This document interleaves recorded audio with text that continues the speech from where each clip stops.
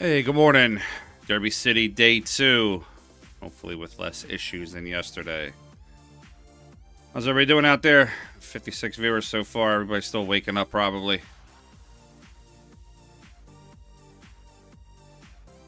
Coming to you live from the 25th Annual Derby City Classic, Steelers, Southern Indiana, in Elizabeth, Indiana.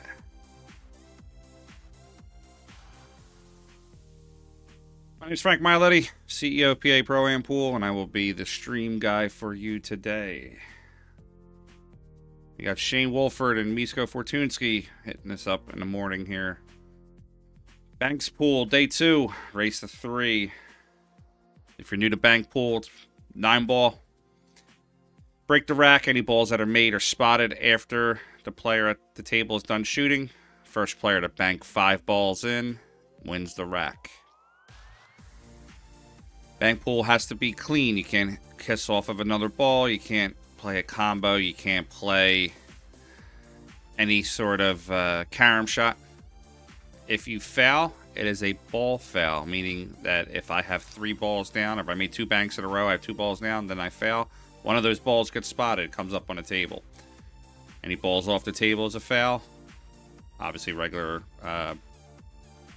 balls have to hit a rail, things like that. Then we're going to get started here.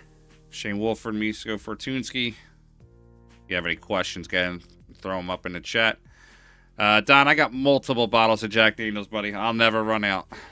Jack Daniels, get at me for a sponsorship. I'm telling you, I'll hook you up.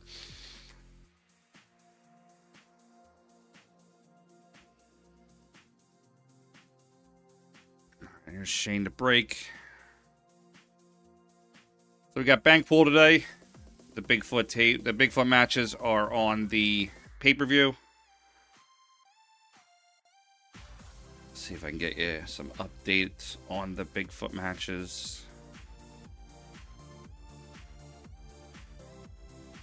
We're going to try to keep score as best we can on the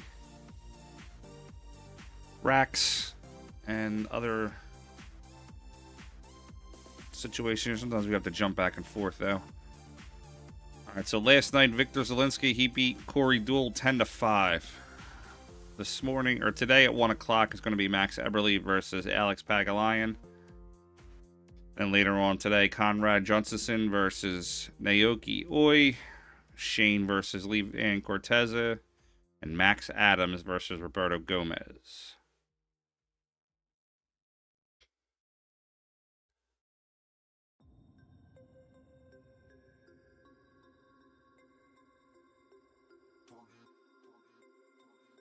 MD, it's not 5 in a row. It's the first, well, I mean, technically, first player to bank 5 balls. So each ball that you make is worth a point. First player to get 5 points in one rack will win the rack. If you make a ball like Misko's going to do here, the ball is just going to spot. So it'll spot in a straight line right behind the 6. You must call your rails. So if you call the pocket, if you call, say, the corner pocket 2 rails, you have to let your opponent know that you're going 2 rails.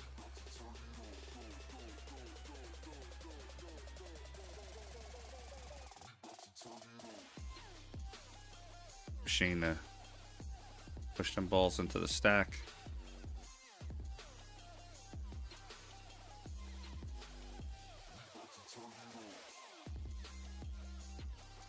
Let's see, the 8 ball is bankable to the left side pocket.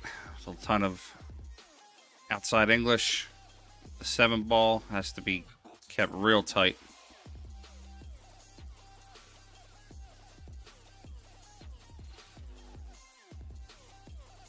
Goes just a little bit different than one pocket. I mean, there are some great one pocket bankers. This, you can bank a ball in any pocket.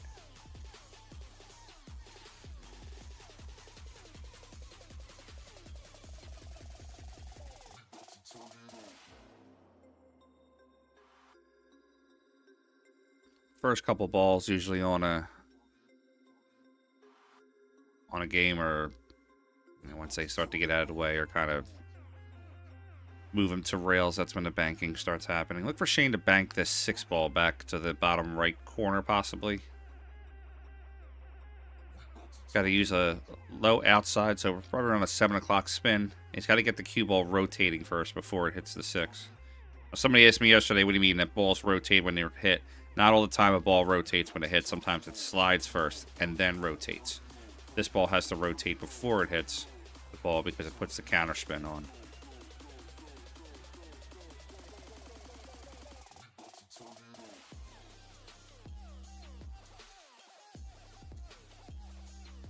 Been calling a double bank.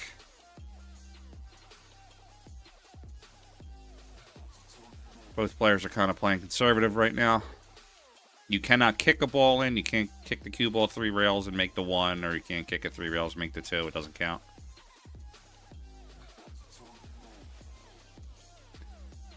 If you can, guys, like, share, subscribe. Let's grow our numbers for today.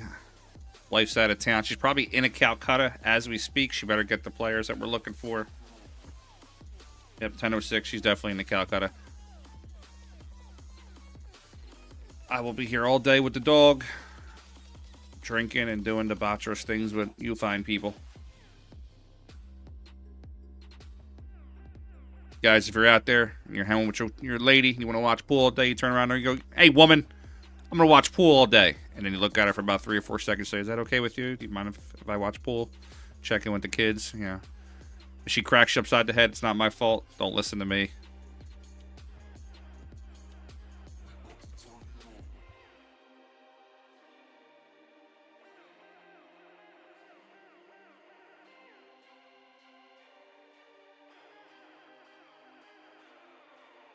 Shane banks the 6.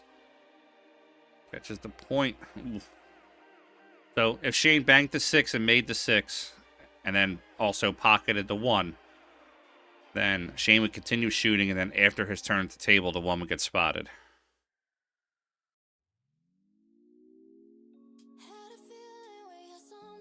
So Misko's just going to make the 6 off the rail. Hold the rock.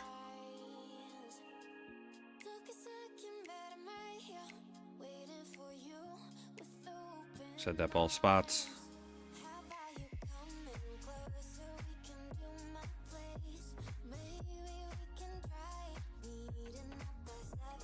Ghost, yeah, I definitely want to try to get that matchup too.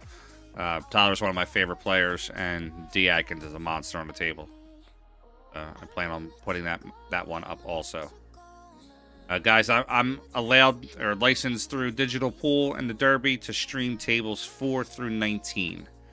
So if you see Shane, FSR, whoever, if you see them on like table 30, unfortunately I can't stream those tables. I've also asked AccuStats and the people running the tournament to not hoard all the players off of the side tables, and you know, they say it's a random draw. I get it, but I asked them to try to change around a little bit and try to give us some of the pro players on some of the tables last night. Sammy, yeah, I mean, Lucas is part of the team in the box. I definitely want to try to get him on the stream today if possible. Try by Misko. Ooh. Yeah, if I can get the CT kid on the table, I will, but it's kind of up to them on where they're going to put him. All right, Shane's finally got a clear shot here. He's going to bank the 7 into the side pocket.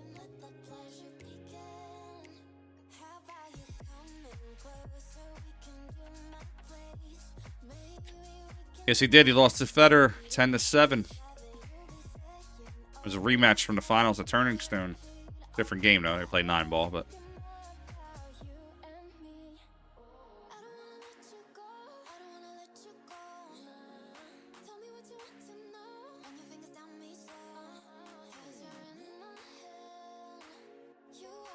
for Misko to hit just a little bit of, like, between 5 and 6 o'clock English and hold this cue ball. That's going to spot. Now we got a defensive game going on here. It's almost like a game of one pocket. Admittedly, yesterday was my first time ever commentating on a Banks match. I know how to play Banks. I play Banks pretty well. It's my first time ever commentating on it. I'll also be commentating the one pocket tomorrow. I've commentated one pocket before, but that was locally, not on a pro level.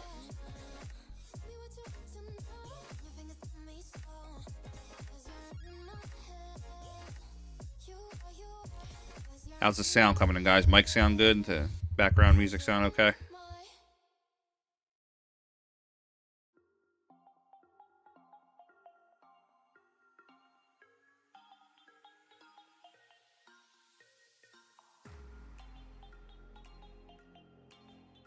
It's got some speed on it. I think that's going to get in there.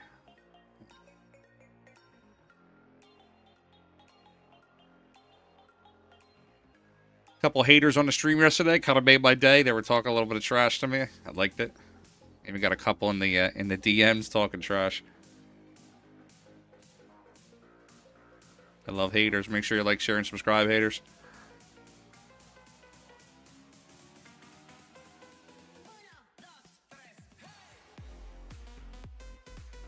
All right, so if this ball hits the one, it will not count. So that ball hit the one, it does not count, but Misko stuck him right in the stack. Thanks, Candace. Appreciate it. Listen, you can't please everybody. I get that. Something. The funny thing was the people that were messaging me yesterday, and one guy told me I should jump off a bridge. I told him as long as he comes with me. I hate to use this word, but they're almost uneducated. They don't understand what was going on yesterday. They just telling me, oh, my stream sucks. Well, I'm in Philadelphia. The tournament here is going on in Indiana. I'm rebroadcasting with express written consent. So I'm at the mercy of the building. If the building is not equipped or the information there is going wrong, best I can do is sit here and just hopefully say, all right, guys, we're going to try to make it better, blah, blah, blah. So that's what I was trying to do yesterday. And, of course, all they see is I want something free. You know, I'll never put a dime in the pool, but...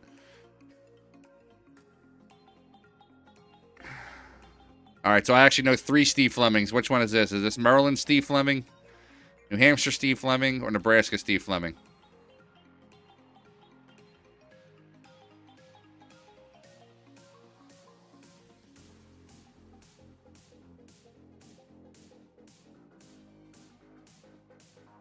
Got a tough matchup here right now. East Coast got 1 ball down.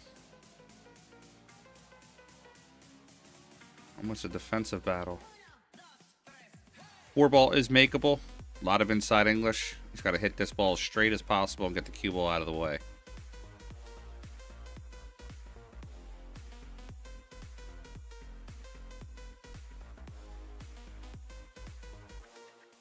Jeez.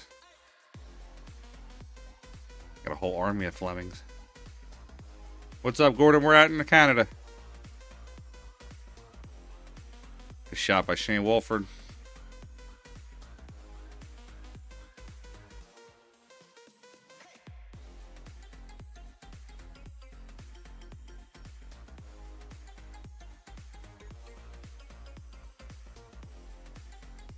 We're going to bank this 9. A little short on the 9.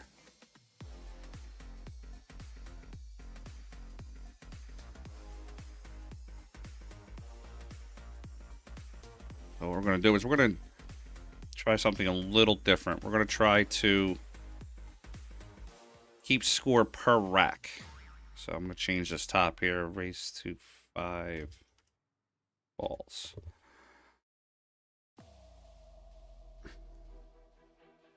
And hopefully we can keep score per rack and keep it a little bit better that way.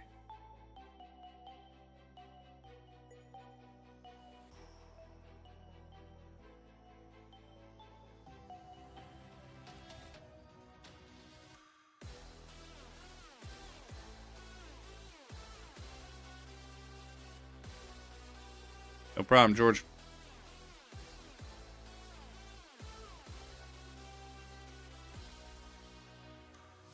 All about Mike, Molina Mike, Ghost World.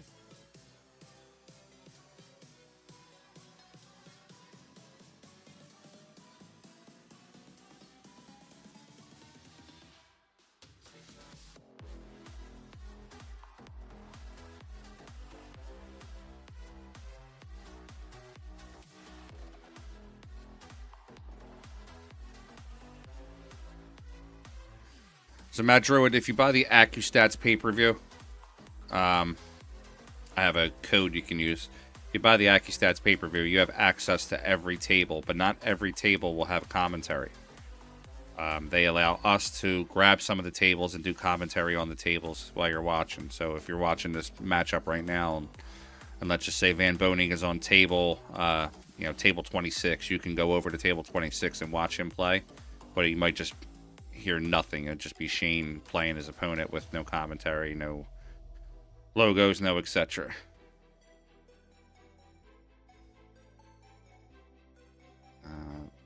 Right at the bottom of the table here, Pete, race to 5 balls. M. Fortunsky, Shane Wolford, 1-1.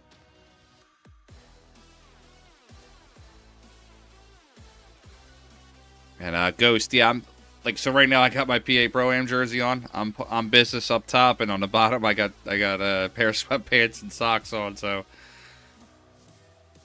all right, Wolford's gonna put one down. That's gonna give him 2 for the rack. Yeah, I changed the little Pete. I changed the little graphic up top there. It says race to 5 balls. This way we're not confused on the score.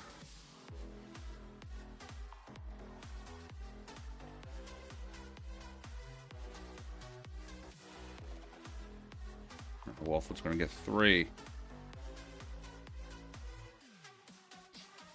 Pro level. It's actually very liberating to stream in your underwear.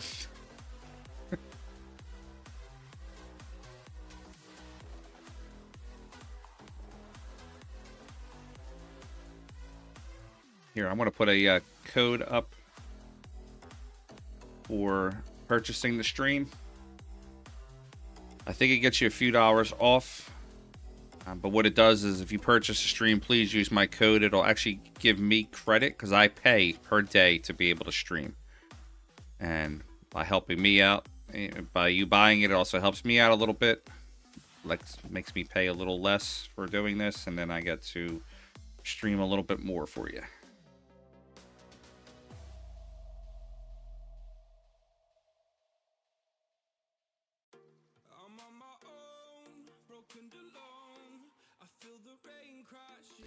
So the cameras are actually mounted on top of the lights on the table in the opposite row. So if the light's kind of swaying a little bit, the camera sways just slightly.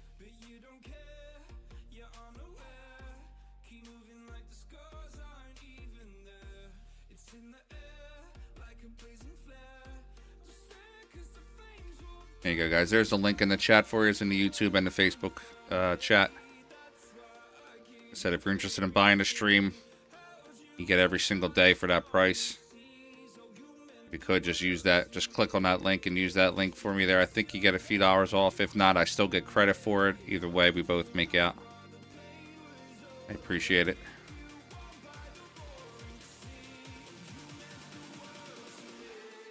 You support pool and you also support small business like myself trying to make it in the world. All right, they're going to bank this 8 ball.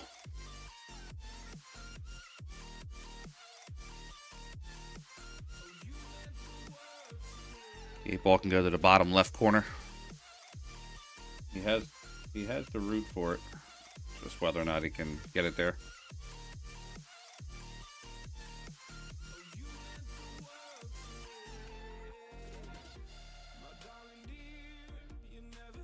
A little too hard on that. 3 ball's going to spot up right behind the 9. Dean's going to have a shot at the 8. Carl, thanks for subscribing, bud. Appreciate it.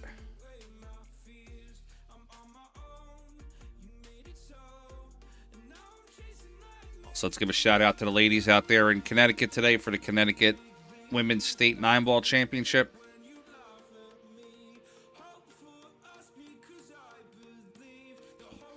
Shane Wolford's going to spot that ball up. I got the wife out there. I got our PA Pro-Am Pro sponsored player, Brianna Miller, number 2 in the country. Just got a couple other friends out there. Giovanna from New York, Jen Tully. Ladies weekend up there. Told all them they better be good. I feel like dealing with no cops or phone calls at 3 a.m.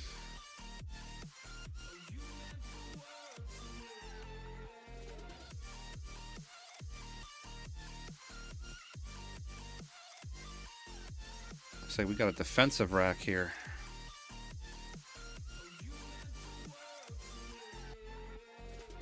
Thanks, Ghost. Appreciate that, pal.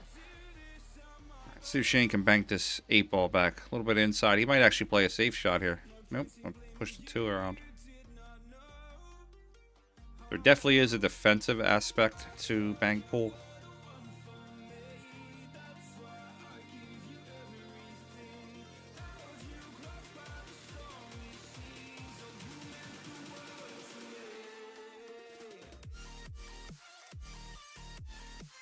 All right, Misko's going to make that one.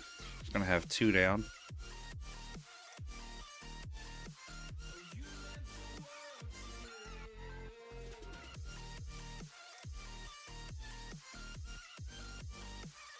I think what we're going to do here for this, for the overall rack score, is after a player's name, I'm going to put a star when they win a rack. First player to have 3 stars will then be the winner of the matchup.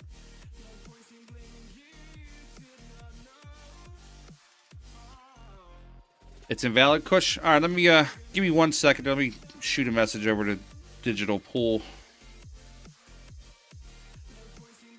It shouldn't be invalid, but let me check.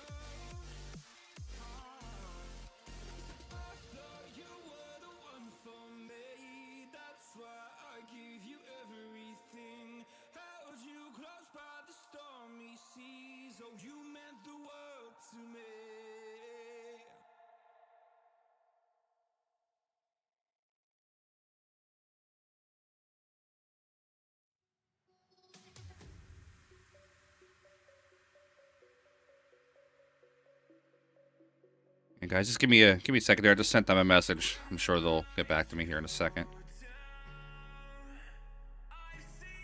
9-ball is bankable. He just has to catch that point of the pocket.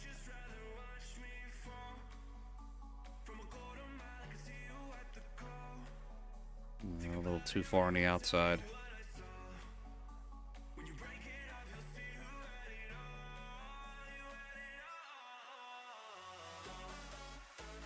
Oh, Walford fouled? Okay, I'll change that. I did miss it. Thank you for updating me.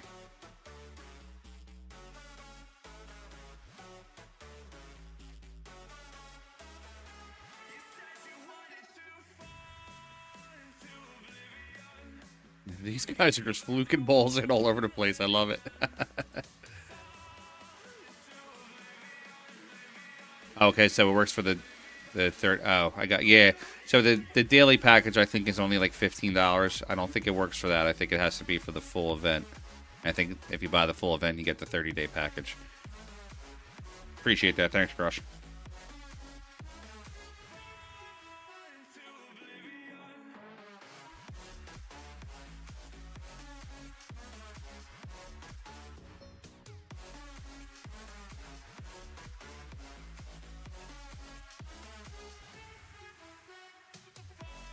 Six balls bankable.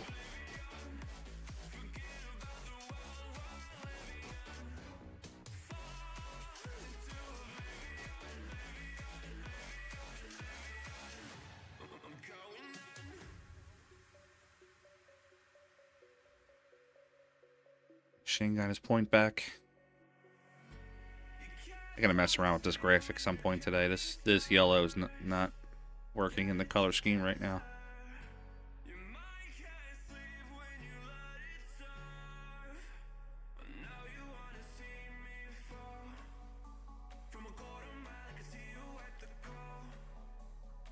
Slow roll it. It's gonna hit the point.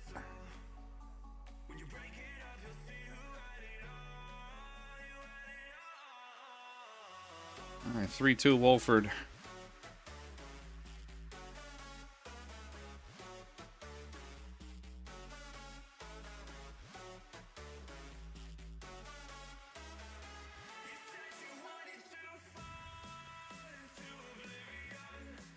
Try something here. Might be able to mess around with them Fargo numbers and move them up as a score.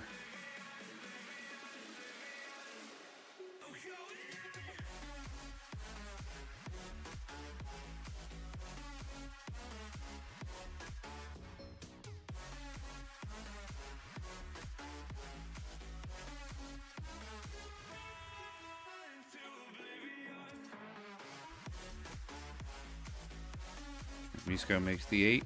Gonna make sure he doesn't scratch on that. Wow. Ball holds up.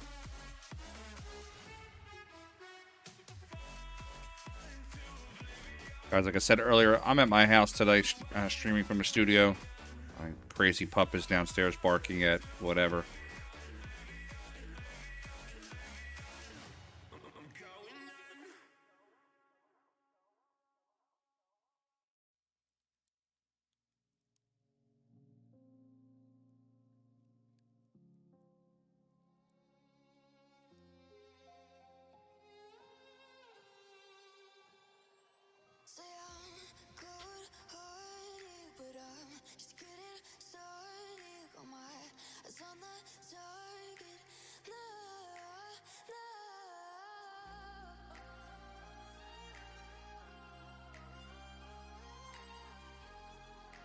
Do a little stream work here right on the fly.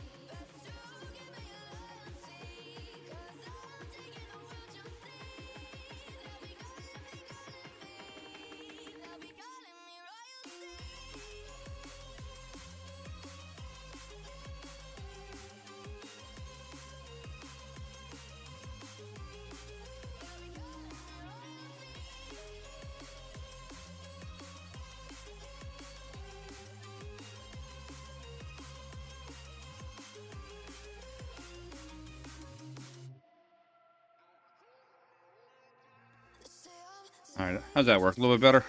Got the overall score underneath. We have the rack score currently being shown.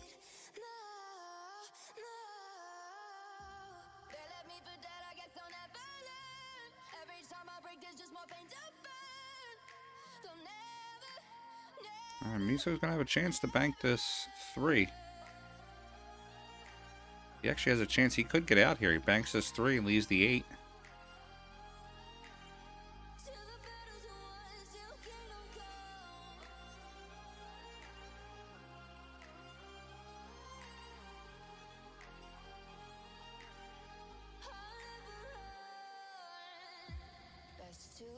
$144 on the YouTube stream. Let's see what we got for Facebook. 6 on Facebook. Guys on Facebook, shout it out for us. Try to get some more viewers. I know we're going to be here all day, but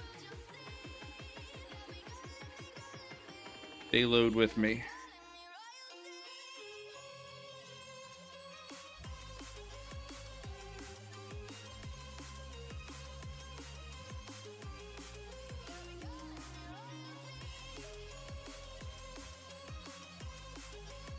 It's a hell of a shot by Misko.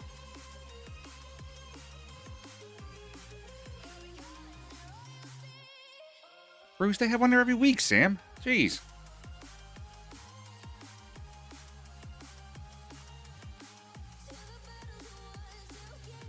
You and your people.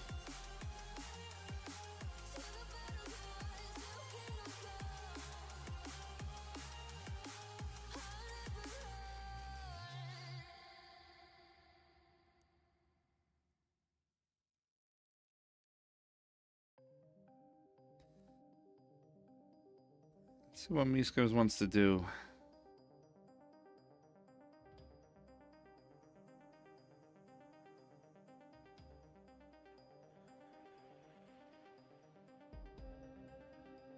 Hey, no problem, Mac. I actually, at some point, it started to get comical. Like, I was literally getting, like... Oh, that was a little loud. I was literally getting, like, hate mail from people. It was actually kind of funny. You know, like I said yesterday, this is unheard of in the industry and what we're doing here and trying to create. So there's going to be some growing pains. It's going to happen. Rather go through it yesterday on day 1 than on day 5, day 6, or when the 9-ball starts, or...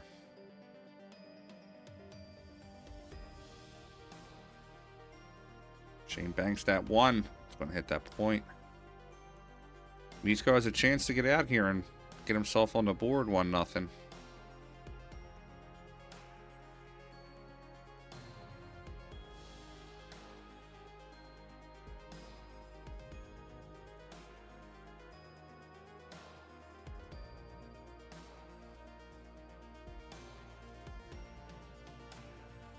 Yeah, sometimes it's comical. I actually had somebody that before actually messaged my wife about like just being ignorant about the stream or something like that. I'm not cool with that. Say whatever you want to me, but you know, leave my family out of it.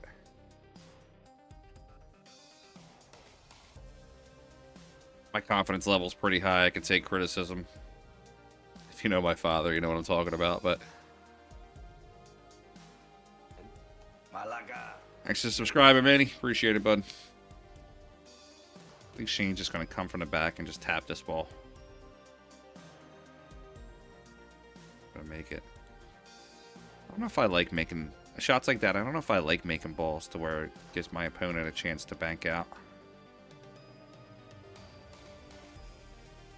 It is sort of a defensive play, though. If Misko does shoot this one and misses it, he could sell the rack out by leaving Shane the backwards bank on the 8. Pistol, what's up? You at the tournament? Who won for the high? Who won for the high? What'd Brianna go for?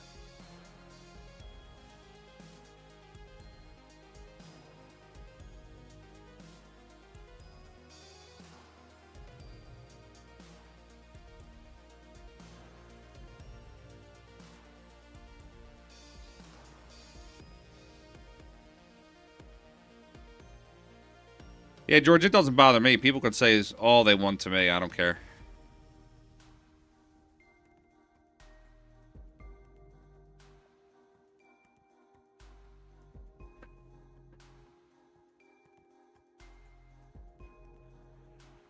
One, two, three, four.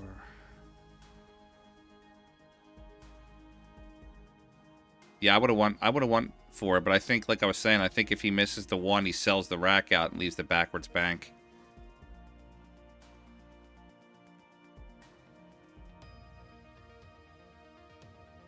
Let's go with a 2-railer to the side.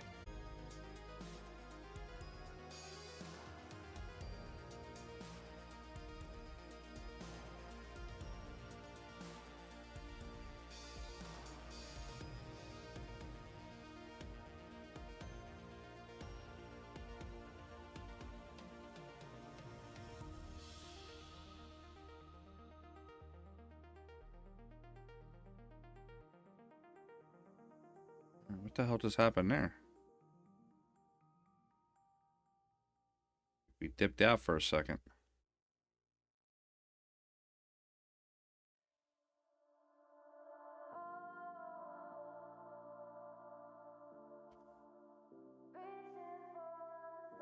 All right, rack number 2.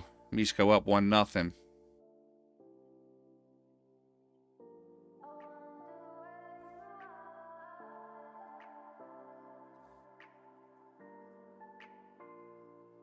Yeah, Don, you're definitely correct on that one. And we got a couple inches here in Philly yesterday.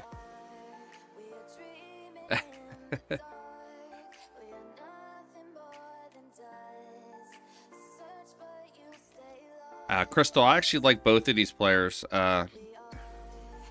Shane's a very quiet dude, family guy, and Misko actually is a really cool guy to talk to. Another guy that's quiet, but when he opens up a little bit, he gets kind of talkative. Cool guy.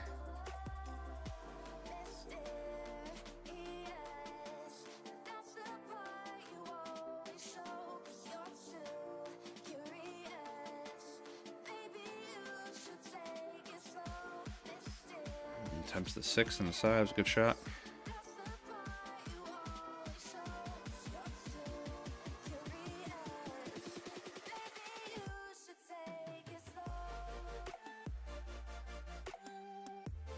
Gentleman got a perfect circle shirt on. I dig it.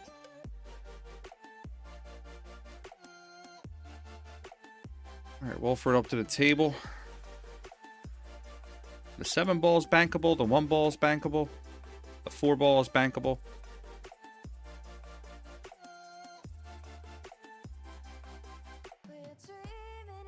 Hey, Don, you said you're in Florida, right?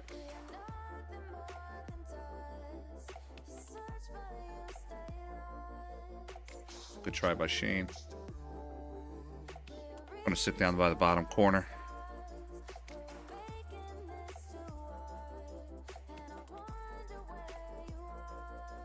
Oh, it's the Floridians and the Californians. They for them, anything outside of 62 and 90 is bad weather. Always reminds me of that Corona commercial where the guys are laying on the beach and the sun cloud, or the cloud comes over them. Everybody, aw. Then the cloud goes away. And the guy said, man, the weather was so much better than yesterday.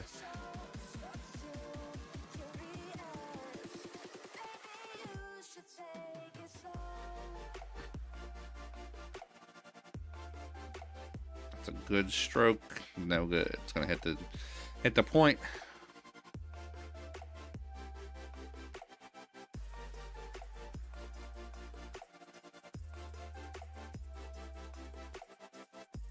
$600. Oof. Crystal, who got her? I was only in for 4 or 5.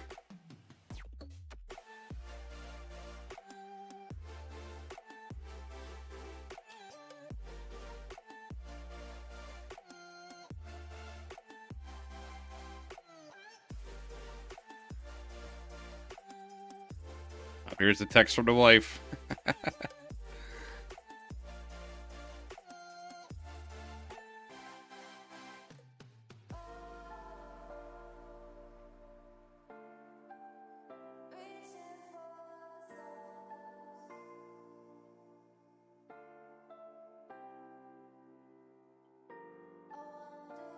Oh, she definitely has to go half on herself. Oh, Elise got her. Okay.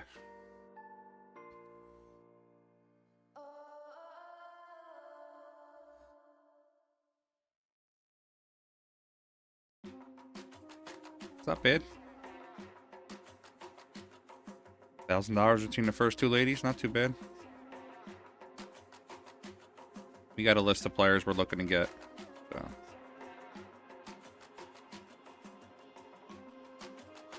Haven't started yet, Sammy. They're in the Calcutta right now.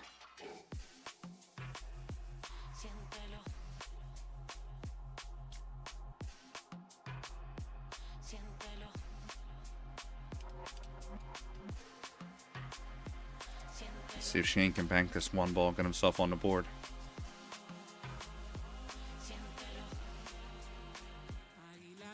All right, it's one down for Shane.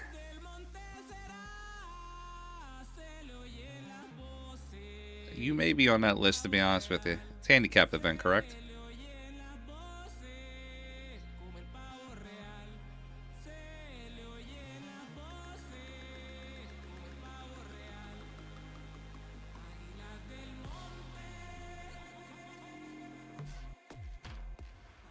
Shane has 2.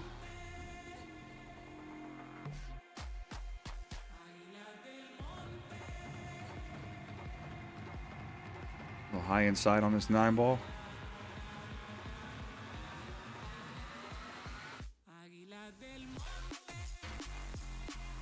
That ball will not count because it brushed the 7. It has to be clean. I believe Alex is still in. John Moore was on last night. Unfortunately, they don't give us like a live scoring update, so I couldn't tell you what the scores of their matches are right now. There was 475 people in the bank tournament. There is a rebuy option. I don't believe Alex has a rebuy yet.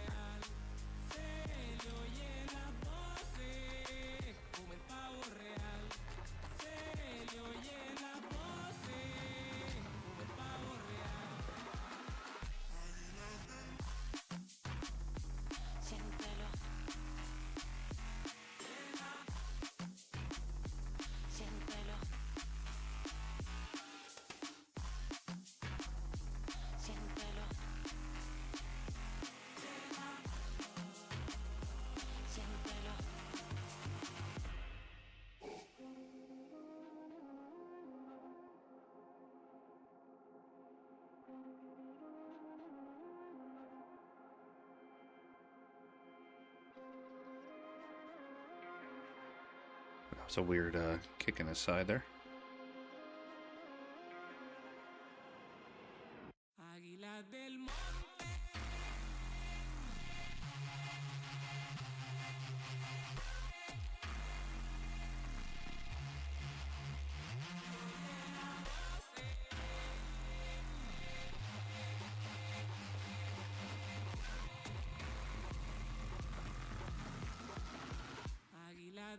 Sorry, guys, I'm on my phone. The wife's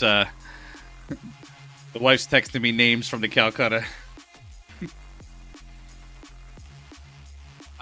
Brian, no, it has to be a clean shot. You cannot call caroms, kisses, combos. You must call how many rails also.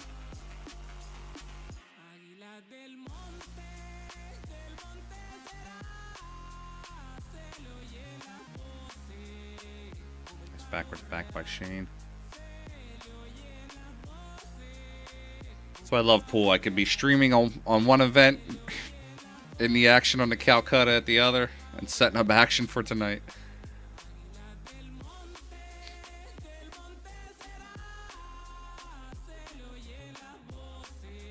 Four railer by Misko. Ooh. Just missed it. Now Shane's going to make the 6 and just spot it up behind the 7.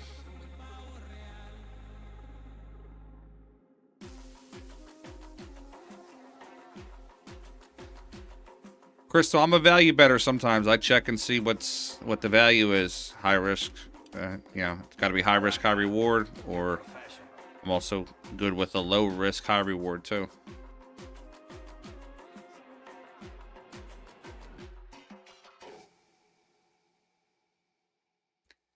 Even up races, I'm not sure. Handicap event or not handicap event? Chip tournament.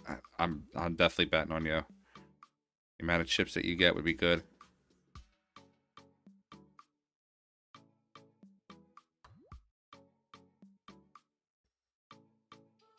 Oh, that holds up. My man Kevin Styer. Actually, 450. Oof. Number 3 off the list of the possible horses. All right, Misko's going to spot this ball up.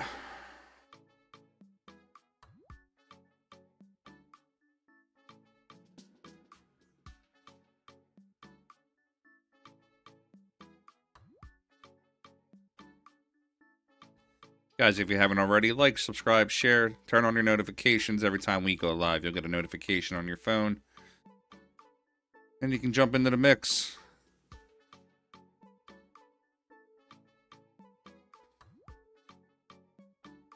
Yeah. So Shane had to adjust that ball because any balls that's spotted, they start on the spot first. If you have an opportunity to clearly spot the ball on the spot, then it goes in a straight line behind the spot.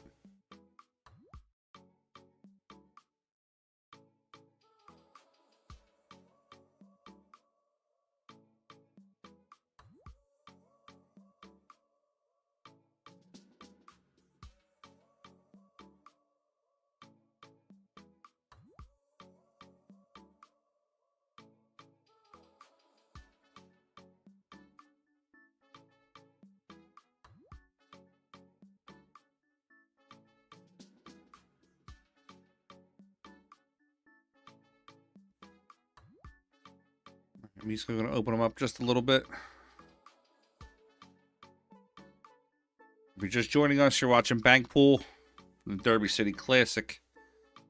Look at our score graphic here. Shane Wolford has 2 balls banked this rack. Then the overall scores underneath.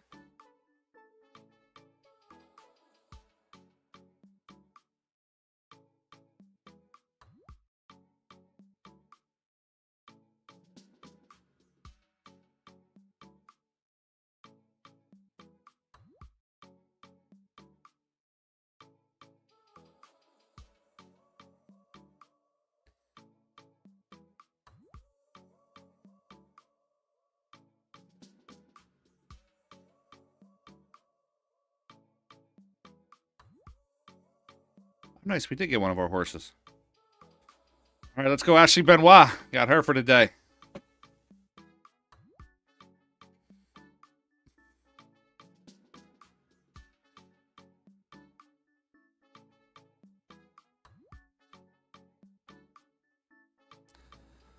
Who has impressed me the most so far with banking? So, Nate, unfortunately yesterday a lot of the stream was giving us a hard time, so I did not get to see a ton of great matches because of the stream giving me a tough time. with the ingestion.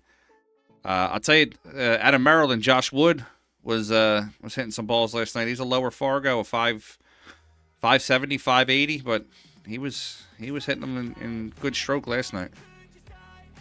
And I was digging it because he was playing his match in action. You see him bank the last shot at it, and the guy handed up cash. Christian, what's up, buddy? 8-Ball, how's it going, pal?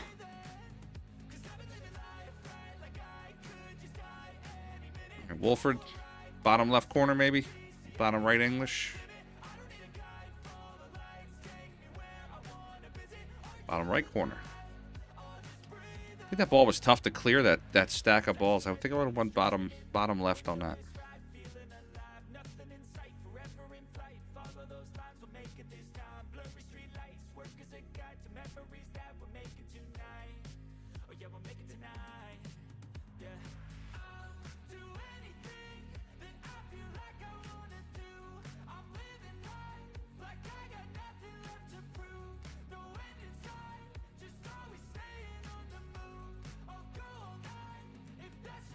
Thanks, Nate. Appreciate it, pal. All right, so that ball's going to spot up. I'll leave Shane Wolford. Possible shot on the 7. Shane Wolford from 2023 Moscone Cup. Out there from the Wolf's Den. Yeah, Crystal, I think he won it fast, too. I think somebody told me he won the match like 20 minutes or something like that. I could be wrong. Maybe he won the rack in 20 minutes, but the whole match was pretty badass if he won 3 racks in 20 minutes.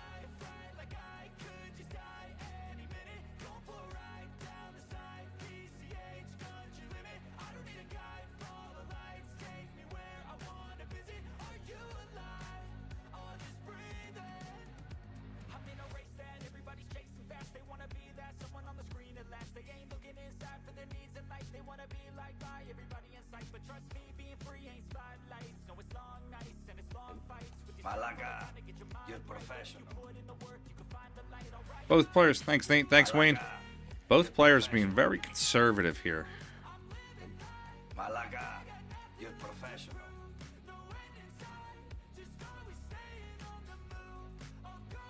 9 balls bankable. I think he's going to shoot the 2 in.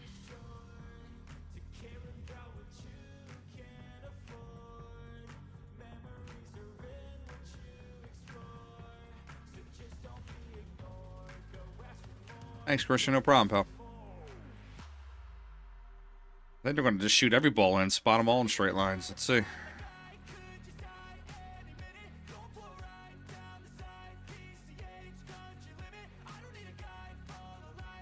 This is going to be a tough shot from Wolford. Yeah. That's a tough shot. He actually kind of hit the little bit of the wrong side of the English there. You hit outside English and aim that ball. So you hit right English and aim that ball to the left and let the right English respin it back.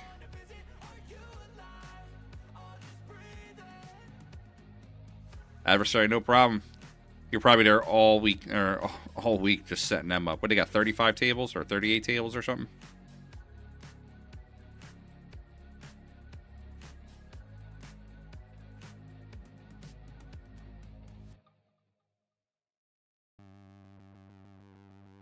Sure do like to share your opinions, talking big like somebody's listening. 36 on the floor. Somebody's listening. It's so fun in games until it doesn't toss me out. I'll hit the ignition. Yeah, I run a big tournament every year in Atlantic City with 200 tables. It takes us like a week to set them all up.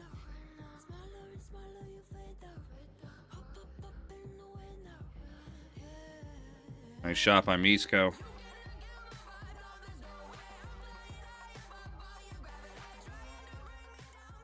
I think he gets the credit for that one. May have owed a ball.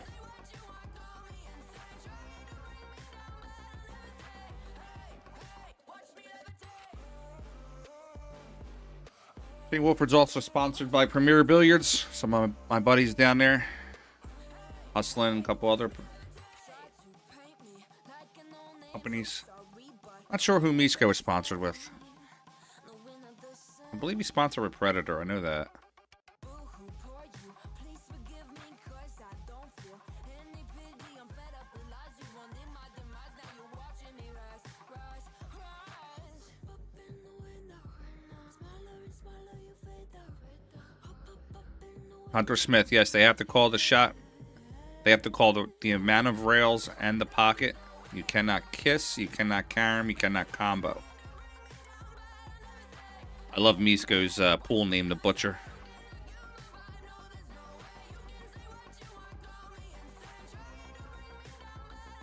Alright, so it looks like Misko's going to be -1 right now.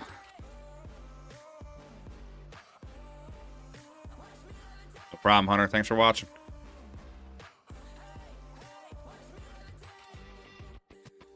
There is no ball in hand in bank pool, so the ball is only in the kitchen. You have to shoot from behind the line.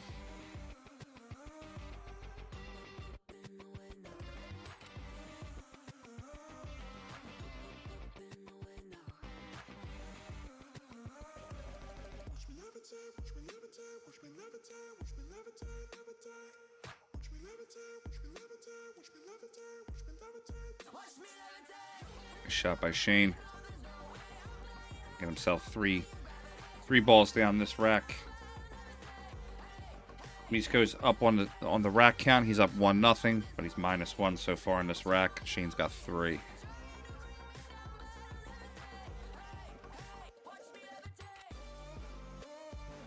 Like Shane's gonna back bank this 7. I right around 2 o'clock. You can catch about 1/4 of the ball.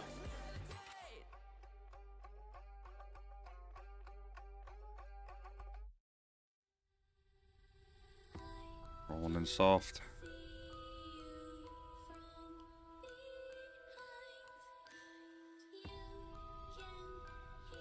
You are allowed to kiss the rail on the way in like Shane did.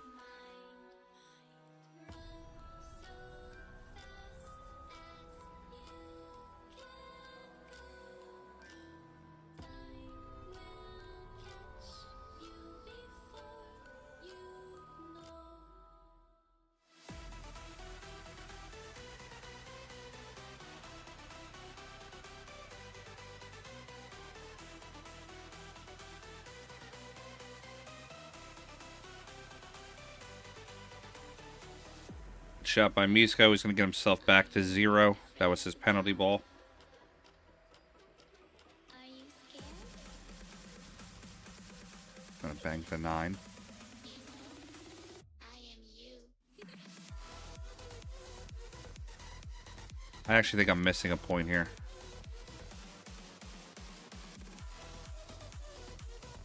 Yeah, I believe Misko has 2. Sorry about that. Just counting the balls on the table.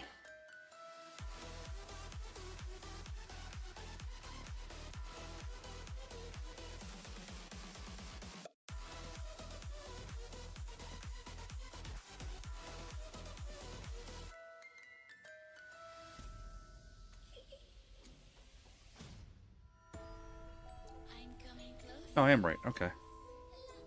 Apologize for that. Forgot about the penalty ball spot. It goes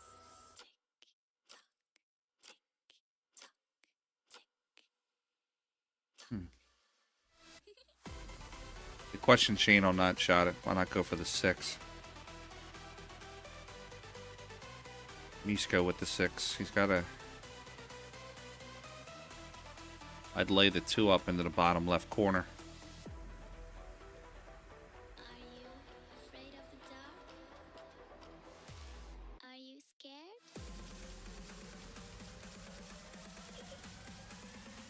Or just snap it in, whatever you want to do. You.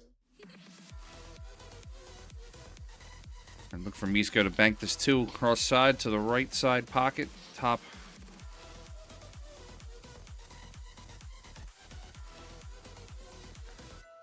A little bit of a slight crossover.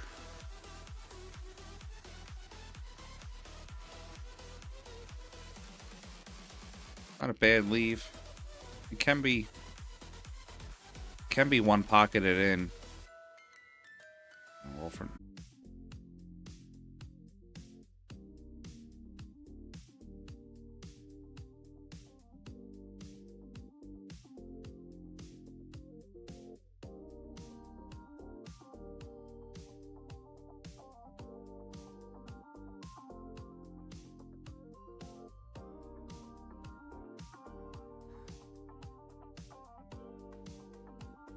I missed a shot there, so it looks like Misko is at the table.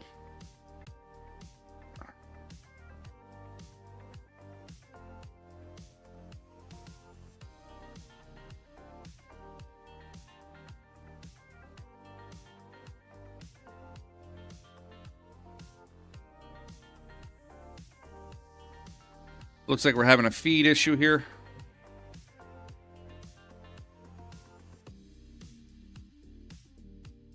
I'll work through it real quick.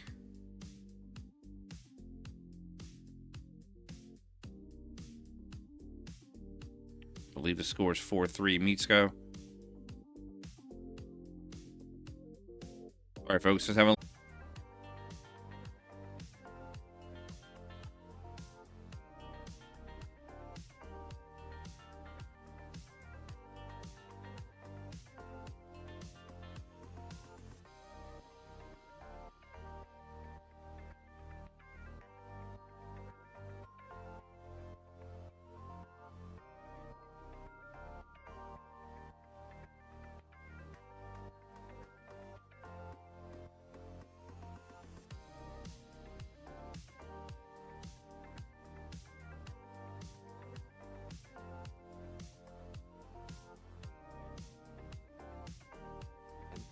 Malaga, you're professional. Malaga, you're professional.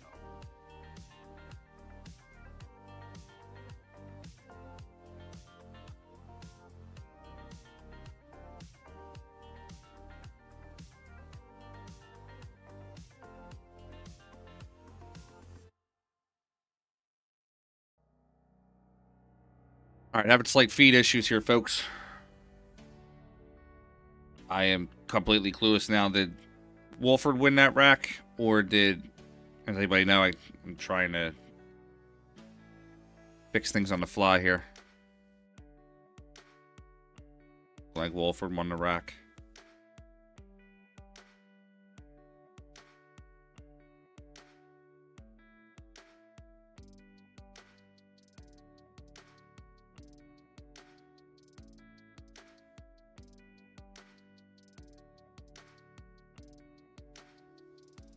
Sorry about that, guys. Hopefully, we got through the little storm portion here. Thanks, Lloyd. Appreciate it, bud. All right, we got 1-1. Everybody hear me okay? Sound and everything back? What I was saying, I just did a speed test on my internet. I'm pulling down about 850 megs download and about 860 megs upload right now. I think the feed's just coming in a little wonky right now. Get it figured out. Oh. Wolford gets one.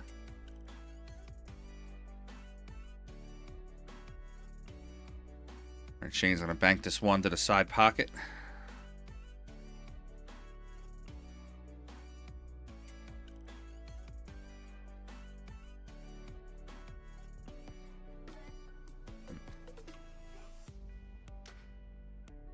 Thanks, Pistol. Yeah, I think we're gonna jump over to that Tyler Styer match when that starts up. And then, actually, depending on where this matchup is, then we'll jump over to Tyler Styer. Guys, do me a favor that are watching. If by any chance the stream goes down, you know, when it pops down, I plan on streaming all day. So if the stream goes down, just shot by Misko, it's gonna go in. If the stream goes down, please just come back. You know, check every few minutes or whatever. The moment it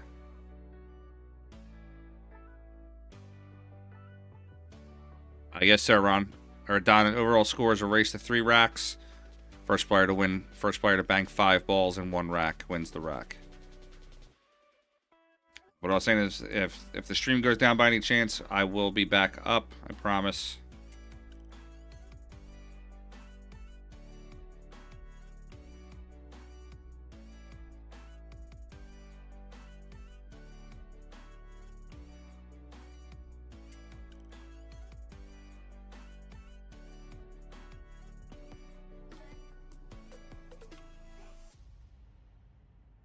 A hell of a shot by Misko. It's going to go in. It's going to give him 2 on the rack. He got himself right back for this 5, too. He's going to be able to bank the 5 down to the corner pocket.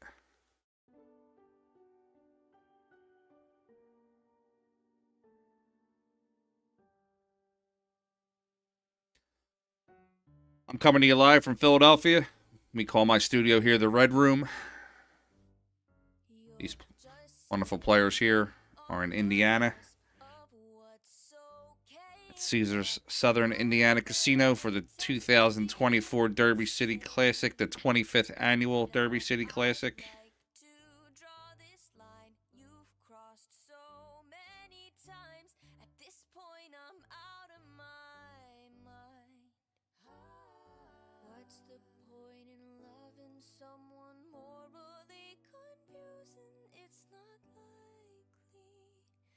So unlike me. Oh, I can't shake this feeling, 'cause I think I'm falling for the villain, and it's not looking like a good decision. We can't pick and choose, I might just fall for you. It's not all win nor lose, no black and white, there's color too. And I know how bad this sounds, but the silence is too damn loud. Guess you're not that bad. Did I say that? What's the point in loving someone morally? It's getting annoying now. It's not likely. So unlike me. What's up, Gerard? Check this feeling, 'cause I think I'm falling for the villain, and it's not looking like a good decision. Oh. A little bit better than yesterday, buddy. Still have a couple little lags here and there, but motor through.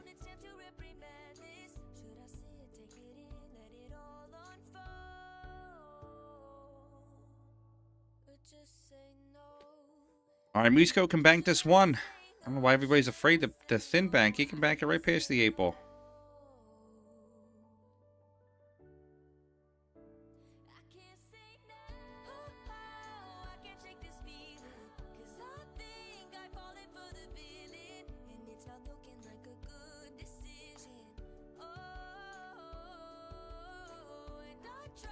All right, that's going to give Musco 3. Guys, I'm going to step away from the mic here 1 second. I'll be right back.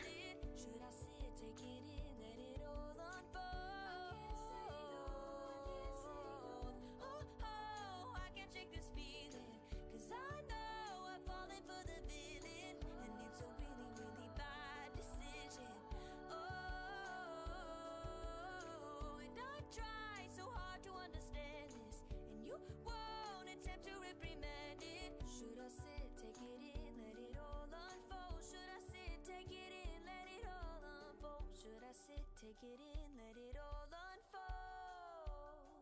I can't say no. You stole my heart of gold after my silver soul.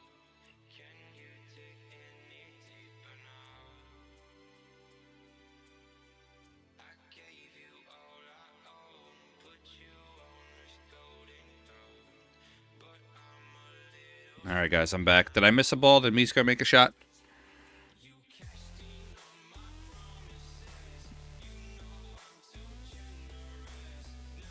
Feel like it should be 4-1 maybe.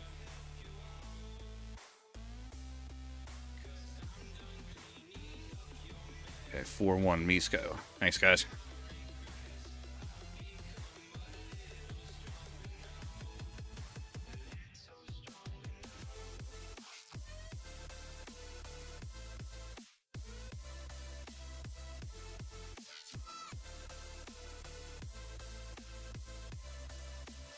Just a little short.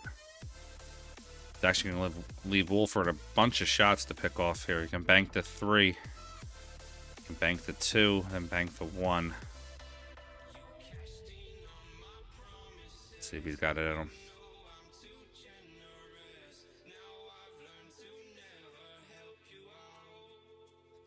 A little wide on that particular shot. Musco can bank the 1. Gotta watch for the double kiss. I'm sorry, he can bank the 2. He's gotta watch for the double kiss, though, off the rail.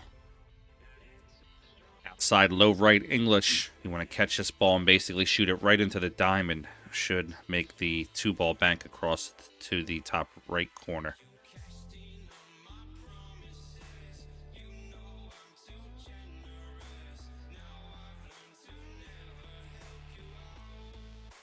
try.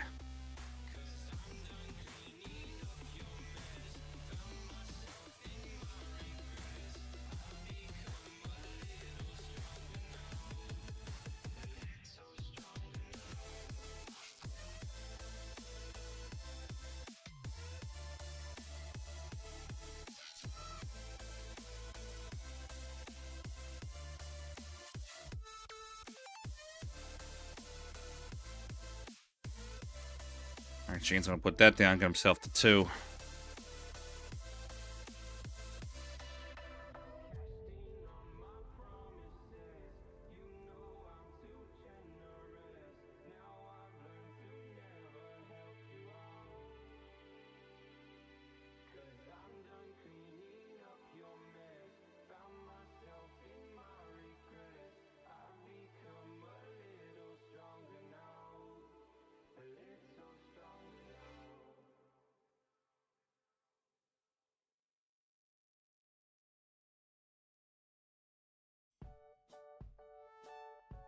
All right, Misko needs 1, Shane needs 2. Overall score here is tied 1-1.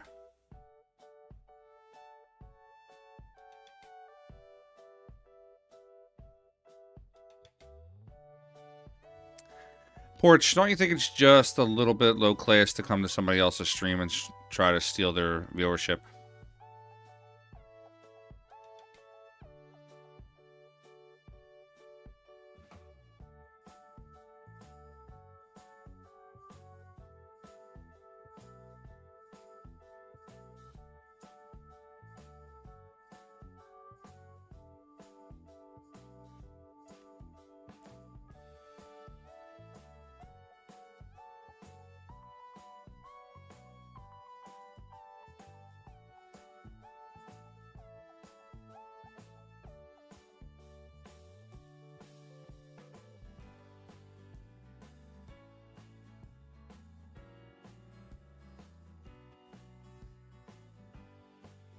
All right, so let's see. Misko can bank this 1, but I believe the 9 ball, if he doesn't hit it right, it's going to kiss off the 9.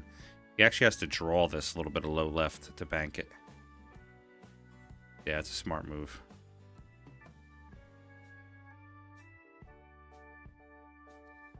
All right, that's going to spot up for Shane. Shane does have a makeable out here if he can control that 1.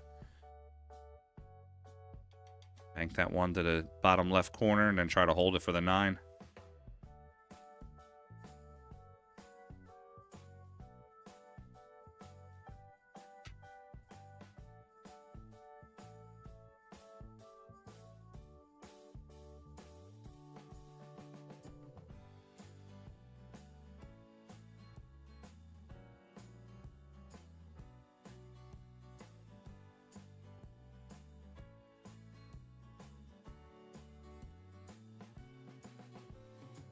They're going to spot up. Miso's got a chance to win this rack here. Just don't sell out the 1. Just pop it down.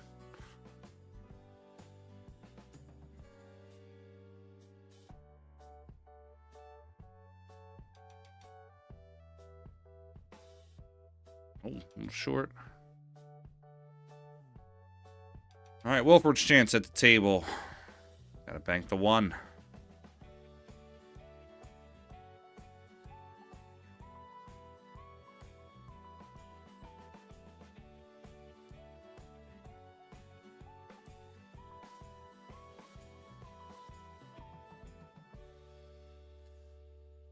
Shane went a little slow roll. It's not going to go, though. It's going to catch that point and stop. 4 railer for Misko. 2 railer side pocket.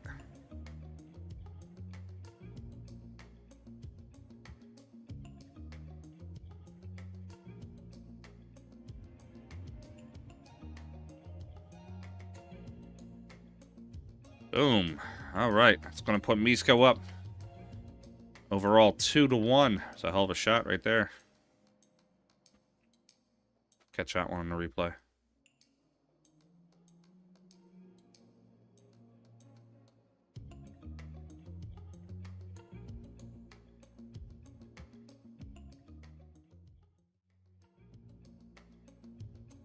All right, great shot by Misko. Take the score. He's up 2-1 in a race of 3.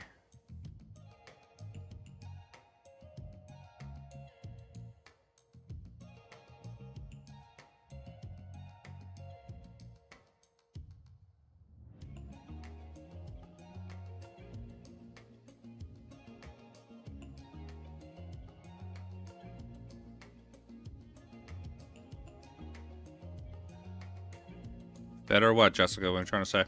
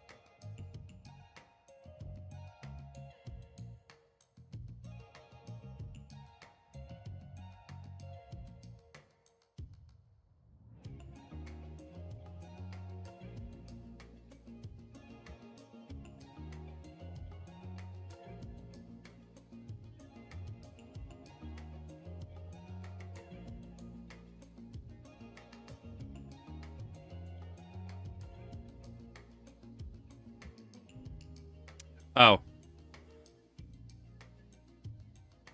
Sorry about that, guys. Yeah, so my stream dropped for a second. I don't think I saw that come up. Thanks for the answer.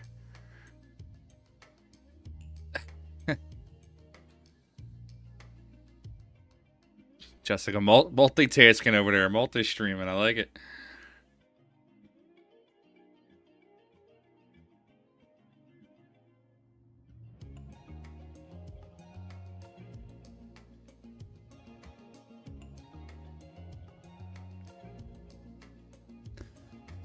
Six ball could be makeable.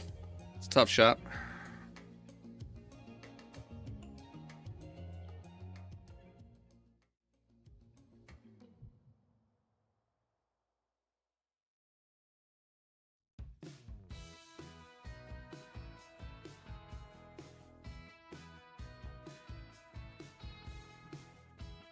Shane going to play a lot of inside on this 7. Hit right just to the left of the 9. Straighten the 7 ball out.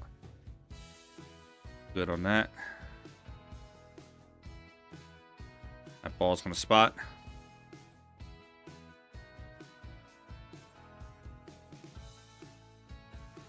He's going to shoot the 4 ball in. That ball's going to spot.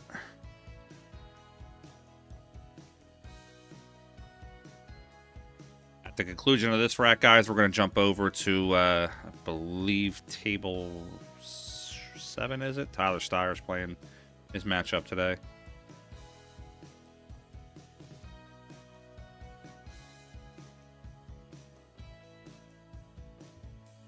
Yeah, he's on table 7 against D. Atkins. That should be a good match.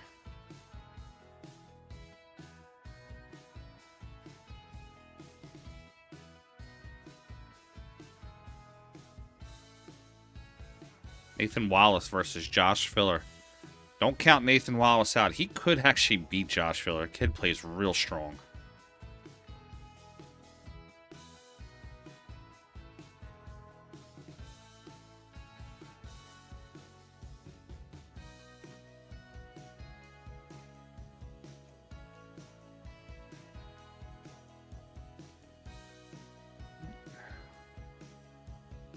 The butchers up all those balls there and leaves them together.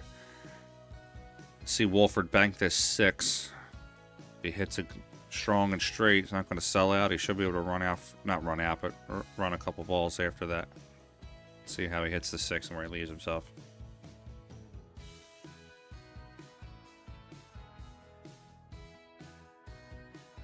Both players going for more of a defensive approach right now.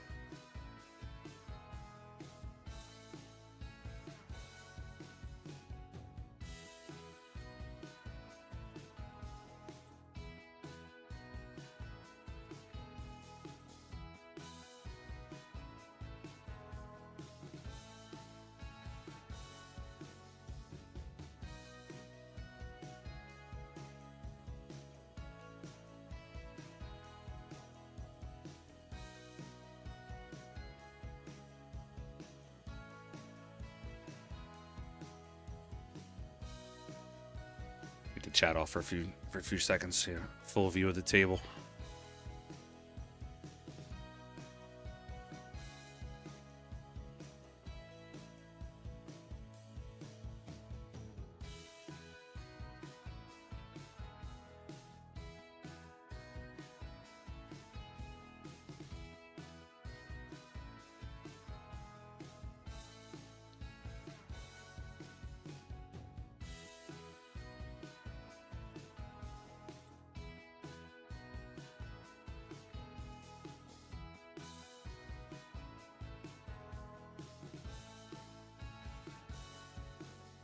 May have left a shot for Shane. May have left that 7 ball.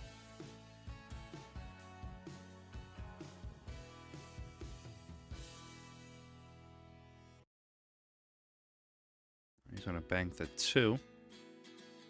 1 pocket shot high inside English. 11 o'clock's about 1/3 of the ball.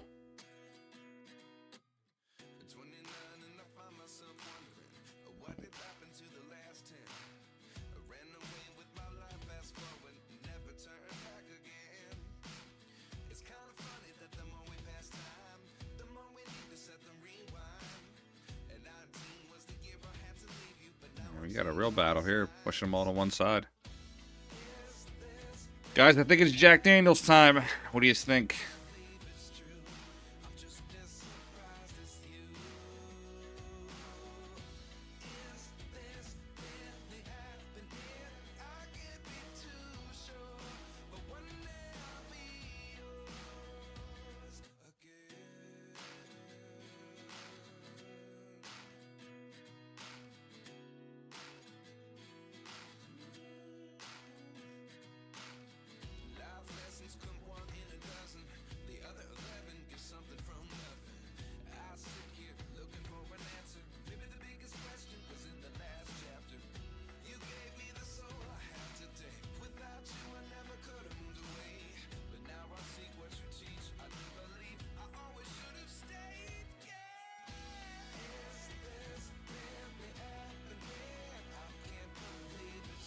Crown Peach is good.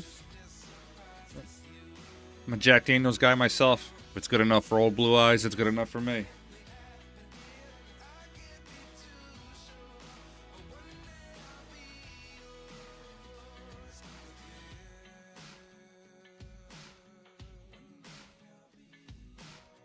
Exactly. That'd be looking like a one pocket shot. In the one pocket game here. This might take a little bit. I'm going to keep checking in on that Tyler Styer match when that starts. We'll probably jump back and forth.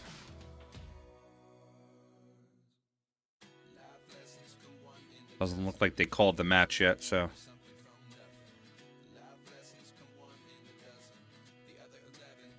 Yeah, Reggie Cutler and Tom Pulowski are still playing, so we got some time, I guess. Somebody's got to take a flyer here and open this up.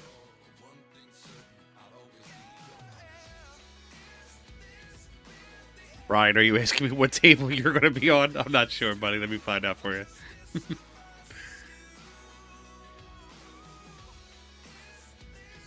Brian, looks like here, according to the schedule, it's going to be you and Sky Woodward, table 21 at 11:15 a.m.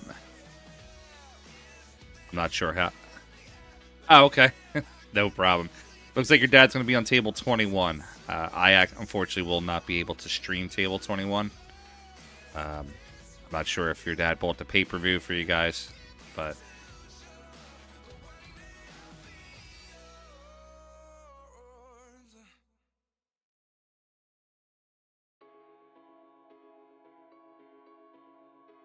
if you guys did want to buy the pay-per-view, though, here is a code that you could use.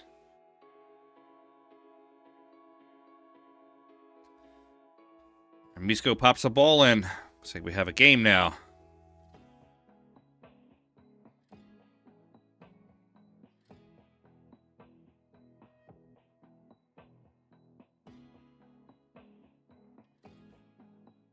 And they're all clustered back up.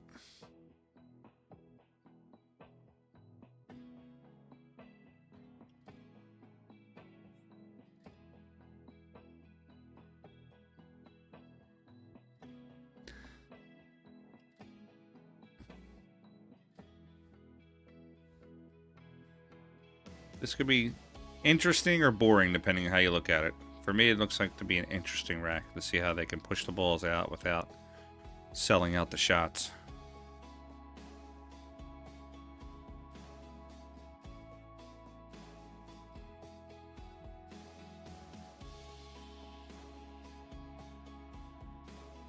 All right, we spot one.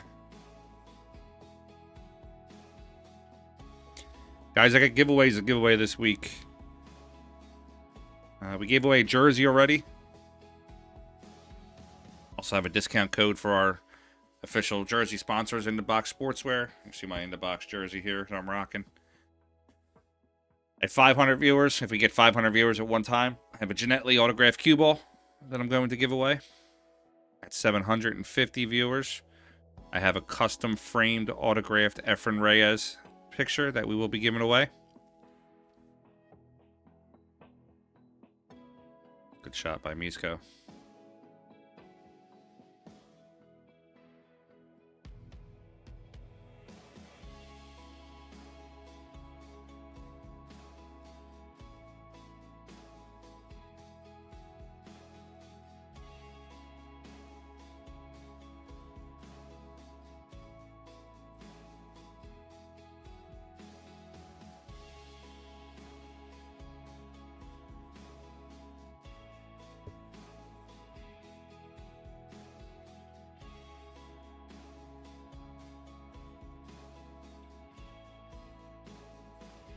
What sucks about it, Danny? It's bank pooled. I gotta get them there somehow.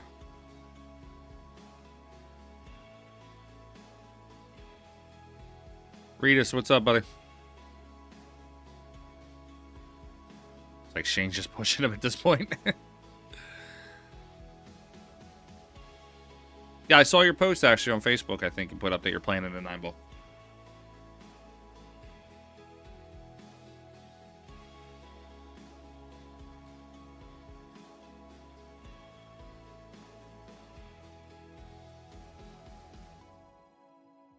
That might be a foul.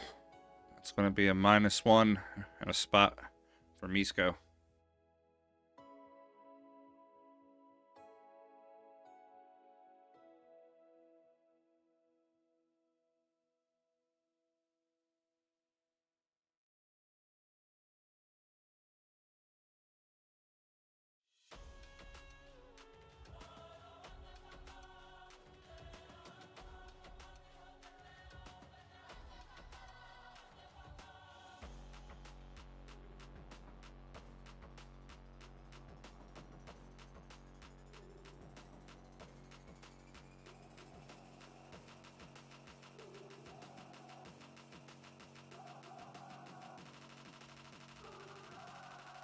All right, Misko gets his point back. He's up 2-0.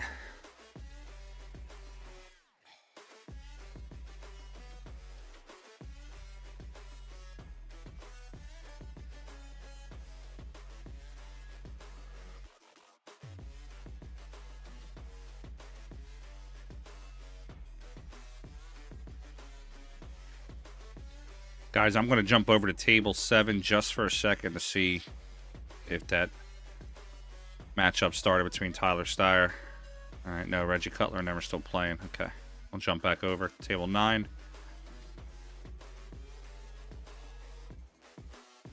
Actually got to text Margaret's wife. Let her know I'm stream it.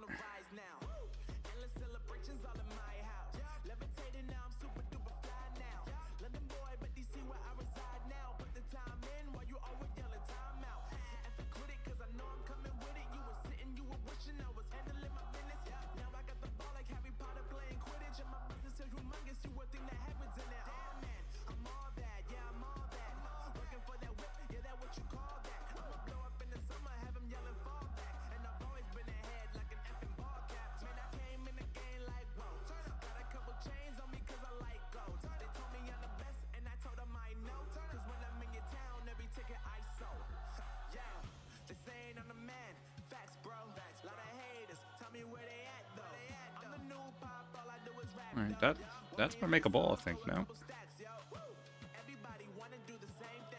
that 1 ball is bankable.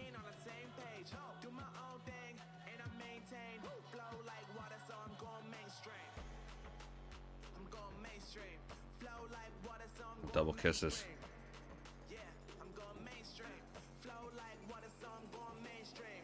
Yeah, I don't think the 8-ball would probably... I mean, if they added an 8-ball event and kept the banks, I think they'd be okay, but this event sold out. 475 players. It's a good back bank by Shane. 475 players with the rebuy. People are rebuying. It's just a cash cow, basically, on this one. So he's going to make the 9.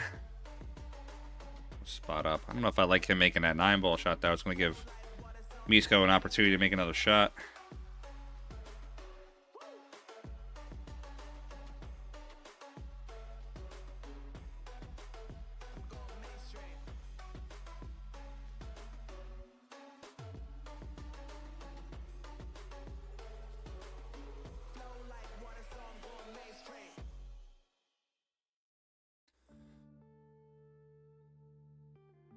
And for Shane to one rail this one ball. Let's see if he's going to have the confidence to run into that stack or not.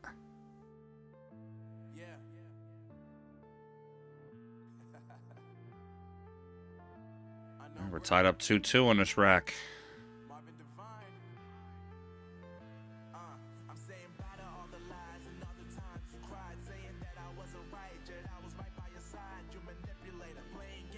Shane did not hit that 6. Oh, he did hit the 6. Okay.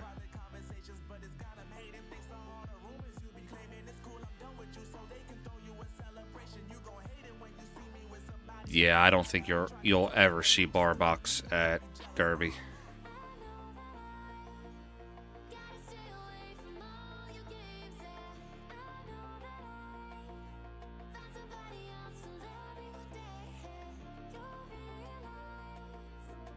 Shane's got to play very conservative this rack. He's down 2-1. If Misko gets out, obviously the match is over.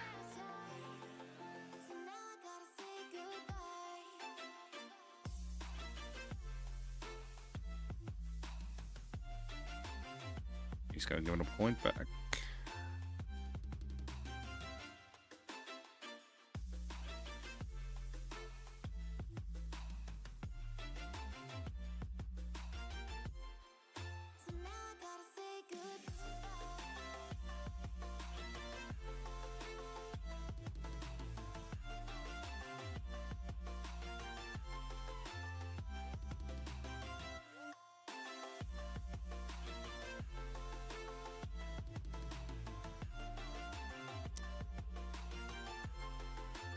Yeah, I think it just.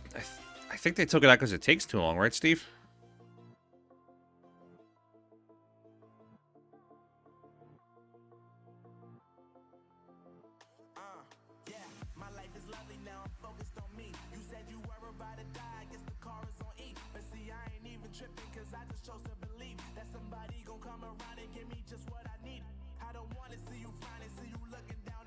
Misko's gonna make that. I don't. He's got his head down low. I don't think he wanted to make that shot.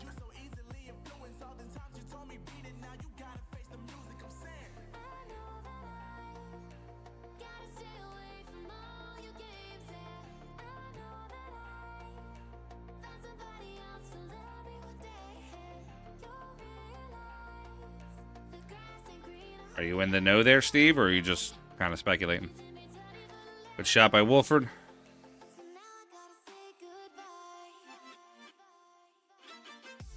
Problem with straight pool is you got enthusiasts like us that watch, but then you got like the everyday fan that doesn't know the rules. You got to educate the crowd a little bit. It becomes a pain in the ass. All right, we'll push that ball. Shane's now in the lead at 3-1.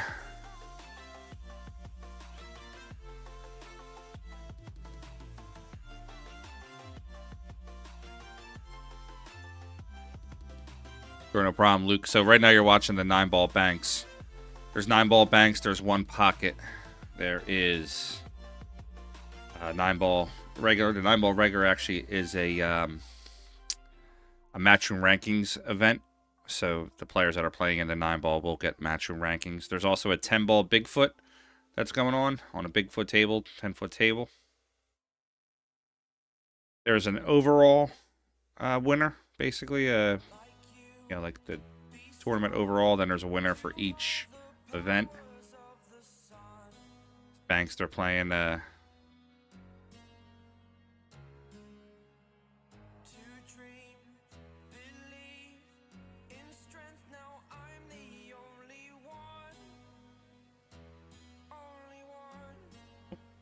Sorry, I thought the stream went down for a second. I get what you're saying, Steve. No problem.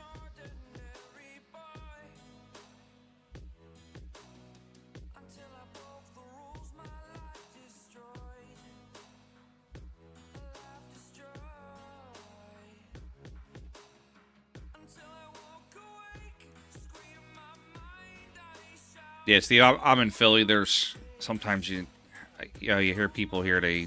Some people complain about the expo. Some people love the expo. I love going to the expo every year.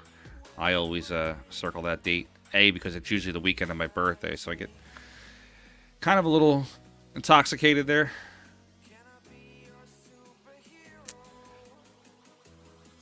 Luke, I actually don't know the formula and what they consider the overall winner. I will get an answer for you on that one, though.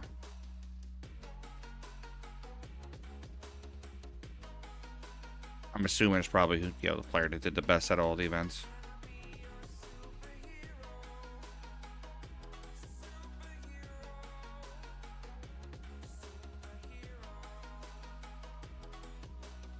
$1:00 today, you're going to have the Max Eberly versus Alex Pagulayan Bigfoot matchup.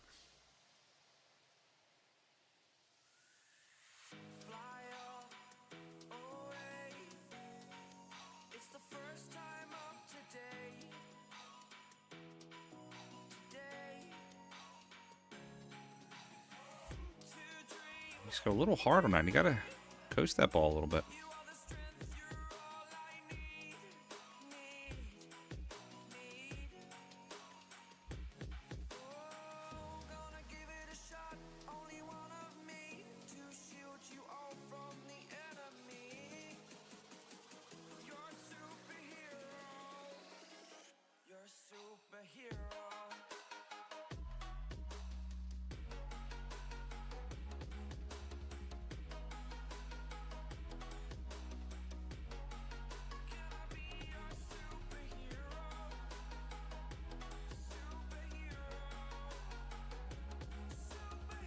Thanks, Luke. My wife thinks so too.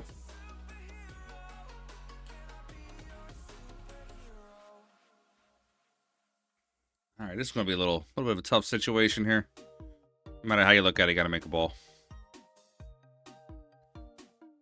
For me, he's going to try to push 2 in if possible. Wow.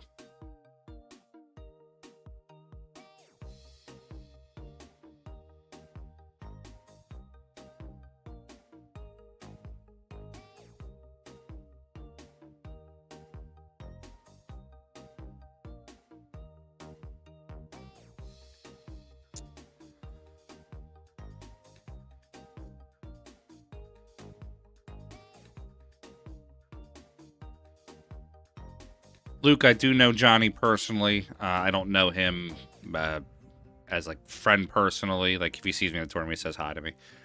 I don't know the situation there. I try to stay away from all that drama, I guess you would call it.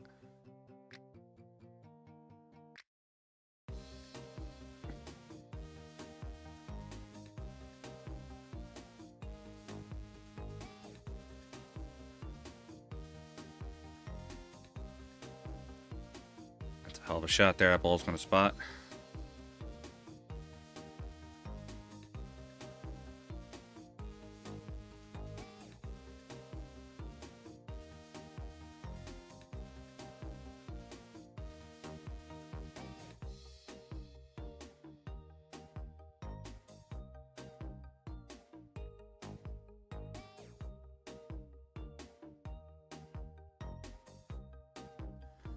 Good leave by Shane. These guys gonna bank the 6 backwards. Could be a 2-railer.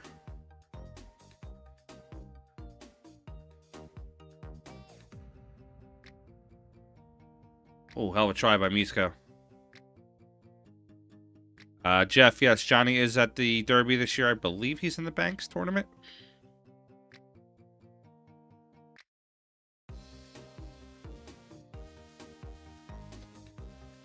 Luke, actually, are you talking about the Rax tournament between Johnny and Al?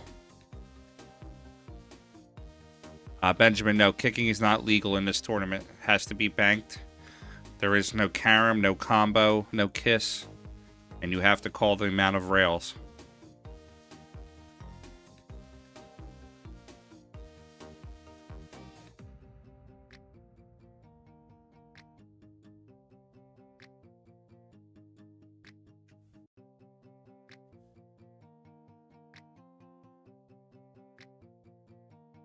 Check in on table 7 real quick and see if that Tyler D. Atkins match has started yet.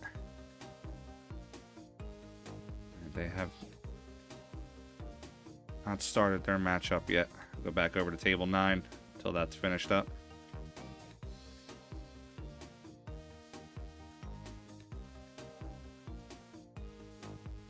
Yeah, Luke, the day of that tournament at Rax, the KC Memorial, I actually had a big event in Philadelphia that I was running, and I didn't get a chance to watch into it.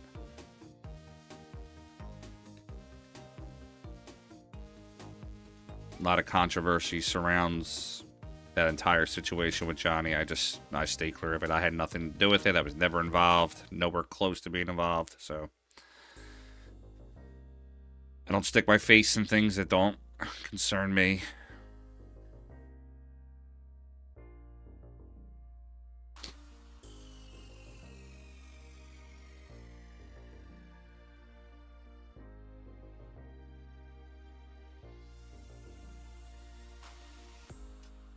Good shot by Misko to make it 3-2.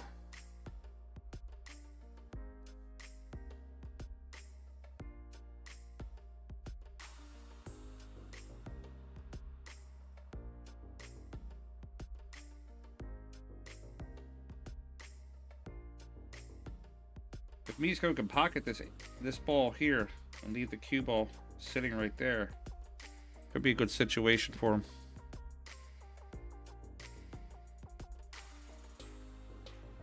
Ooh.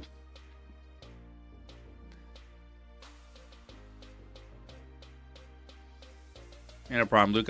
I'm on a lot of a hey, how you doing type basis with some of the players, but there's only a few that I am on a text message basis with, or people that I respect. And I'm not saying I don't respect Johnny. I don't know him that well to have a plus or minus about him. I just know I have a few players in my circle that I keep close to me.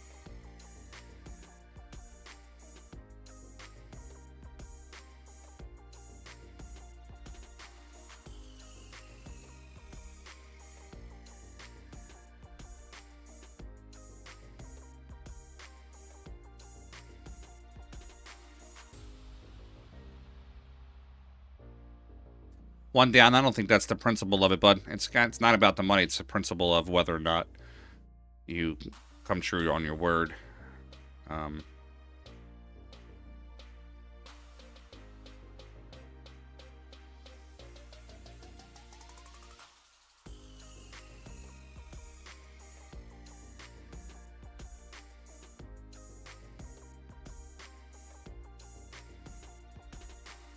Kick shot here. Nice hit. Scott, I don't know. I don't involve myself in other people's finances. I know it's been a couple years. They had a whole thing about it on Windows Open last week. It was fun to watch. It was like a good shot by Misko. Going to tie that up. It's fun to watch. It was like a soap opera for pool, but it's not my lane. I stay out of it.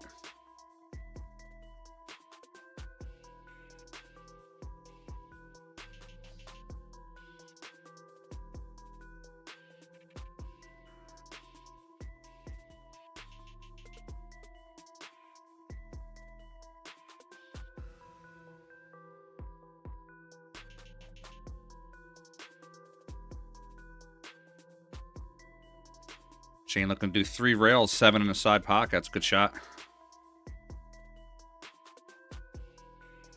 Oh, about 6 inches off.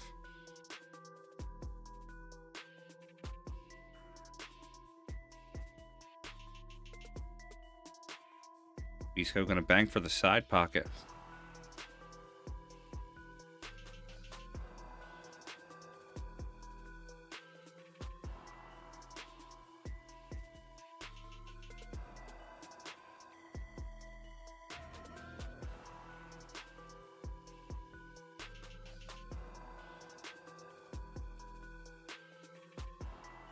Shane low left English going to bank this 1 rail, try to make the 7 reverse cut. Oh, 3 rails. Good shot.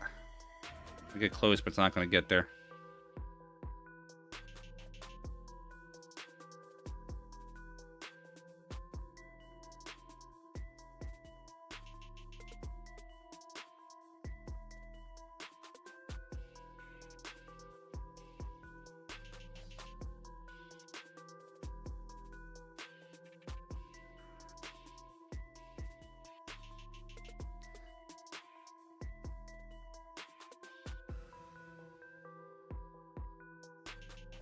And there's the pool world's become different when it comes to gambling. Back years ago, you had to put it on the light, plain and simple. There was no if the money's not in a room.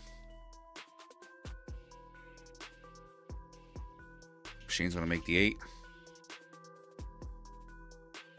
It's actually gonna give Misko a chance to bank.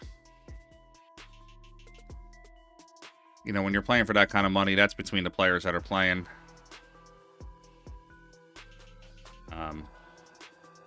You know, we've always played put the money on the light. The money in the room, the money don't count. Ooh, close from Misko.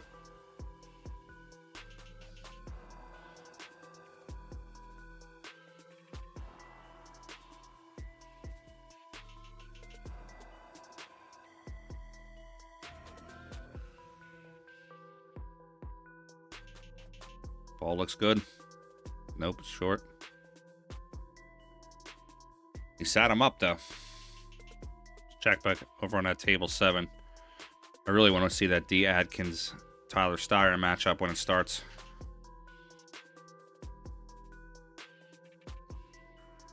Looks like they might be starting up here in a few seconds. Ready to keep an eye on that one.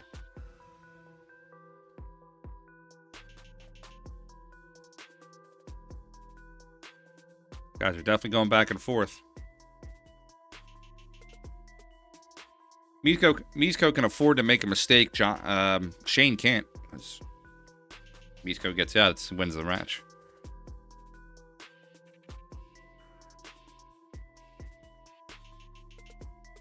Shane trying to make both.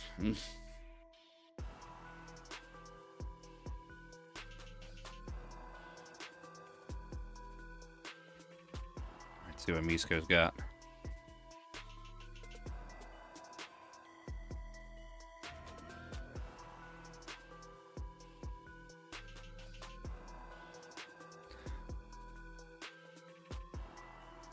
Troy, the Bigfoot's on at 1 o'clock.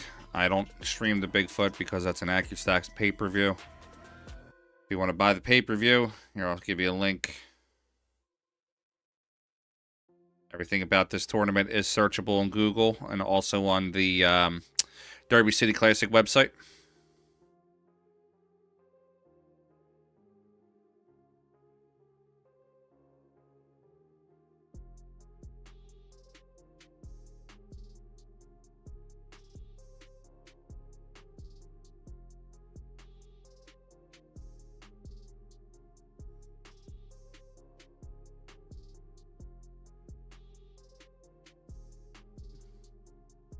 Double bank is on for the 8, and the bank on the 2 is on for the bottom right corner.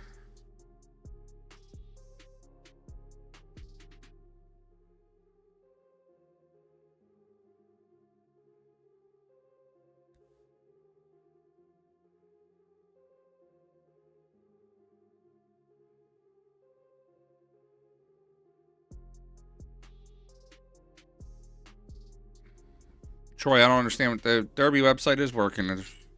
You can't stream it from there. You have to buy the pay-per-view to watch the matchup. You go on to derbycityclassic.com and all the information is there for the tournament.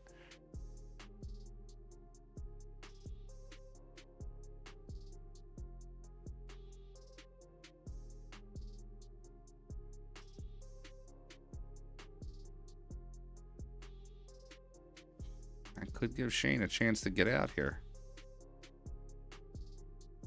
Could bank the 8, or he's got to bank the 2 first, but he's got to get that cue ball in a better position. I don't think he's going to bank the 8 first.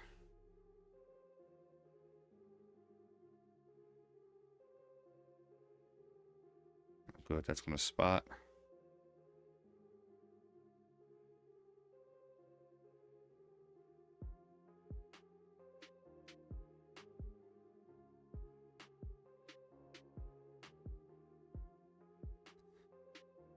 All right, Misko's going to bank the 8 cross side.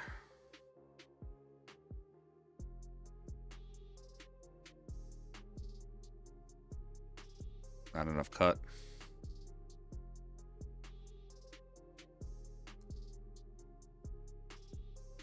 This one's going to be tight for Shane. If he holds it tight and runs into that 2, he could do some damage here.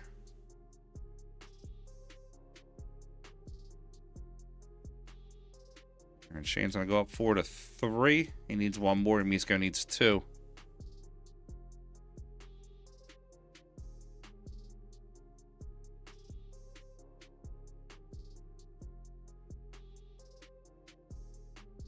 Safe play by Shane. Let's check the other table real quick.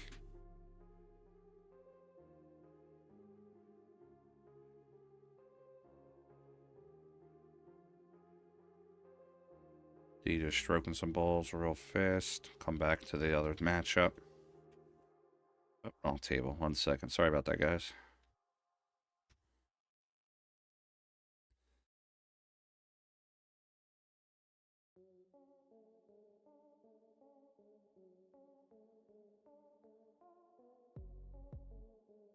And Wolford's got to bank this 2 ball, and he banks it in. We're going hell.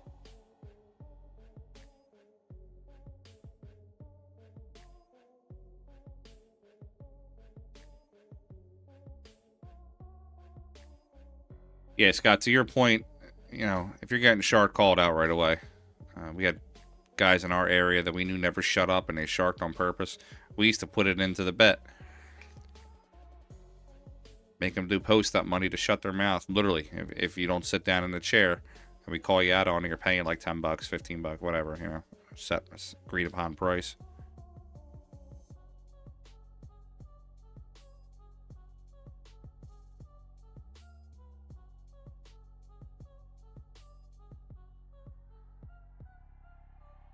Oh, good try.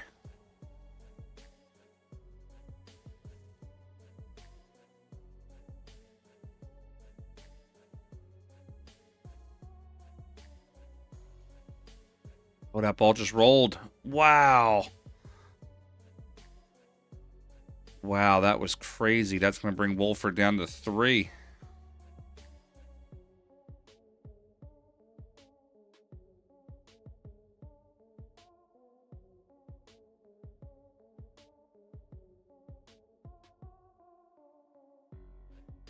Steve Kurtz, it's actually 2 different softwares in one. It's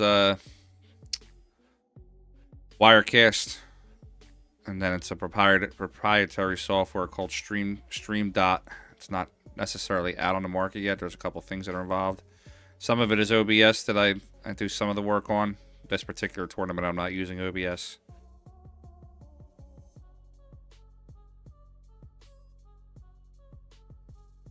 It just changed the whole landscape of the match there with that shot. Check back in there for a second. Yeah, that was a crazy roll there.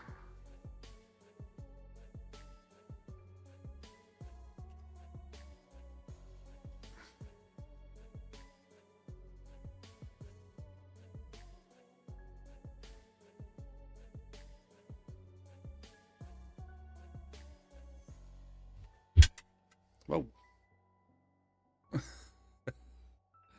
My little Yoda just fell off the desk.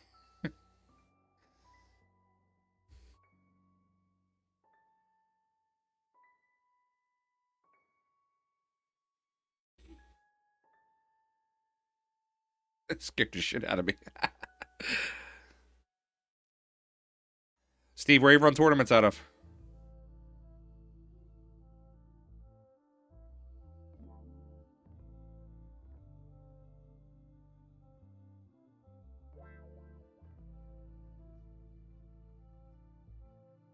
Misko cuts it down, makes it 4. He needs one more to win the matchup.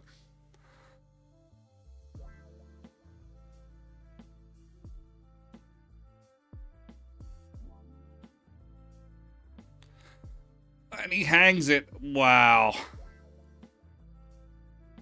Kind of rooting for him to do it, to make that shot so he can jump over to that Tyler Styer match.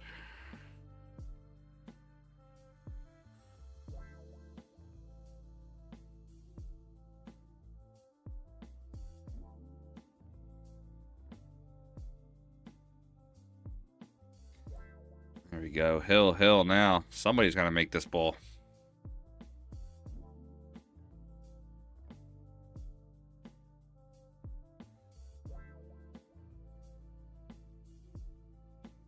Oh, right on. Yeah. I'm in Philly, so Long Island's about an hour and a half ride for me. But I do custom graphics and things like that. Custom videos. So if you're ever interested, give me a holler. Always work out a good price for you. See if Misko's going to drain it down.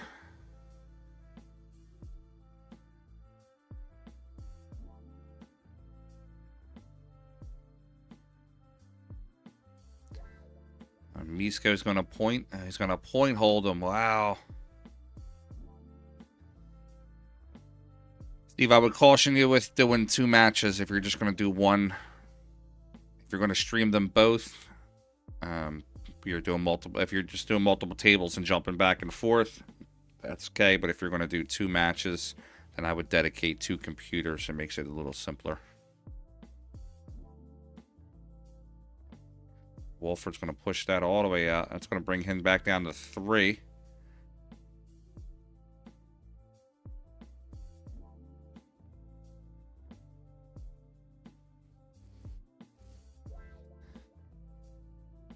Ghost, New York is not a cheap place. I know down in Philly, I think we're paying like $8 an hour for pool. And one of the ladies was telling me that they pay like $20 an hour up in New York.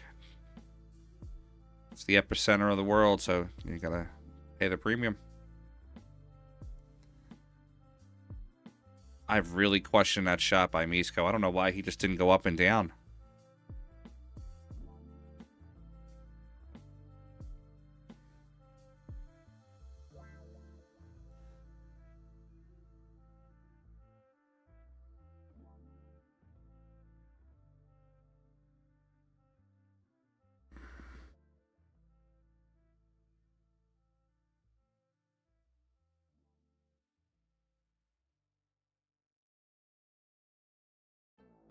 Mystic, what do you mean it's free? Pool time or the stream?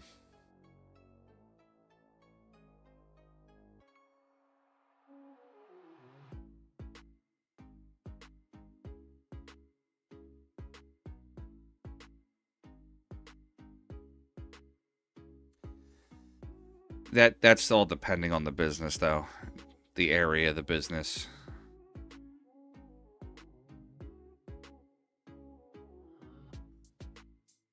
I mean, the place that I operate out of, Bluegrass Billiards, is $1 million a year pool hall.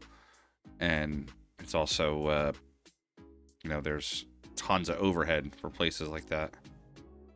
And when you have a 16 table pool hall and your rent is, $1,500 a month or whatever, it's a little different. Misko's got a chance to win it here. He can back cut this 8.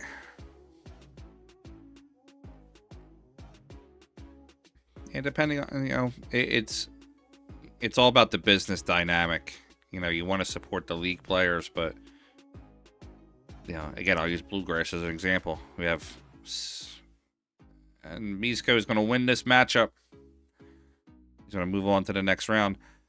Oh, Bluegrass Billiards is 54 tables. We can't give away pool time to every table for free. That would just be catastrophic to the business. We're going to jump over to table 7, D. Atkins, Tyler Styer.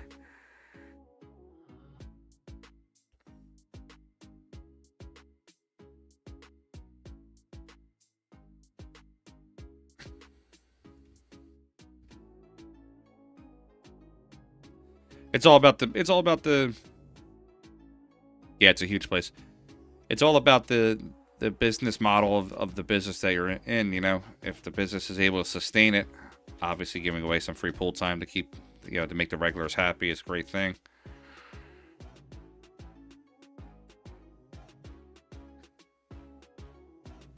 Before anybody asks, I don't have a score of this matchup. I believe it's still the first rack, so we're just going to hold it at 0, and then once we can get to rack number 2, then we will update.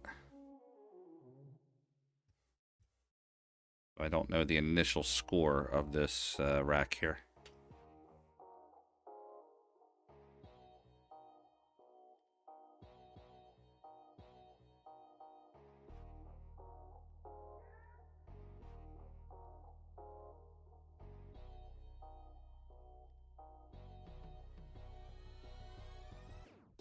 Thanks, man. I appreciate it, bud.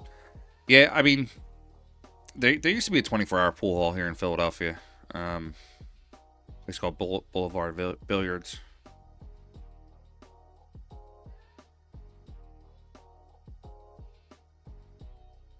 Pushed by Tyler. I think for the area that I'm in, you know, Philadelphia area, it's a competitive rate. I think they do seniors. Seniors during the day is actually seniors at all point. 62 and older is $5 an hour.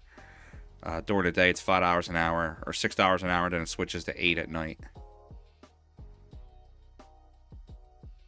And they're all gold crown 3s and 4s, Simonis cloth.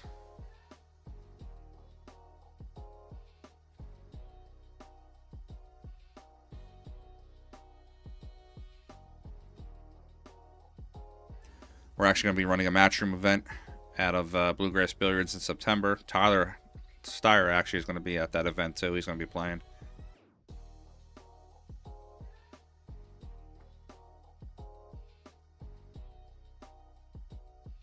I can give you a little background here. I believe D's a 720 Fargo, if I remember correctly.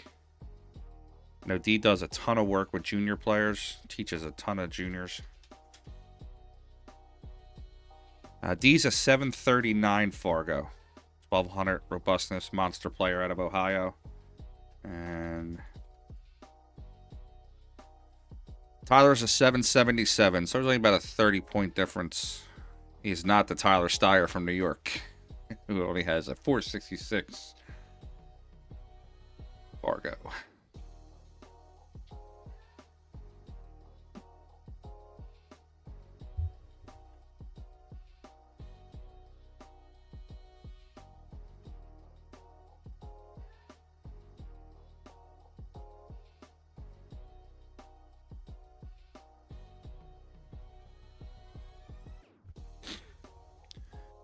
Mactown DFV, that's Dallas Fort Worth, correct?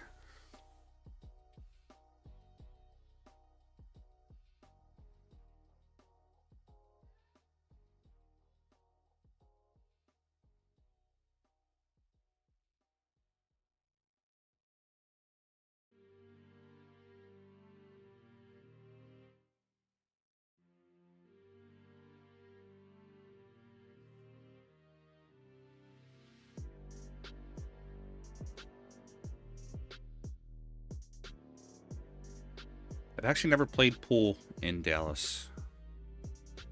I've flown through Dallas, but never actually played pool there.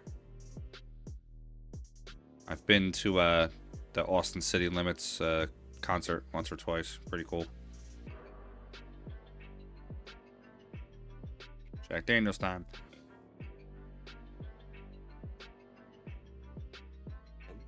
Malaga. Snooker, thanks for subscribing, pal. Appreciate it. 252 on the stream.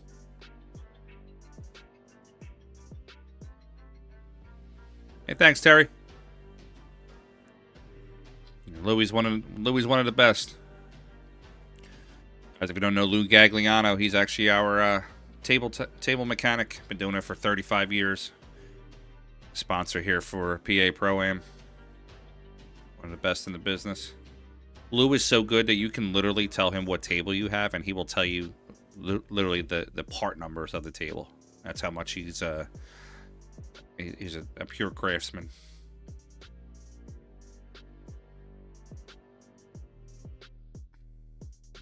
All right, D's going to roll this ball back.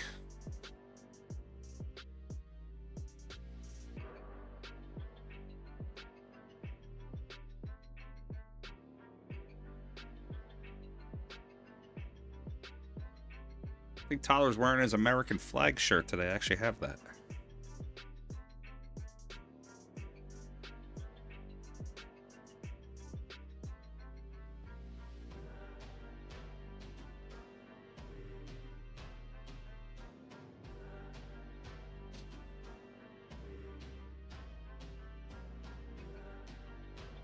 This 2 is makeable.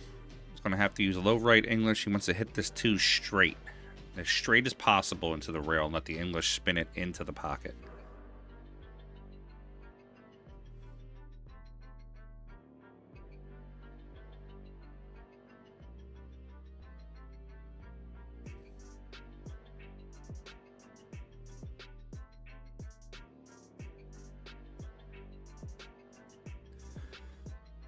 Give a quick shout here to the sponsors of this particular event: Caesars Southern Indiana, Outsville, Diamond Billiard Products, Iwan Simona's Cloth, Master Billiard Chalk, and AccuStats Video Production are all banner sponsors of the 25th Annual Derby City Classic.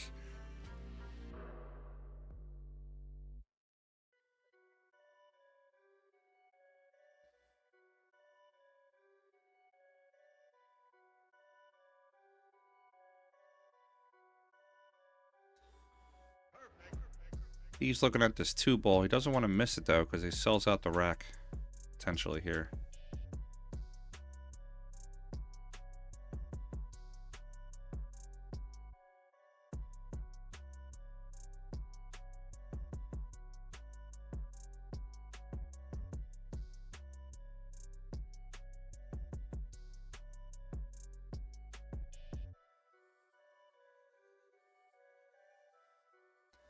Four railer from the 6. I thought the whole time he was looking at the 2. That was a nice little shot.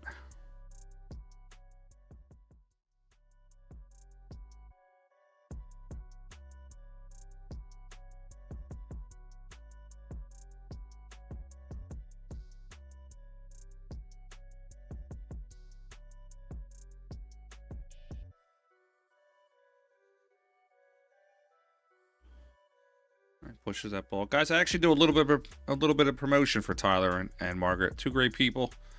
They have a billiard instruction business called M&TS Billiard Instruction. You can reach them at the numbers 8910ball@gmail.com. You can also reach out to them on Facebook. They're very responsive. I know a few people that have taken lessons from Margaret and Tyler, and they said that they are fantastic teachers.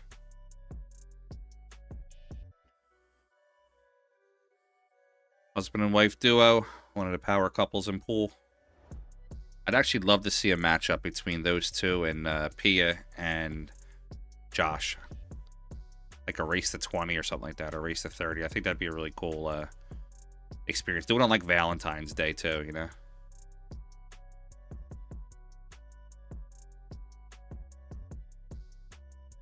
Anybody wants to get that set up, you have a nice streamer here that would volunteer to stream that matchup.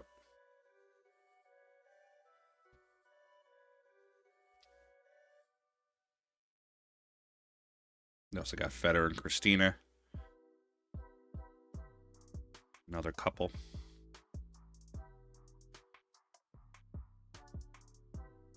Oh, that ball's drifting. It's going to be a penalty ball for Tyler. Like I said, currently right now we came into this matchup as it started, so we do not have a score yet for you. I noticed this is the first rack, so I'll be able to give you something a little bit better after the first rack.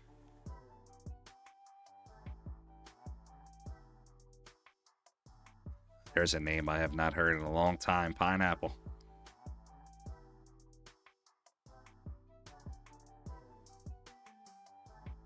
Raymond, that was our Boulevard.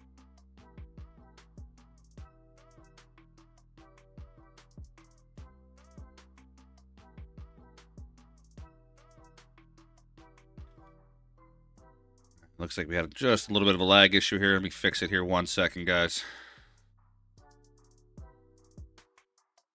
Yeah, I think we got a little lag issue there. Sorry about that. What I was saying is I used to play out of Boulevard Billiards. We used to go there at nighttime. And then we used to, that'd be like either after the bar closed or we were kicked out of the other pool hall because they were shutting down. I grew up playing out of Pockets Billiards, which was behind the Roosevelt Mall. It was underneath the mall, down these steps. Just a dark, dingy place, but there was action pretty much all day long.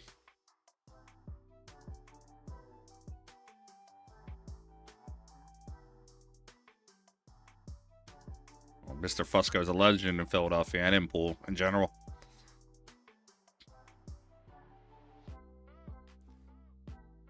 I used to play it at Petey and Jimmy's place also when they had a couple different pool halls. They had Fusco's up there on Bustleton, and there was also they're part of Country Club Billiards. That's where Gus Zambodi had his shop. He would do tips.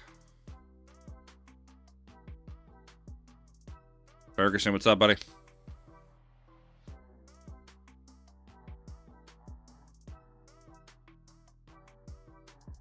There was a ton of action in Philly back in the day. You go to Tacony Billiards. You'd walk in, you'd literally would see Bustamante there playing somebody. Would see Efren when he came through. Spanish Mike, all those guys. Yeah, Mosconi's at Oregon Avenue. That was another hot spot. Obviously, you had the legendary Drexel Line Billiards.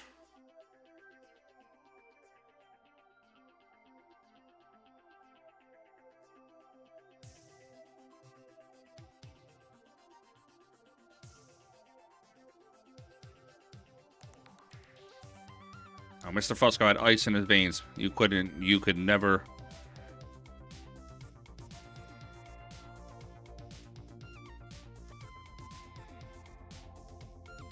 I mean, it was good. Actually, I'll give you a really, really fast, quick story about Jimmy Fusco one time. We're playing in the pool hall, and we're in Tacony Billiards. We're in the middle of the room. Buddy of mine are playing, and Jimmy's going to walk by, and my buddy goes to break and like kind of miscues. He has like a wild break. He's a saw in the arm type shit. Got down to us. Yeah, you got to chill out, man. You got to, pendulum. You got to stroke through it. So Jimmy walks by. Jimmy sees him. Tell him that he tells the guy, he goes, "Hey, listen to my guy here. He knows what he's doing." So my buddy kind of blew him off. And I looked at my buddy. I said, "Yo, dude, that's Jimmy Fusco. It's a 2-time world 9-ball champion. You better watch your mouth." Mr. Fusco comes back on his way back from the bathroom. He stops at the table, and for about 5 minutes, he broke the rack 6 times. He made the 9-ball 4 times.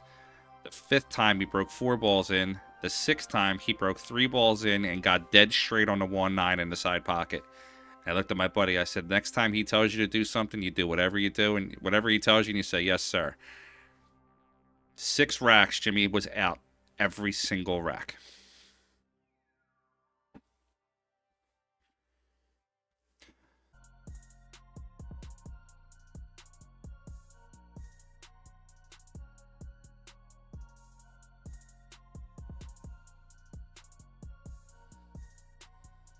The good old buffer in the middle of the story. The buffer shark just got me. Love it.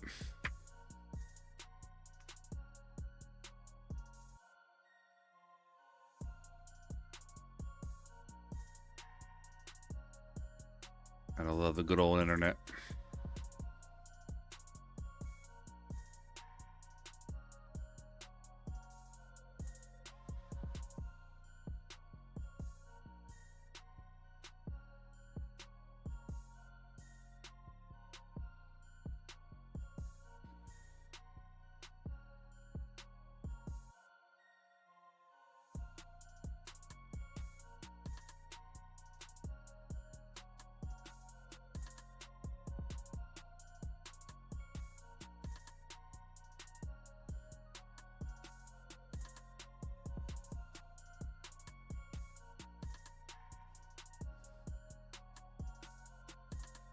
Thank you, Raymond. Appreciate it, pal. I got old school flair with new school technology.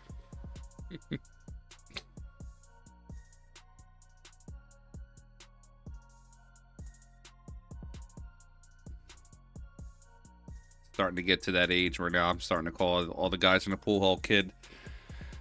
43 years old, been around the game for close to almost 25, 26 years now.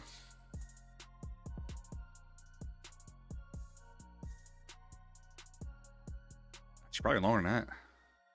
13, 14 or so. Yeah, almost 28, 29 years.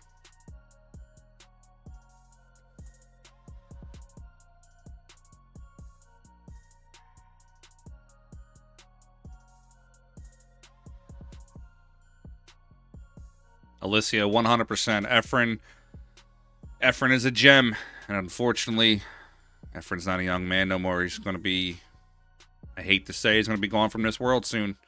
And all we're going to have is memories of, all we're going to have is memories and some video, Efren.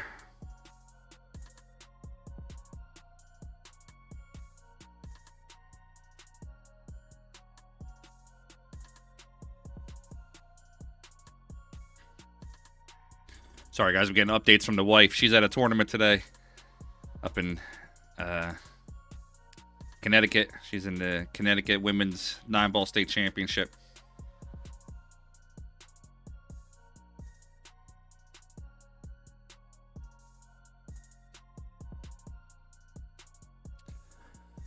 Ferguson, you talking about Emerald Billiards out there in L.A.? I don't remember. Was it in our area here in Pennsylvania, New Jersey? I know there's one out in L.A.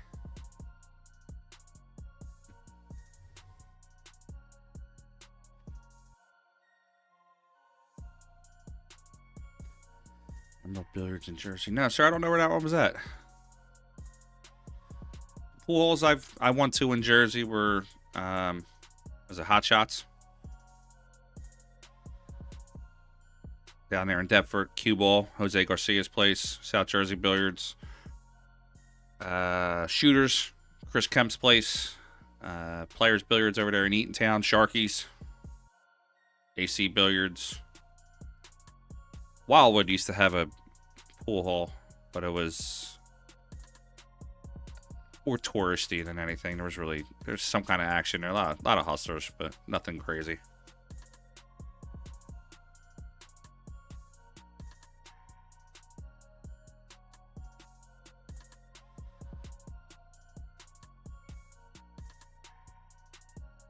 And there was a little pool hall down the street from South Jersey Billiards, Level 2, I think it was called.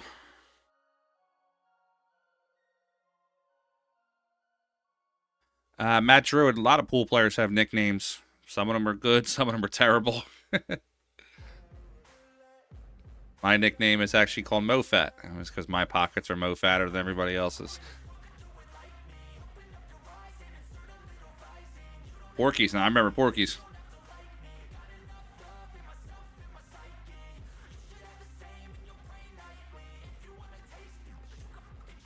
There used to be a little spot out in PA called Mainline Billiards. It had a 12-foot snooker table. I think it was like a friggin' golf course. You would need your 9-iron to go play on it.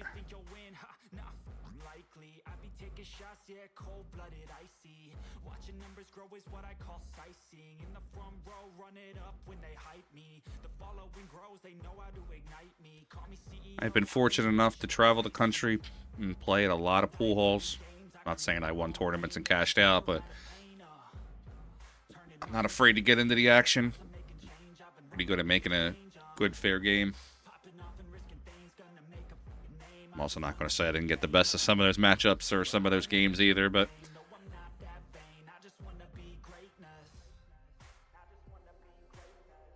these guys here got a little defensive battle going on. They're trying to get these cluster of balls out of the bottom corner. Don, if you're looking for 3 cushion right now in PA, Bluegrass Billiards has one. I believe the Spot has one. And then there's a spot down in South Philadelphia, right off of Washington Avenue. It's called South Philly Pool Hall.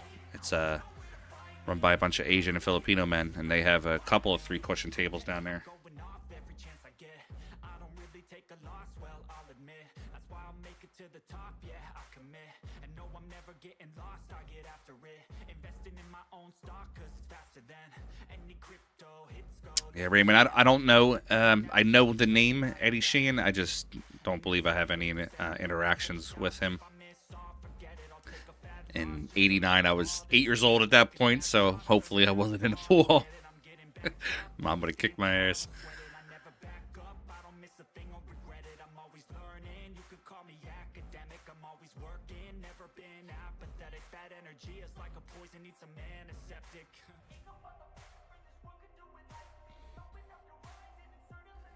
I'm actually lucky enough to have my entire family in pool. My mother, father, sister all play in pool league. I met my wife through pool league. I've actually met pretty much all of my best friends through pool.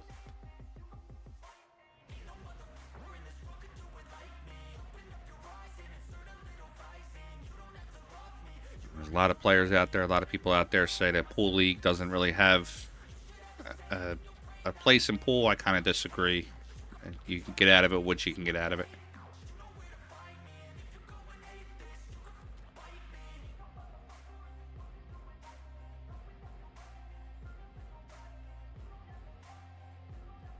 Oh, Raymond, so you've probably definitely seen it all then.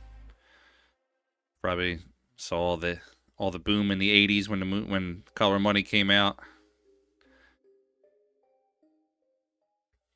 Probably saw all the regional tours in the '90s, early 2000s. Kind of died off a little bit. Now it's starting to make its resurgence.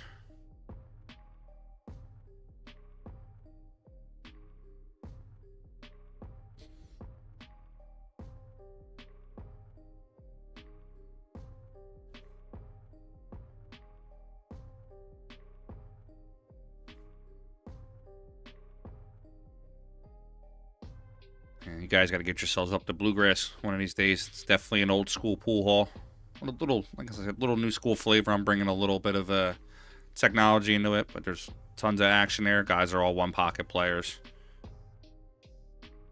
You guys used to play at Tacony or 20th Street, Mosconi's. Then a lot of those old players there, Big Mooney, Frankie Duda, all those guys are all over there playing.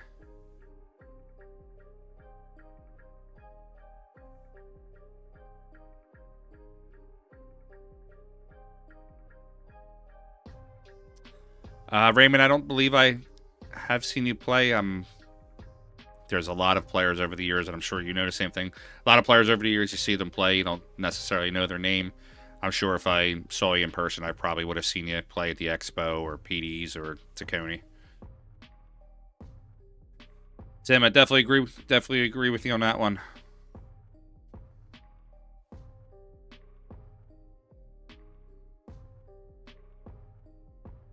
We actually got new PA Pro-Am shirts coming out soon. T-shirts.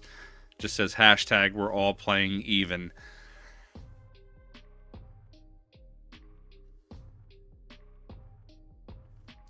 Jerry, we actually don't have a score of this match. We came into the middle of the first rack, so we honestly, God, don't know what the score is yet. We know it's 0-0 overall score. We just don't know the actual score of this first rack yet. As soon as this first rack is over, then basically we'll start from 0. Not a problem, sir. Thanks for watching.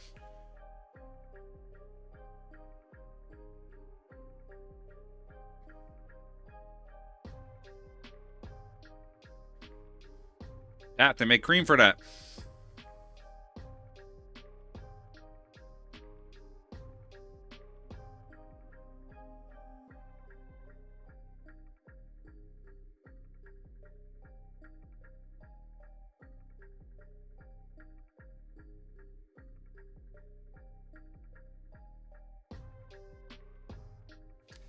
Yeah, Gerard, league's not for everybody. I'm invested in the league. That investment is on the outside of the league, not the actual league itself.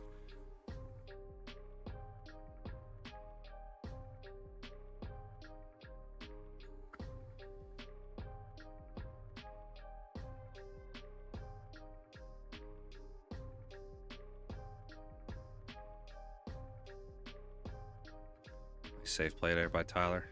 I don't know, Ray's played. Didn't he beat John Mora once or twice for cash? Like a big amount recently.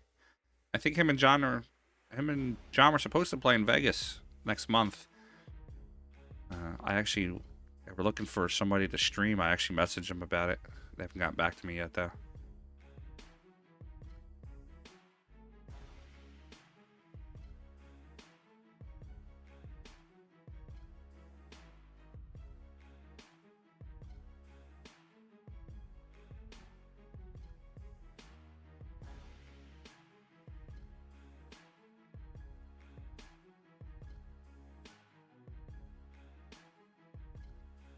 If D here's going to play a safe shot. I think D could roll off the side of the 5 and park the cue ball right behind the 1. Got a little bit of an angle. Try to leave the cue ball right in that area there.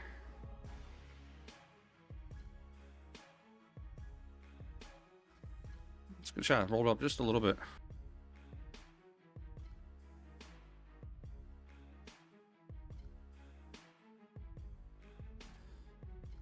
Slight lag a little bit. Working through it. There we go.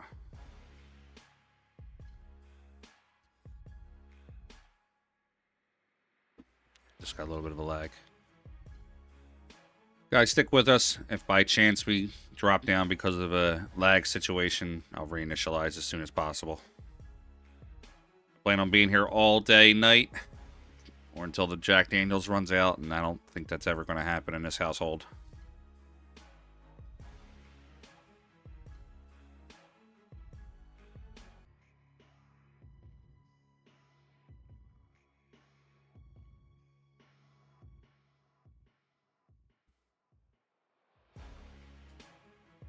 Caught that little lag set up there. Sorry about that, guys.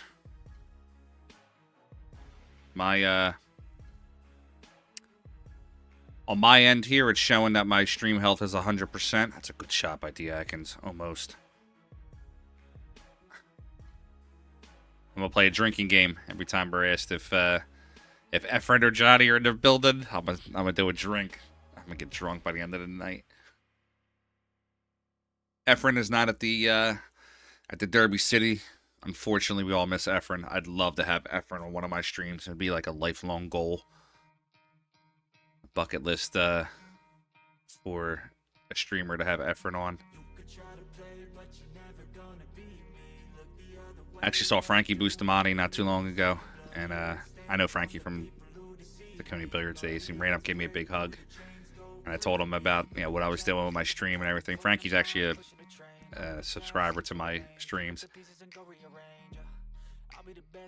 and I told him, I said, "You ever get back in the Philadelphia area, Expo or anything like that?" I said, you come to my place and I'm streaming you no matter what you want to do.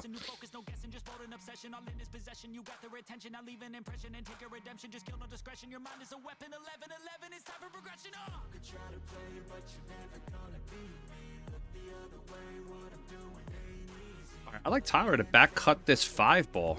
I'm sorry, back cut bank this 5 ball. Come right off the edge. A lot of outside right English and bank this 5. Right back into that pocket. It's an old 1 pocket shot. So he's been looking for somebody who could save him instead of searching inside for what they gave him. A strong mind causes Raymond, I know a couple of gills. Are you talking about Spanish gill?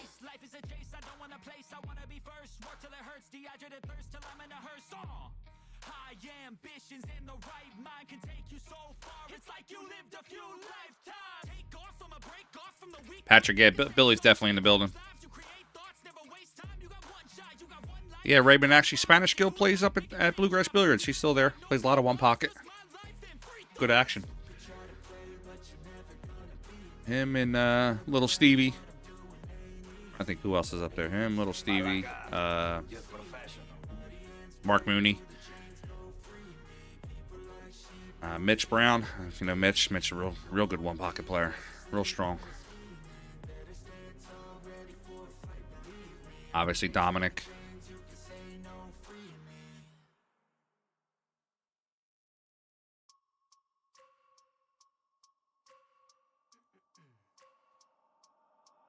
Devin, my Fargo is right where it needs to be, buddy. Patrick, yeah, Billy is in the building. He's playing this weekend.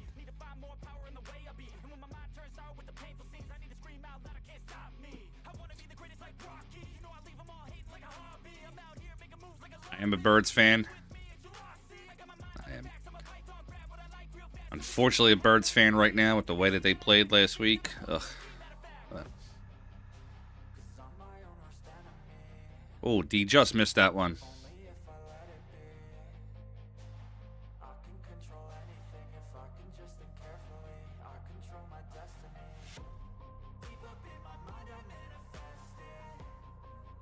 Raymond, where are you in the PA Philadelphia area, or are you outside of Philly?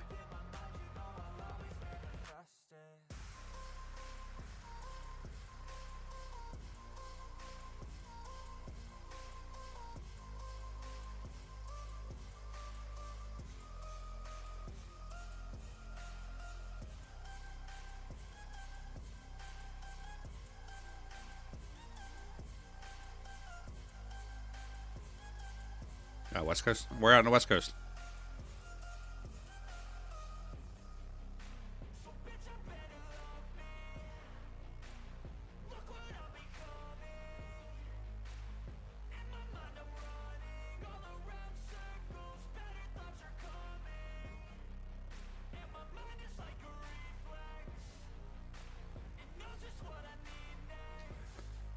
$270 on the stream.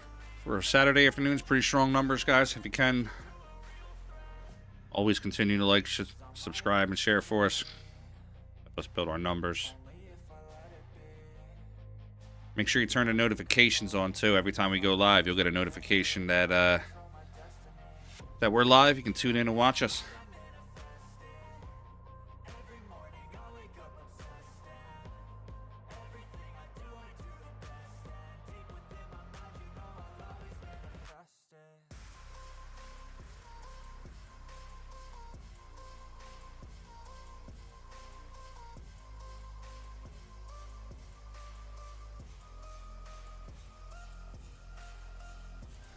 Oh, I know Newport Beach. Is the Huddle still open?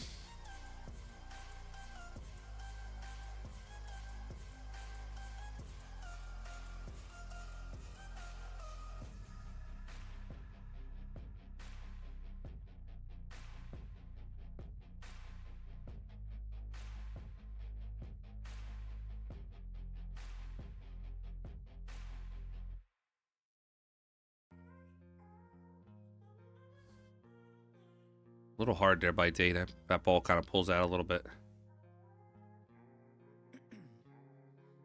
Ice in my veins, I've been driving this train.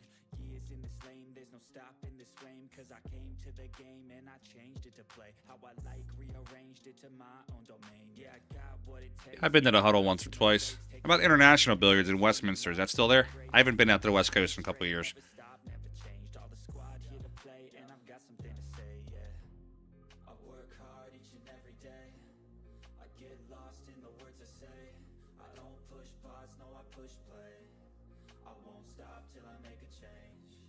Good try by Tyre, man.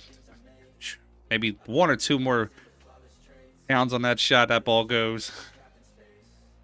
Devin, I'm involved in all things pool. I'm everywhere. In the Philadelphia area, I am involved in a few pool leagues in this area.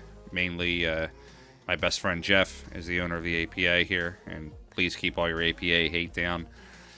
He's one of my best friends. He's a great guy in pool. He owns an APA franchise. I'm his league manager. That's my thing with the APA. And then I also am involved in my own tour, PA Pro-Am Pool. I'll post a link here for you guys if you want to check it out. Our tournaments are all even tournaments, no handicap. Robert, we actually don't have a score because we came into this match a little late. So this is the first rack. So as soon as this rack is over, I can update the overall score, and then we'll be able to take over the score there for you.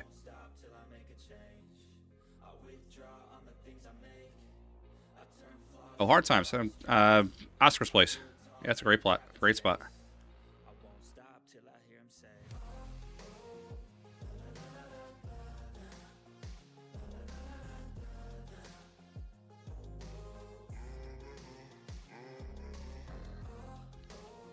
Yeah, stick around, Robert. This first rack has been going a long time. As soon as this one's over, I'll definitely get us updated, because I hate not knowing the score either.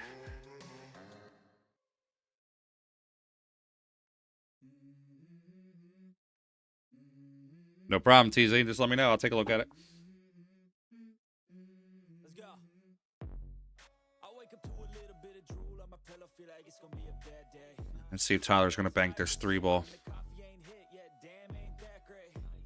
I don't wanna go to work cause my boss is a jerk and I'm not even that paid. For Tyler to use, if he's going to bank the 3, look for him to use 2 o'clock English and hit about 1/4 of the 3-ball. He could also use a low English 5, around 5 o'clock, and get maximum spin on it. Stay there till I feel like I'm winning all. And this is just the beginning. I need a big change, help me feel like living. I need a big Good shot by Tyler. He can back bank this 6 to the top left corner.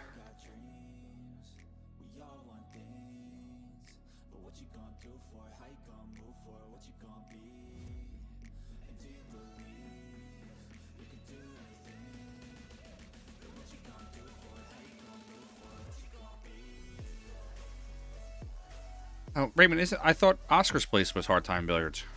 Maybe I'm mistaken.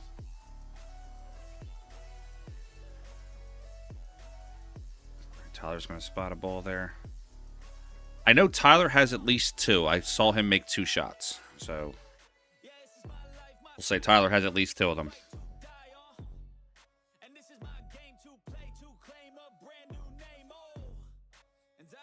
Oh, 100%.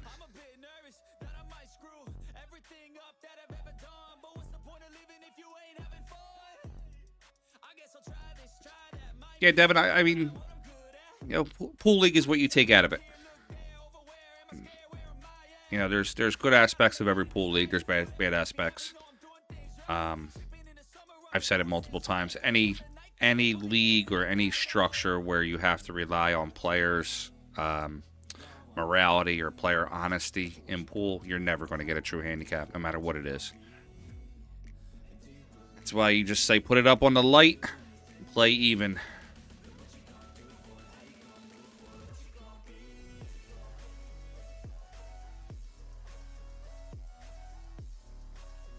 Tyler could 4-rail this 5-ball.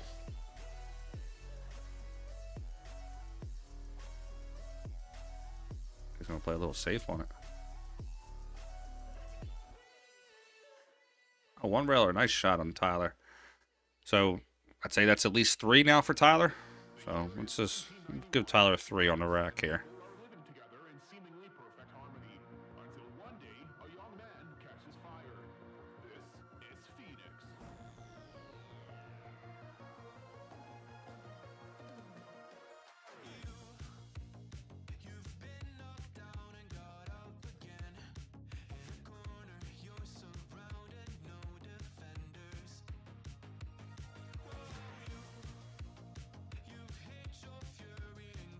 Looks like Tyler's going to bank that 1.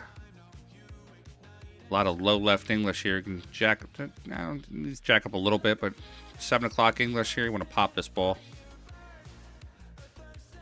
Want that counter spin first before we make contact.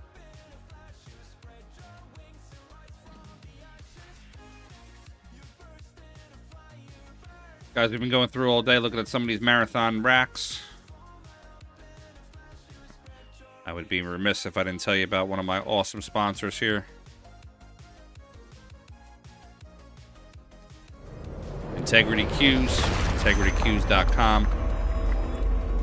Check them out. One of my best friends, Kevin Styer, owner-operator of that company. He will literally is one of the best guys in the business, can get you any cue you're looking for. Give him a shout out at integritycues.com. You can also look at him on Facebook at Integrity Cues.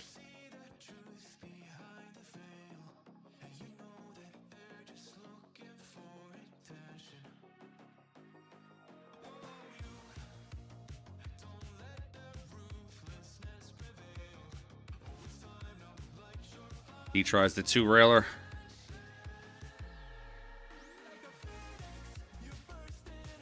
It's going to sit up in the pocket.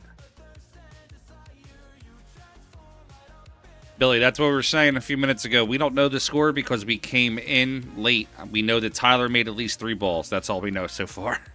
This is the first rack. As soon as this rack's over, we'll be able to update the overall score and then kind of give you a... we can go from there.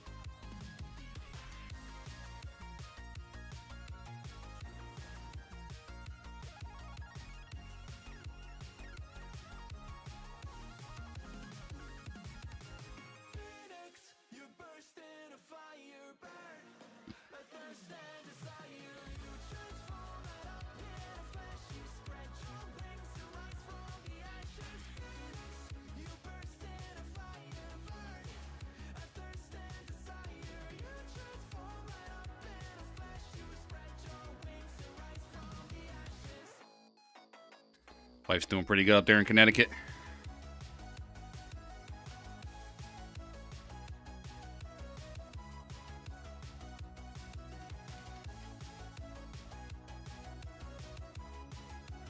Got juice, not enough juice.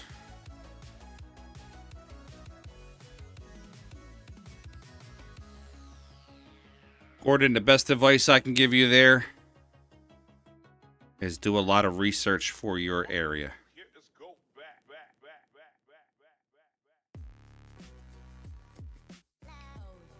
Pool halls are different for each area.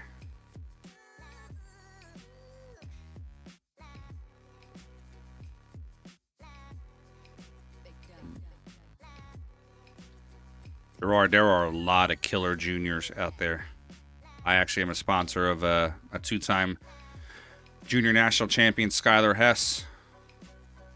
Great little young lady. She just turned 15 years old. Straight A student. Just all around great person.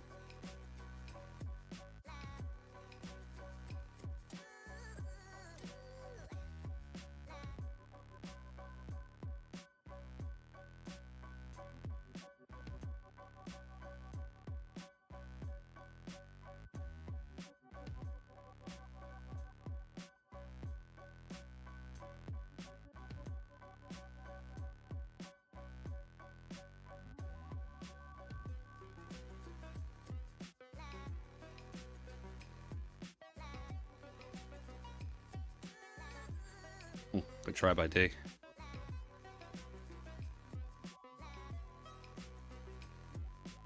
Got the sun blaring in the window here.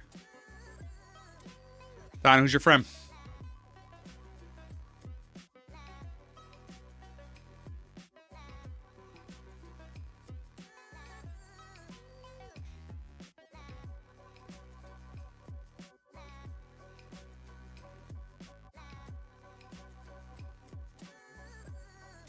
Oh, yeah, me and Dominic both. She's got a lot of sponsors. She's got me. She's got Dominic. She's got Jam Up, Predator, Brews and Q's. There's excuse me, I forget the name. There's a supply house that also sponsors her. She's a great kid.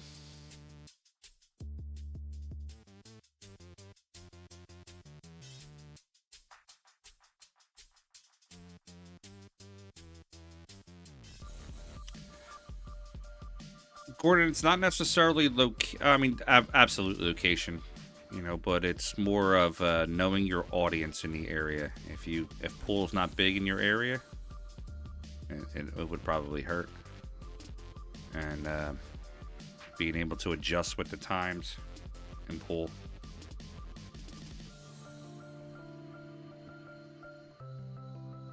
There's pool halls out there that are for the pool player, and there's pool halls out there that are just about slinging drinks and slinging food and having the couples, you know, the date night people that are going out there.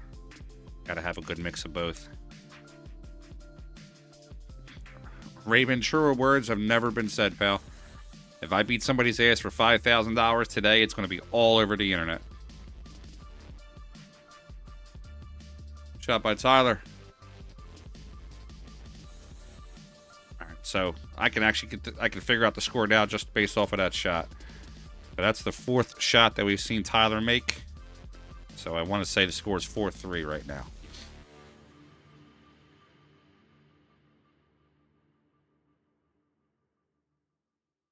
Billy, yeah, those kids, all those kids you mentioned there are killers. Jazz McConney, Nico Conkle.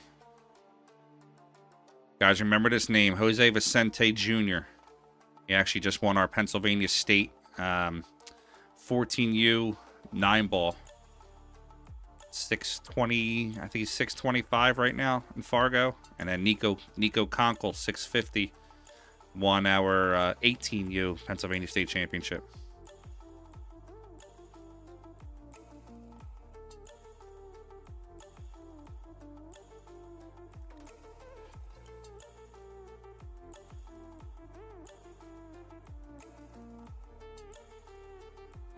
The biggest thing with juniors, and I'm sure Gerard and Raymond, you guys can attest to this. So years ago, coming up, you had all these junior players that were playing. The biggest thing was to get the kids through their teenage years. Get them away from drugs, get them away from alcohol, and get them away from chicks, basically. If they can get through the teenage years without being broke or hooked on one of those three, then that's how they became future champions.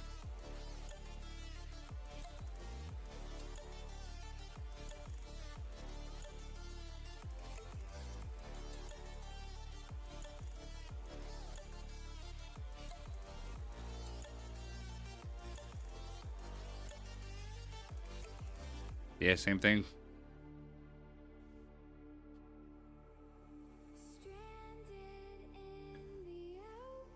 Coming up, I don't know how many times I've seen kids back in before Fargo was really around.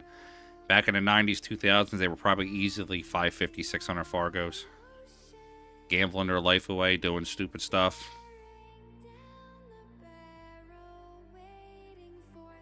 Sure, if you know the Philly area, you know who I'm probably talking about.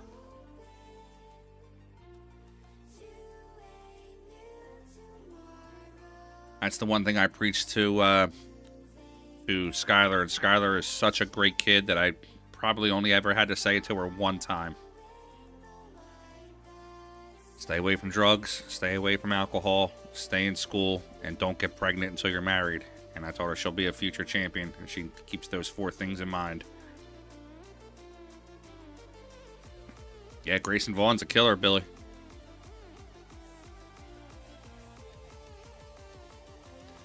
And Skylar's such a good kid. She's gonna be a doctor someday. Pool's gonna be secondary for her, I think.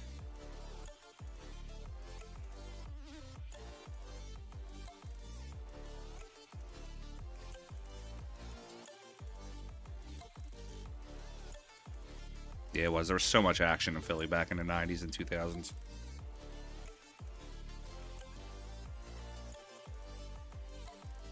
I missed the days going to the expo when it was at Valley Forge when you had the downstairs and it was just good shot by D. You had the pit downstairs. You would walk down the steps and it was just the smoke and just tons of action going on. I still remember the smell of the casino. That's how crazy it is.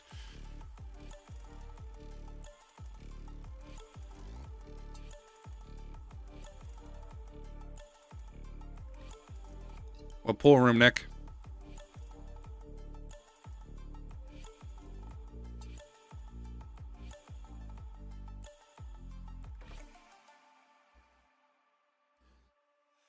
Yeah, Billy, that kid's going to be... I'm telling you, that kid's going to be a monster.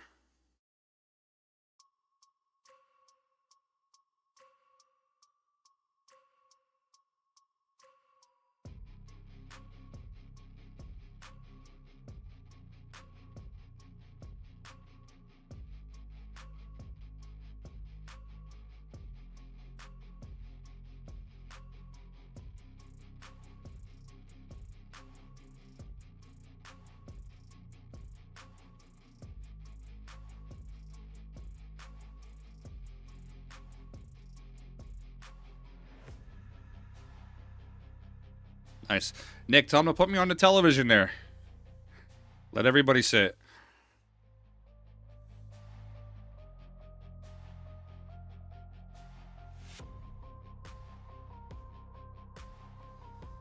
Those kids out of Asia are robots. It's pull all day for them. They're robots, man. They're going to be hard to beat. I'm excited about... Awesome. Thanks, Nick. I'm excited about seeing this this Reyes Cup.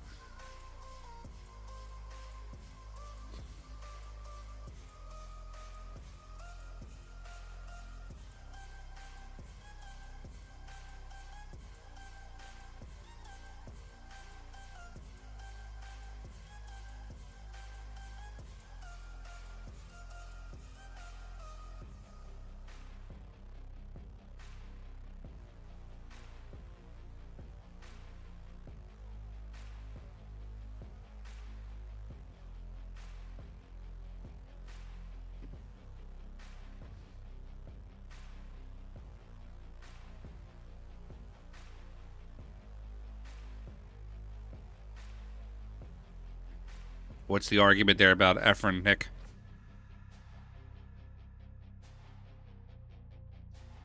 It was a hell of a shot. Tied up 4-4. So you think... All right.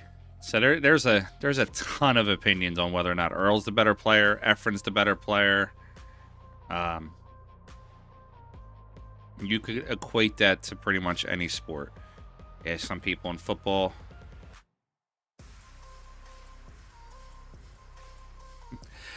Ask some people in football, they'll tell you Joe Montana is a better quarterback than Tom Brady. Ask other people, they'll tell you Tom Brady's a better quarterback. In basketball, Michael Jordan, LeBron James. In baseball, Hank Aaron, Babe Ruth. Wow, how did he hit that and not make it? That was a fantastic shot.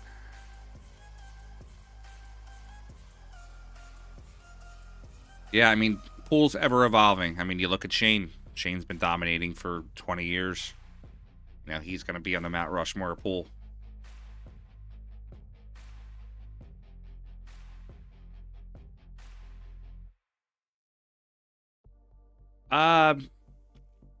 Raymond, no, I don't agree with that one. I believe that there are some players in the U.S. that are capable of winning.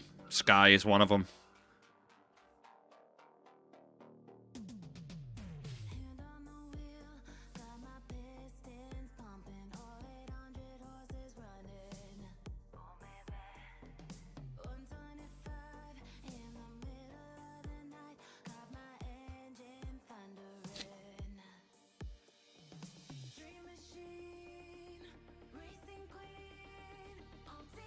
I do think... Oh, he didn't want that ball to go in. I do think that the...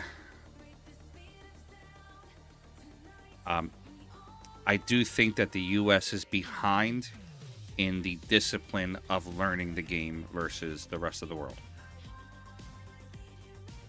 If you go into a pool hall, you might see one or two players running drills, doing practice shots. I've been to Europe. I've seen some of these academies where these players are just 5-6 hours a day just drilling, working on the pendulum, working on everything. It's going to scratch for D. That's going to bring D down to 3. It's going to give Tyler a chance to secure the first rack. The Filipino players are ridiculously disciplined when it comes to getting their stroke mechanics and everything down. You can tell a player that is academy trained just by the way that they get down and they hold their stroke. The U.S. is a little bit too fluent when it comes to playing the shots. Teddy, I'm inclined to agree with you on that one. I think bar box pool has a place, but I think there is too many people that are reliant on bar box pool, and they are not playing the game the way it's meant to be. 9-foot table. Looks like we're rocking the boat a little bit here on the stream. Guys, the camera's on the light. The light is on the opposite side table. There's nothing I can do to fix that light.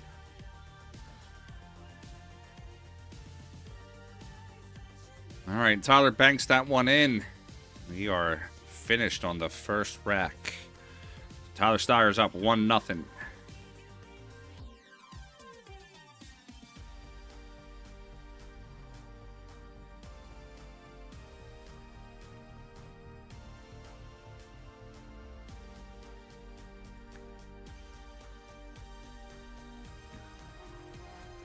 Billy, I think what we need is we need actual academies across the U.S., actual teaching schools of pool.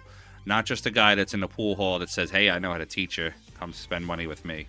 There needs to be actual laid out courses. There needs to be a fee. Obviously, you got to pay for that. But there needs to be a pay structure. You know, if your kid's in an intermediate class, he's paying this much. And so on and so forth. And there has to be... I hate to say there has to be I mean, you could be certified as a pool instructor. I know people that are 450 Fargos that can't make more than 4 balls in a row, a ball in hand, that are certified players. Now, I'm not saying that you need to have the mechanics to run out racks. Because there are coaches and instructors in every aspect of professional sports that can't do what the athletes are doing. But there needs to be more of 2 balls down in the break. They're going to spot. 3 balls down in the break. They're all going to spot. There needs to be an academic type way to look at it. And you have to look at it with a curriculum and teach the kids start to finish.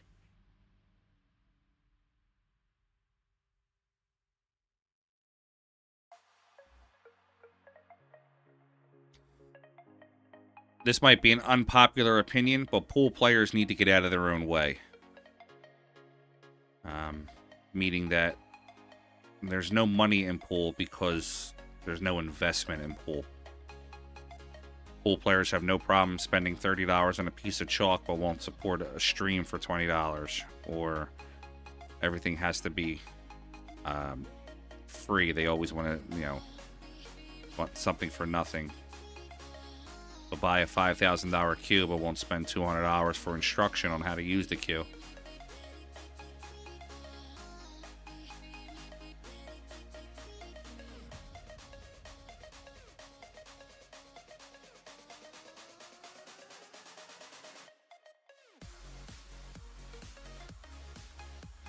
Town's a great chalk. I'm sponsored by Kamui, but I've put my money into pool. I invested into it. There's so many pool players. You'll see today. I'm sure at some point today on the stream, there's going to be people asking how to get the link to the Bigfoot and how to watch it for free. I got a new discussion the other day with somebody on Facebook, and they were saying that there needs to be millions in pool, and that the Super Bowl is free. Well, the reason why the Super Bowl is free is because there's a shit ton of advertising that's sold for it. And you spend millions of dollars for that 30-second clip. Pool players have to put the money into pool to show the sponsors that there is money in pool and there's money in the advertising of being in part of pool.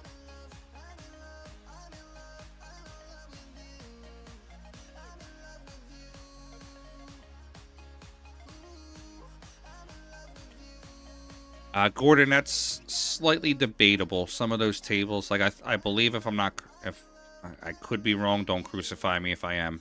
I believe the table that Willie set the record on was an 8-foot table.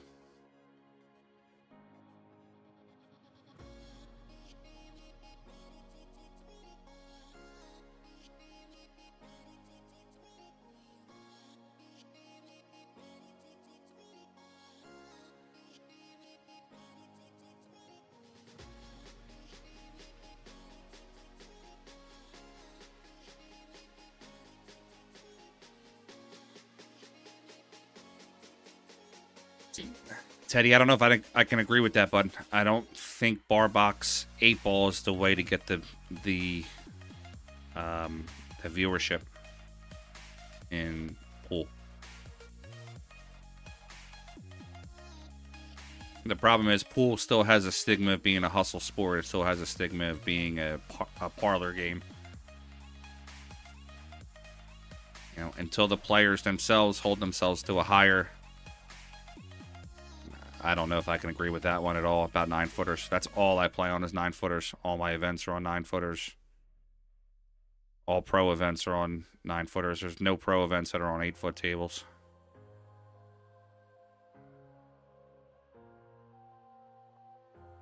Again, Teddy, I can't agree with that one. I have 38 of them in my pool hall. You go to New York, there's 9-foot tables everywhere.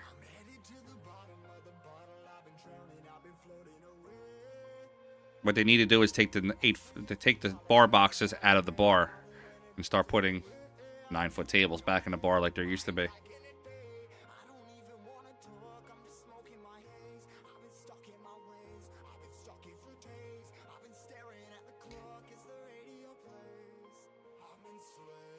Nick, I operate at Bluegrass Billiards in Philadelphia. I'm not the owner of Bluegrass Billiards. I'm the tournament director and pretty much the guy that does all the side shit.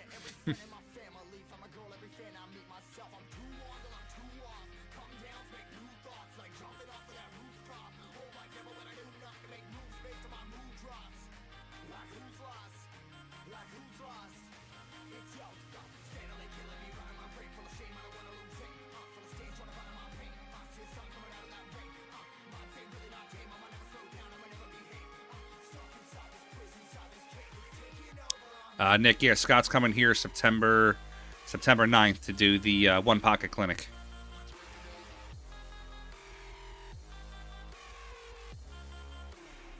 Yeah, Teddy, you're correct. I mean, APA is basically, most pool league is played on 7-foot tables.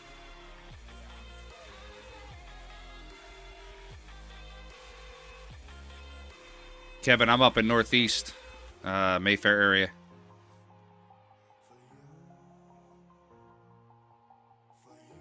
But I've been all over the city, state, country, playing in tournaments, donating, sometimes robbing. I don't know. Depending on who you ask. Mostly donating.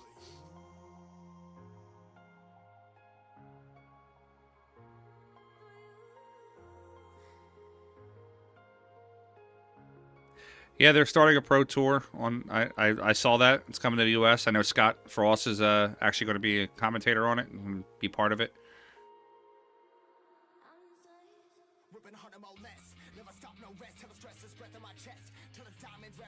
And Gerard, you got that right. It's more about how many tables can we fit into that spot.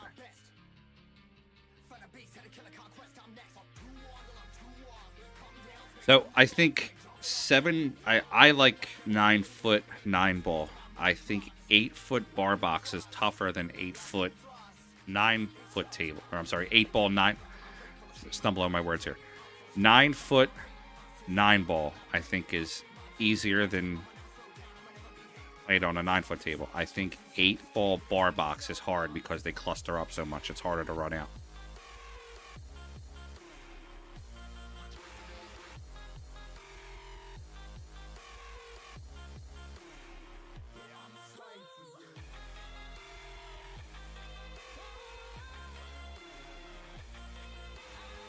Yeah, they cluster up. I mean, you got to have...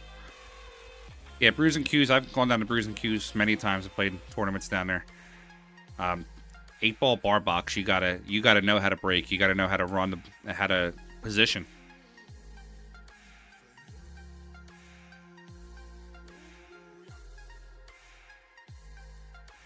And there are some great bar box players out there. A buddy of mine, Mike Soleil, I think is one of the best bar box 9-ball players in the country. There are some just monster bar box players out there. I think they lose a little bit when they go to the 9-foot table because they play on the 8-foot all the time, or the 7-foot all the time.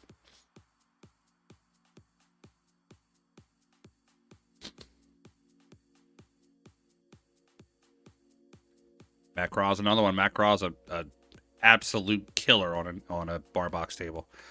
But Matt's a monster on a 9-foot table too. I mean, he came in second in the Pennsylvania State 10-ball championship.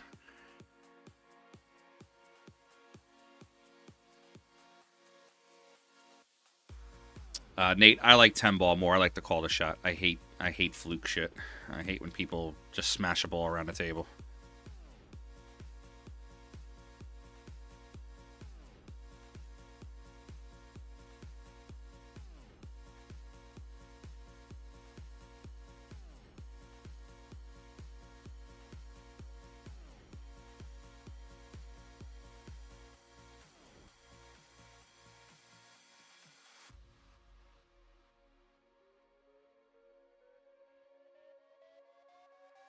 4 rails for Tyler.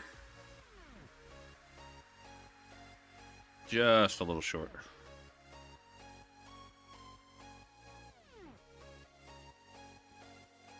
Pretty good size pool hall there, Kevin. Up here in Philly, we got Bluegrass Billiards, 23 or almost 24,000 square feet, 38 9-foot tables, 16 bar box. I could probably fit another 5 or 10 in there, no problem.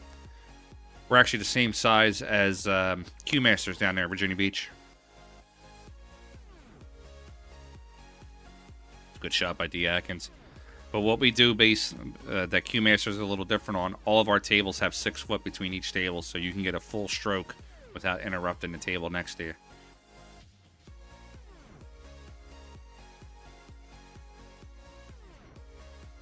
Yeah, Gerard, definitely two-way shots are the way to go.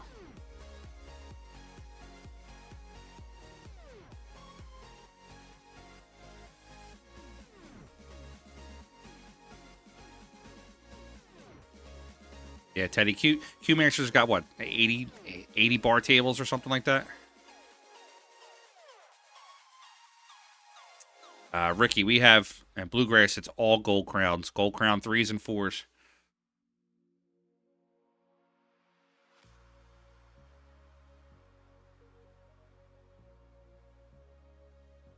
Now, it's funny, though, Chris Fecto, so my wife is from New England. I've gone and traveled to New England a lot, playing pool up there. She's actually up in New England today. And I do see a lot of 9-foot tables up there, though, especially in the New Hampshire, Boston area. You know, Amazing Billiards has him, Buster's. My man Jeff Burnham there out of Strokers and Capital City. They got a bunch of 9-foot tables.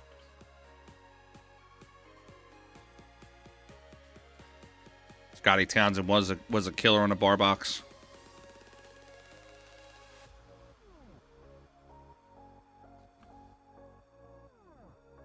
Yeah, Hunter comes down. Kevin, Hunter comes down to our events sometimes. Hunter's a monster player. Plays real strong. I think I'm missing a ball here. Does Tyler have 3?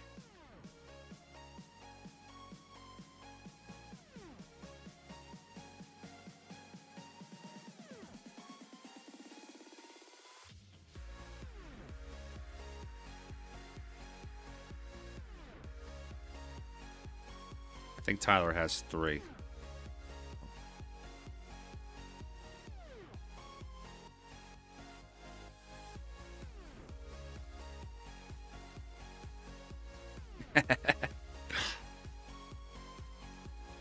Gerard, I will say that a Valley bar box has provided a lot for me in my life.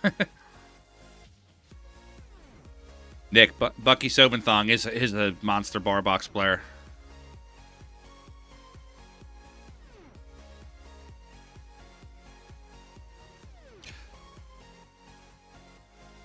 D ties it up 3-3.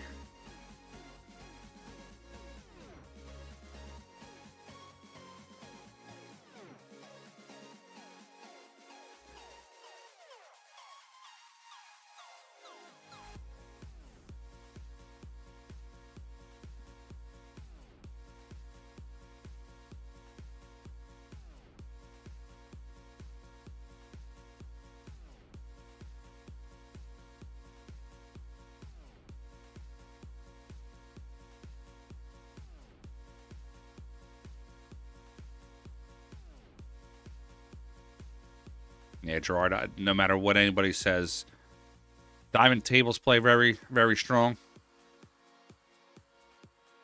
But you give me a gold crown 4 with some good felt, good rails. I won't leave that room. Shane plays tough. Shane plays strong too. A lot of good players here on the East Coast that just don't get a lot of recognition.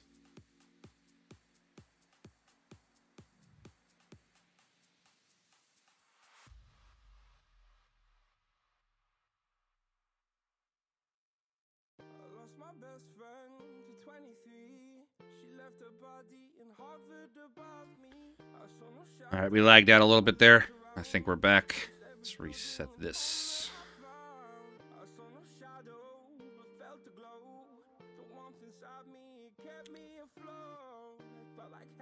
Yeah, Kate. A lot of places are a little.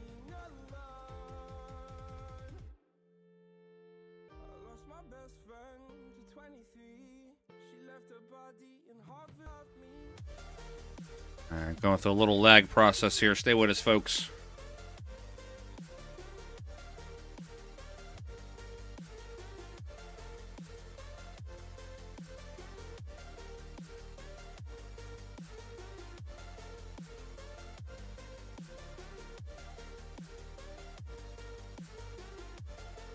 All right, just going through a little lag issue here. Stay with us, folks. I promise we're not going nowhere.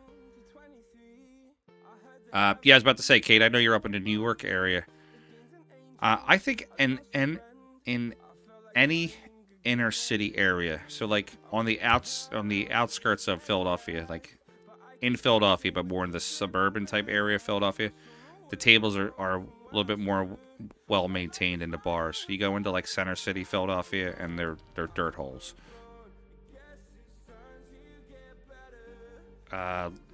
Kevin, yeah, Lucas is a fantastic player. He's part of Team in the Box. He wears our logos. We love Lucas.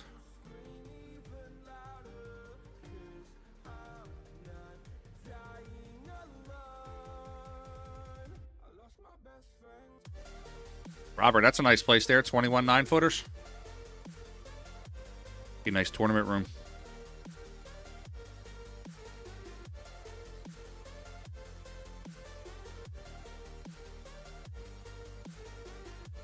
Guys, I got to step away from the mic 1 second. If somebody could just, when I get back, if there's any balls off the table, just let me know who got what. I'll be right back in 1 second.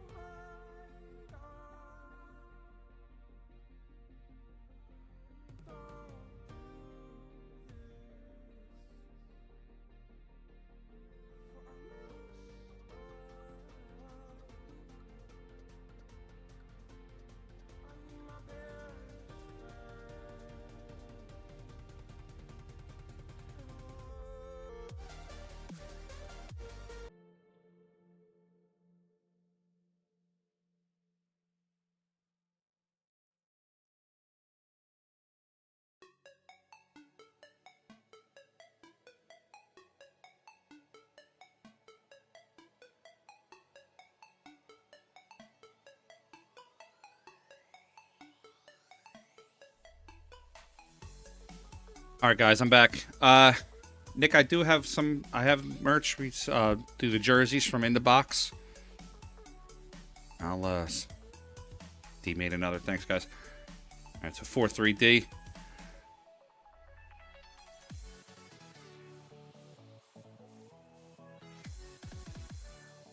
Kevin, Lucas versus Thomas Haas should be the finals of pretty much any. It could be the finals of pretty much any tournament on the East Coast. Both of them are just monster players. Thomas is a great kid. And, of course, Lucas is a great kid also. Thomas comes out to a lot of my events. So does Lucas. And Thomas's dad, Scott.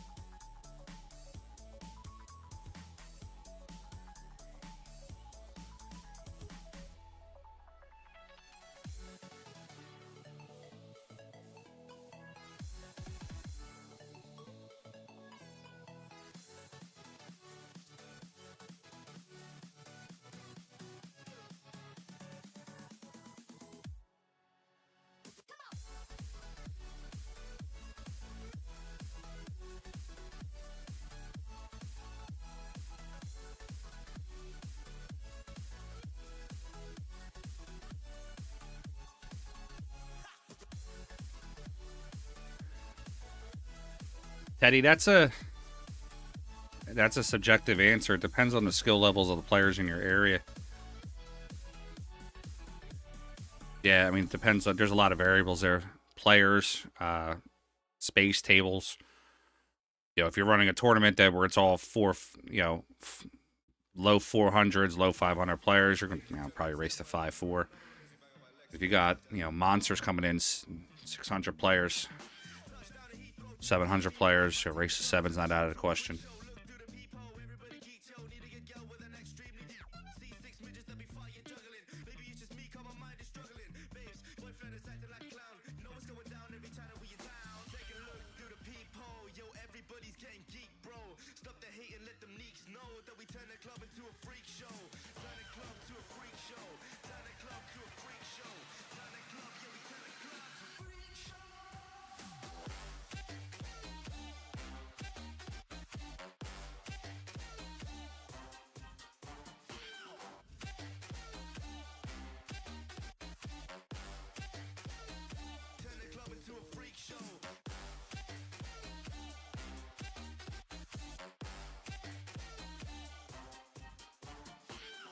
Guys, just give me 1 second. I'm just answering a important little message here.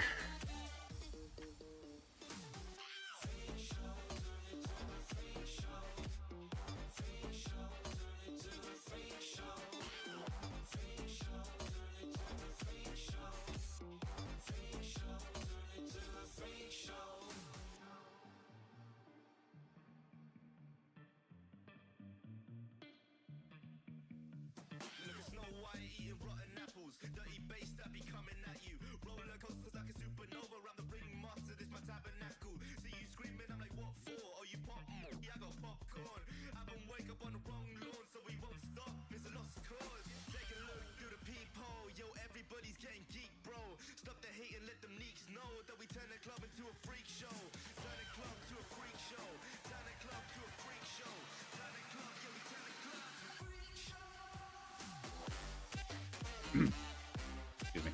For those that are interested, here is a link to our Pennsylvania State, our Pennsylvania Open jerseys. We're going to have our sponsored logos on there.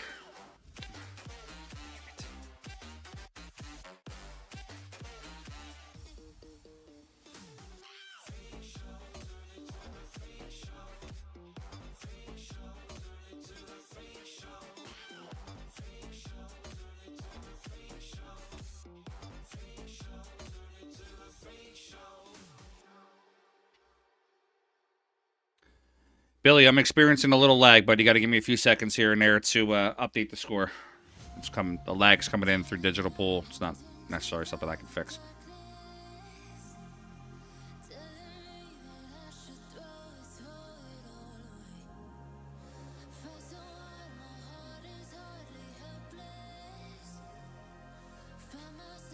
Thanks, Nate. Appreciate it, bud.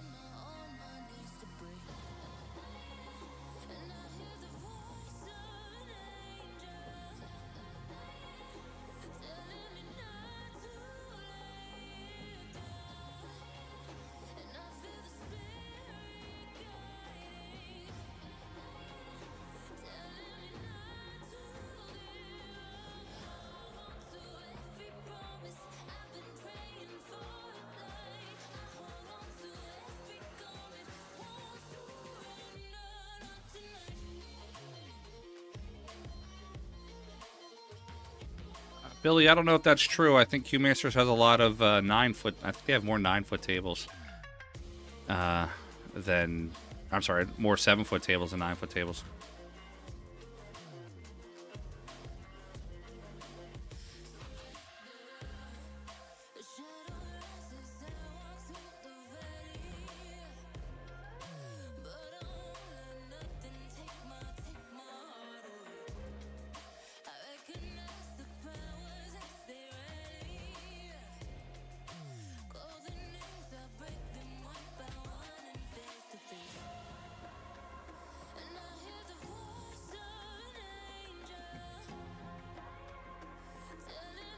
Yeah, I knew they had a bunch of 9-footers, but I And I didn't know it wasn't like 60 or 70. Q Masters used to be the home of the U.S. Open until Matchroom took it over a couple years ago. And watch Shane win.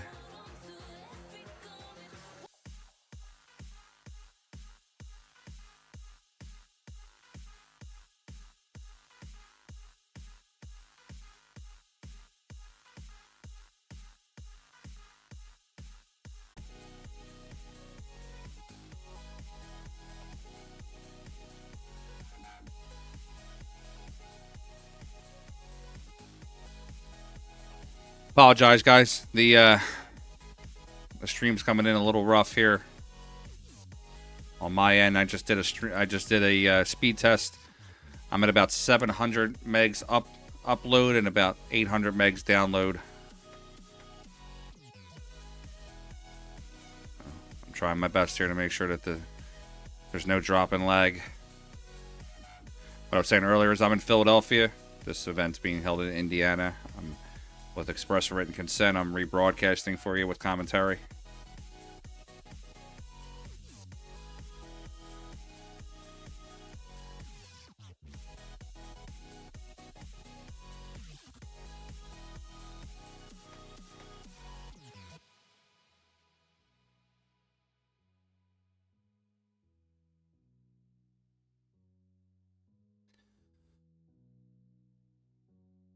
A little behind on the score. I believe Tyler is up 2-0, and he has won 7 balls on the table. 3, 6, 7. Wait there after Tyler's done shooting. I don't know if this is off the break or not.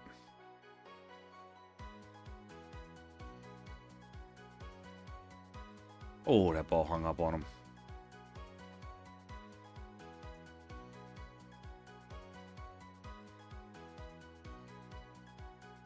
All right, so that was off the break. So the score is 1-0 in this rack. 1-0 Tyler, and 2-0 overall score. No problem, Robert.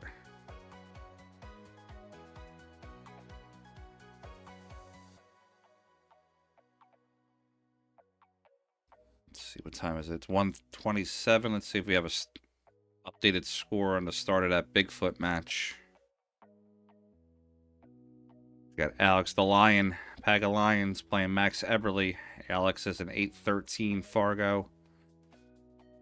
Max is a 755 Fargo. It's a race to 10. Last night's matchups, they had 4 last night. John Mora defeated Jesus Atenzio 10-6. Josh Filler defeated Misko Bertunsky 10-8. Better defeated Shaw 10-7, and Victor Zelinsky defeated Corey Deuel 10-5.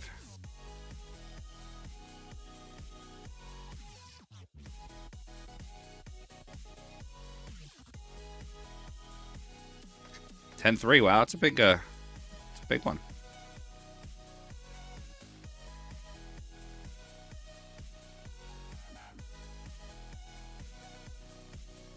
A lot of people aren't fans of Max. I think Max shoots pretty well. His views on life are a little different than mine, but everybody, to each their own.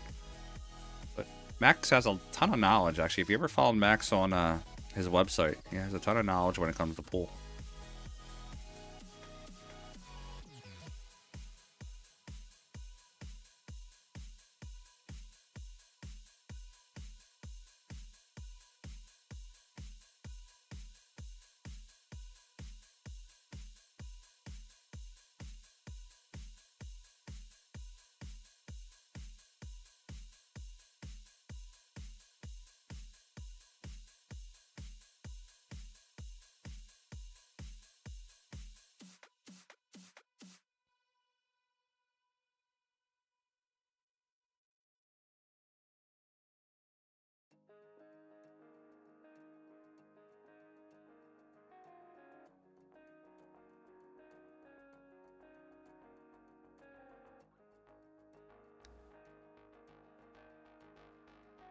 All right, Tyler doesn't have a lot of shots here. These balls are kind of clustered up in the middle of the table. They're kind of That 3 ball's kind of in the way of the 6. You could go long rail bank. You could bank it to the bottom right corner.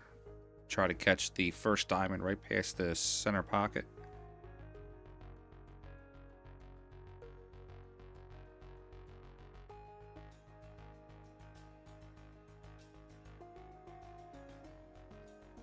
Looks like Tyler's just going to dish it out there.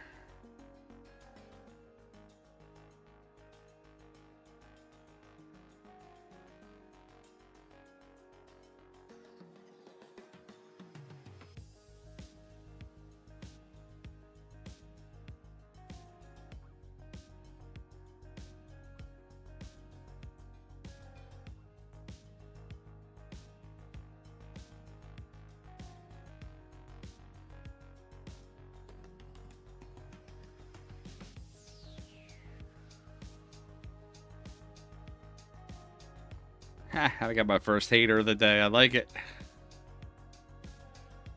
Haters make the world go round.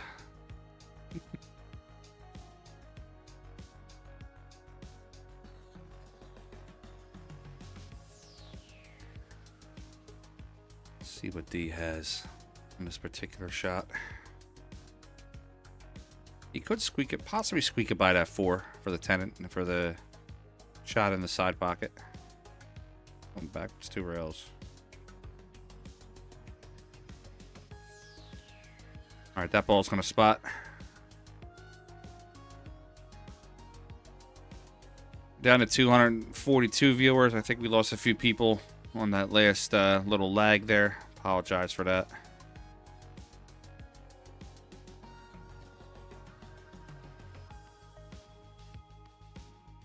Tyler's going to play 3 rails. This 6 ball in the side pocket. Bottom rail, side rail. He's going to use a lot of inside. Bottom rail, side rail, side rail.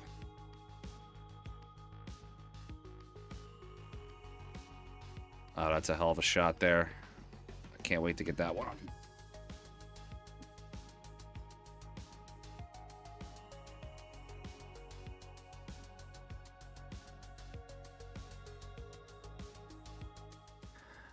Might have to send that to Mrs. Styer later on. Ever watch that shot?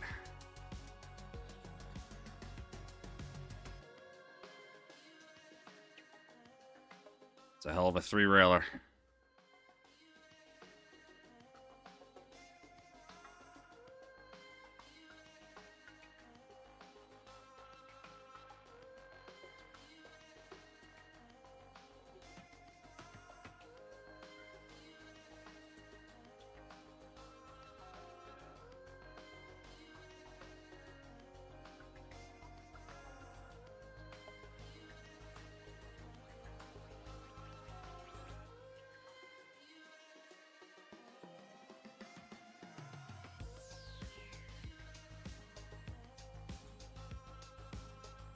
Tyler chose to open the stack up there. That was a little different. Let's see. D has a shot on 3. D can bank the 3 to the bottom right corner.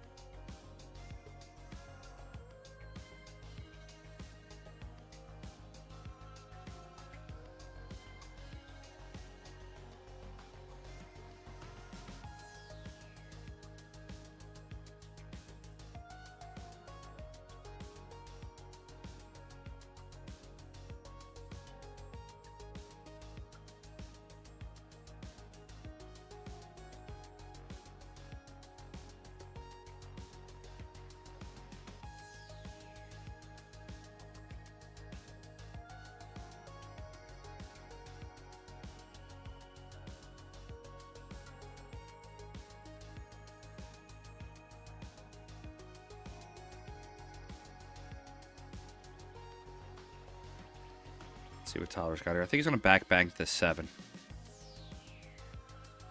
High right bank the 7 in the bottom left. Nope.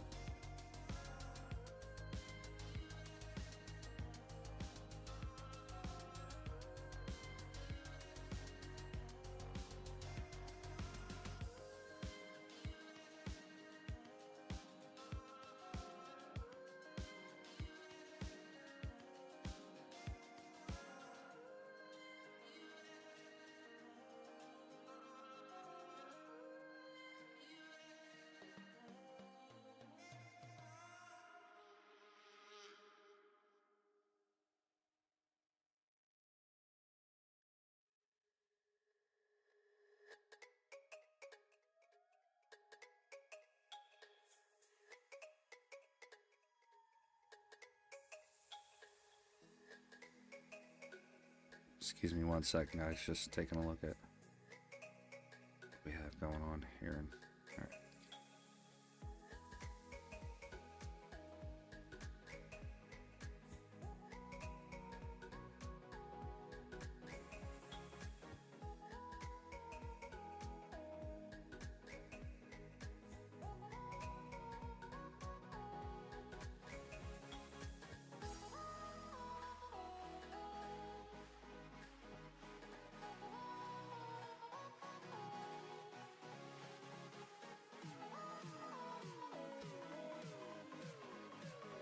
Sorry about that, guys. Just trying to make sure we kept ourselves online here. No lags. Just working on the internet a little bit.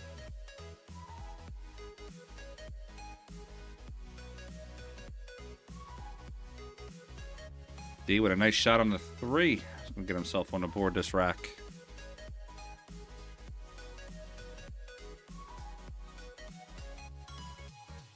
Robert, I couldn't tell you who won the Shane match. They have, there's not a bracket for this. It's a reseed.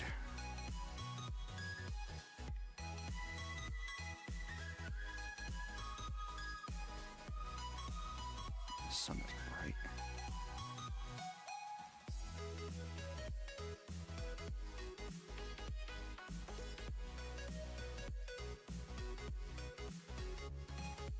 If they allowed a bank combo, that 9-1 is on. Maybe not so.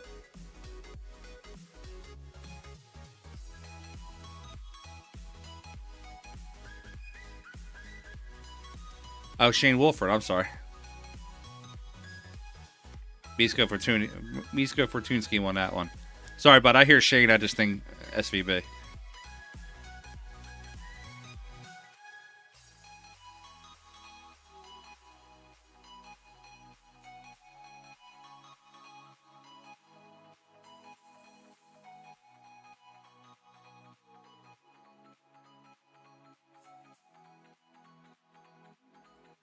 Tyler playing a little conservative this rack. He's up 2-0 overall and 2-1 in the rack.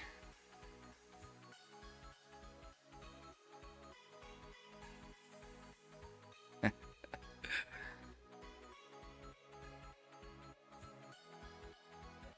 rocking the boat a little bit here with the camera.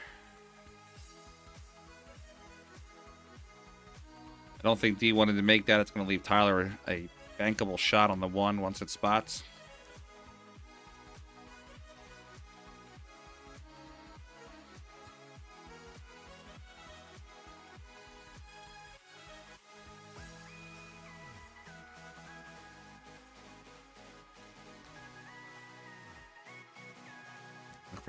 Look for Tyler to bank this 1 and maybe play high on this. He might want to try to maybe open up a little bit of these balls. I'm not sure.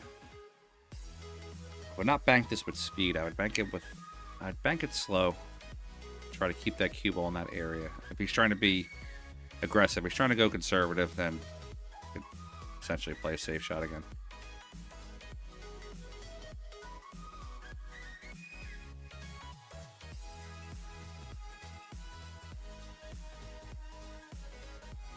Being conservative.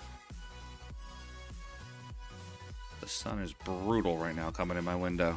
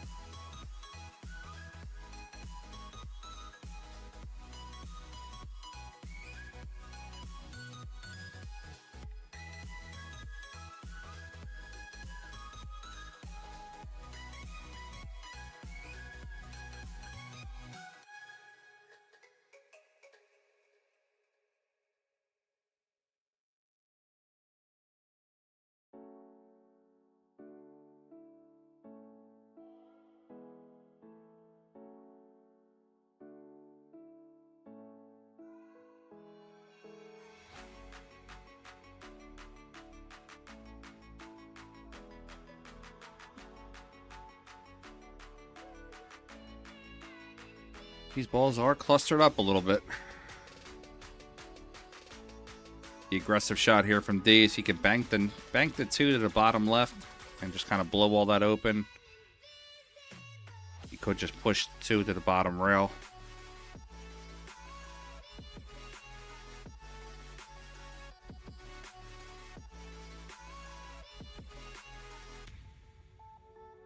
Yeah, they're playing very conservative this rack. They're trying to move the balls to the middle of the table.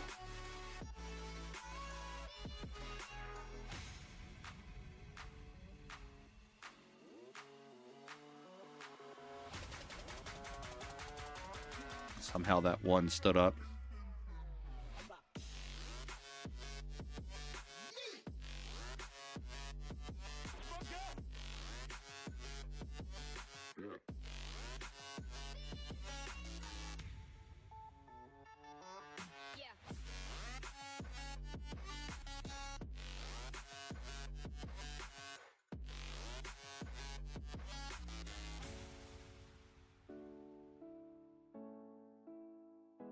D makes the one. It's going to give Tyler an opportunity to bank the one if he chooses to, or if he's going to play. I'm not sure if he's going to play conservative on the shot.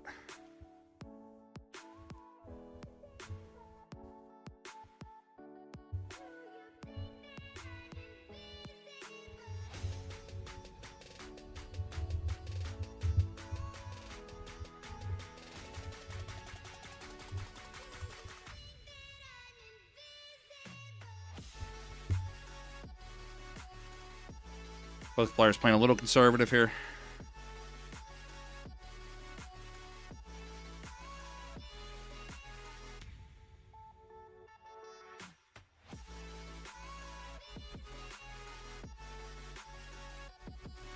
He goes for the shot. That ball's going to go down into the corner. That's going to leave Tyler a shot from the spot.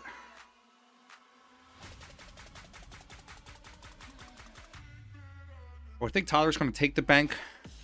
Yeah, I was thinking. I think he was going to take the bank on that one. Bank on the two ball.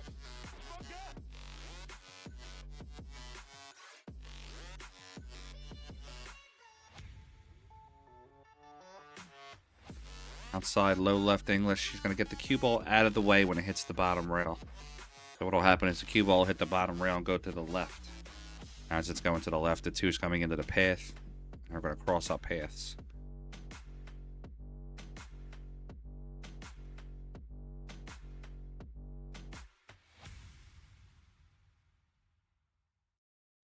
Good try from Scott. From Tyler, I mean.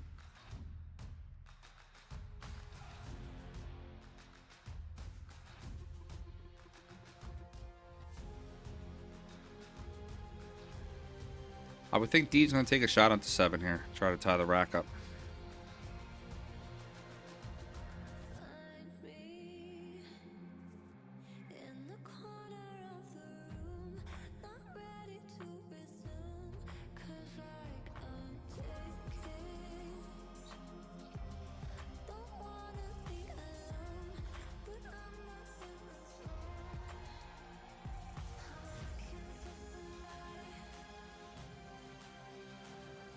Yeah, that's right, Gerard.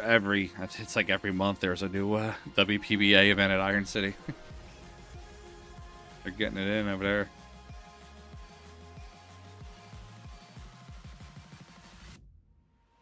Shout out, speaking of ladies pool, shout out to Brianna Miller, PA Pro-Am sponsor pro player. She's over there in the Connecticut State Women's 9-ball Championship. She won her first round 7-0. She's up 5-0 now on her second round. Playing pretty strong. Oh, just nips that ball before it goes in. Billy, yeah, that's the room.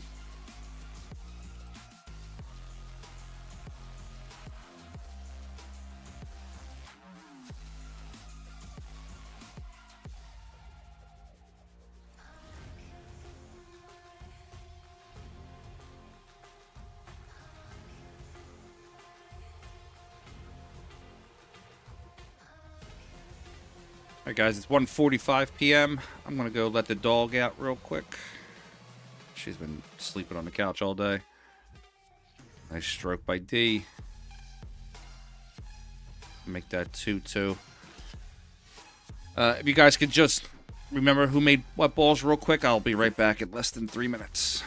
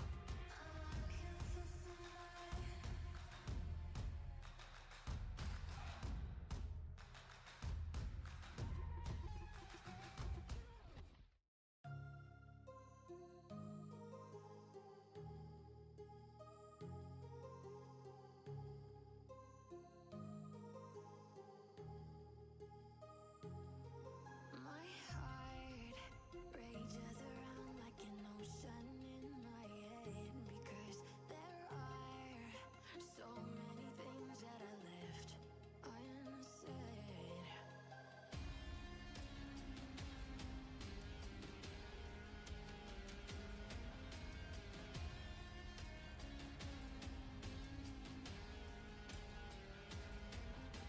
I can almost feel you walking in the distance, but I know that is not reality. If you are echoing around inside these parallel dimensions all alone, know I'll find you in my dreams.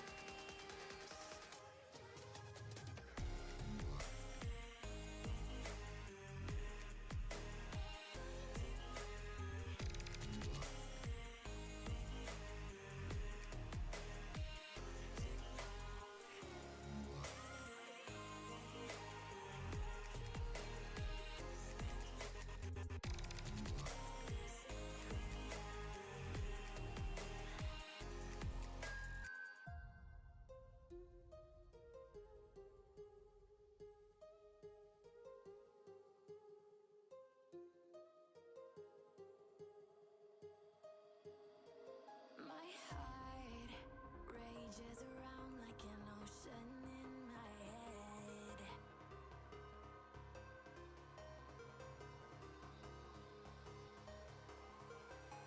I can almost feel you walking in the distance, but I know that is not reality. If you are echoing around inside these parallel dimensions all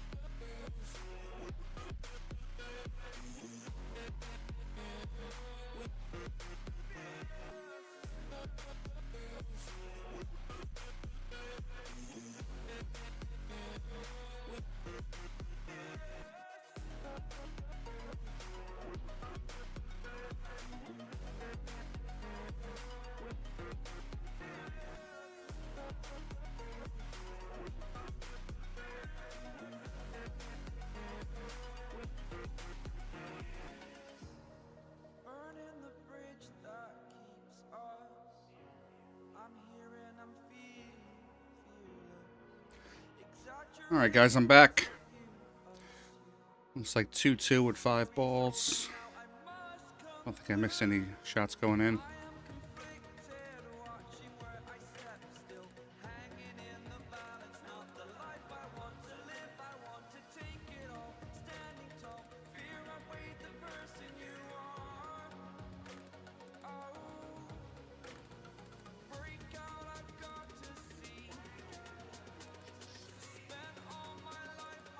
This matchup going a little long. Guys are playing a little conservative. Somebody's going up top there.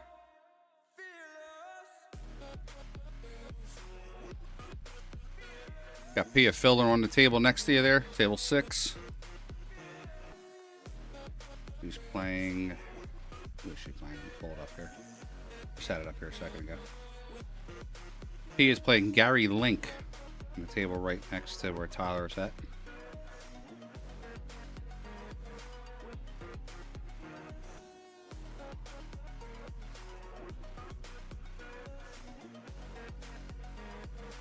Just gonna go through and scan some of these tables real quick and see what matchups they have still going. Table 3 is Sonny Berry, Gentry Taylor.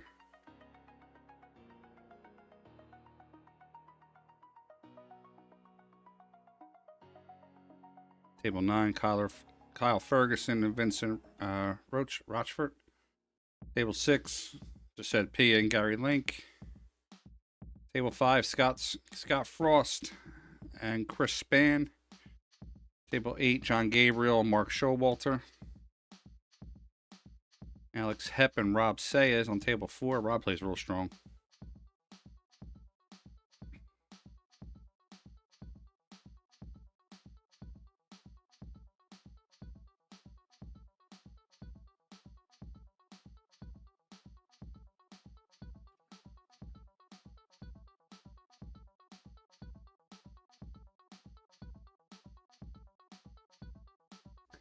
He said, I never lost anybody with a phone or a knife case on their belt.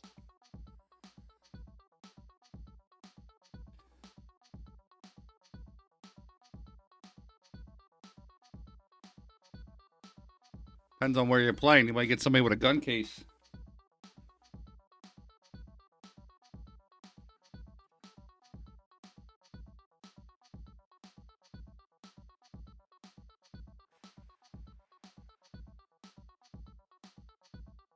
Oh, it's gonna hurt D a little bit. 1, 2, 3. It's gonna bring D down to 1.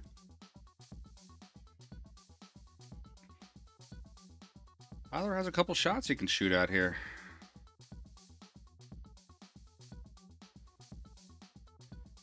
Guys, when this matchup is finished, we're either going to jump over to the Pia Filler match or Scott Frost on table 4. I can kind of bounce back and forth if you guys want me to. I just won't be able to keep up with the scores on all the matches.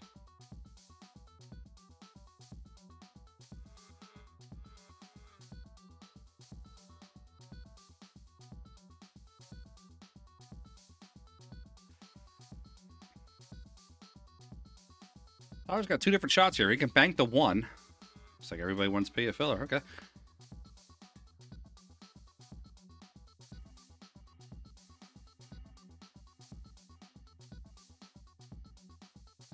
Good shot by Tyler.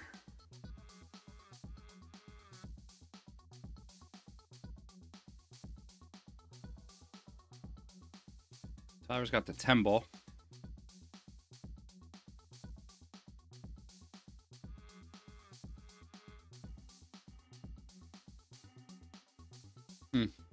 Easy now. I got to deal with Scott Frost. I got to make sure I promote him pretty well. Pia got it on her. You know, see Pia wearing her little Nike Dunks there.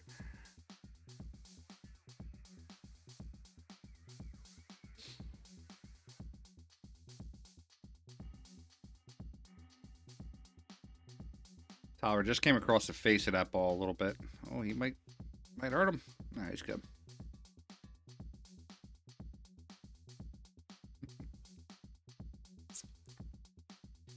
I'm surprised here, though, with D. Atkins. D's a very good player. He's a 740 Fargo, strong player. Just having a And not so great match today, but I have watched D on some streams before. He can really play.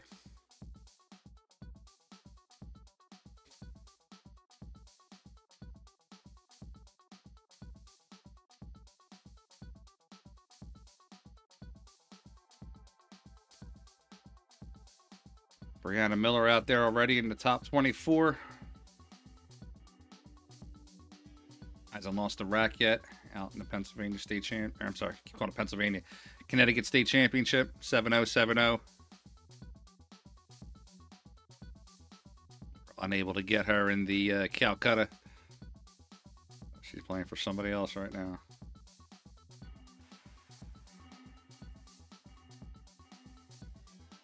We got a killer runner-up, possibly. Ashley Benoit.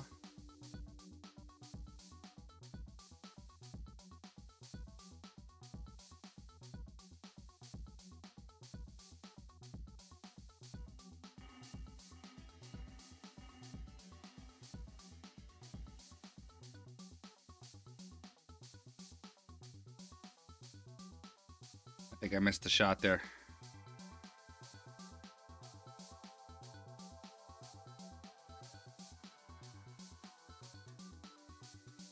Missed the shot there, unfortunately. Does D have 2 or does Tyler have 4? Sorry about that, guys.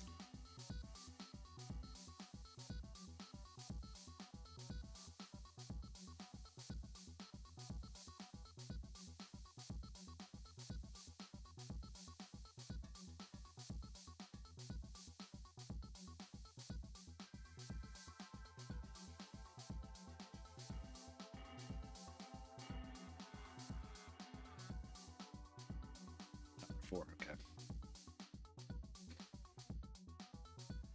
Awesome, I got it. Thanks, guys.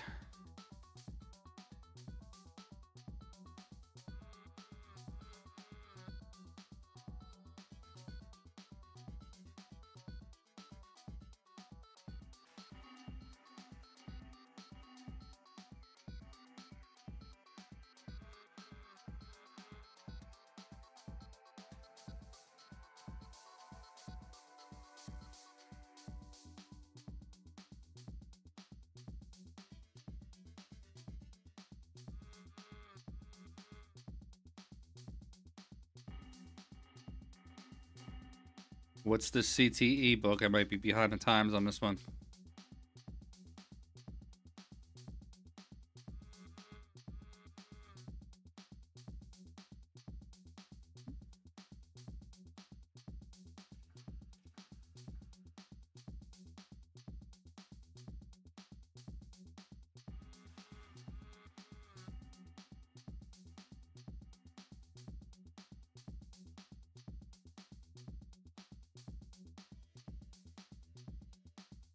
Okay. Oh, I've heard about that. Okay.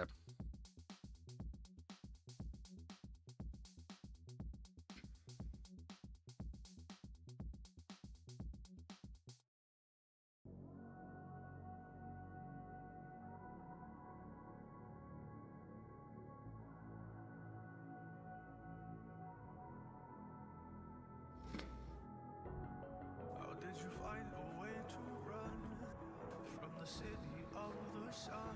You could have stayed, it's only over when the day is done. I never knew you was a runner, yeah. I mistook you for a son. It don't matter what we think when it's all over. I don't know. I gotta say, Tyler. My opinion, Tyler's living the life here. I mean, he gets to travel and play pool. He's got a beautiful wife who's really good at pool. A little bit of an instruction business. He's on the Moscone Cup.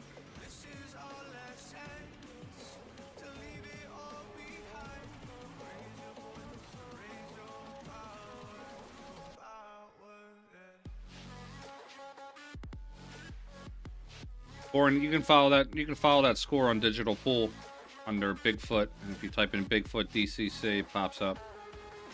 Currently, right now, Max Eberly is up 5-2 on Alex Pagalian.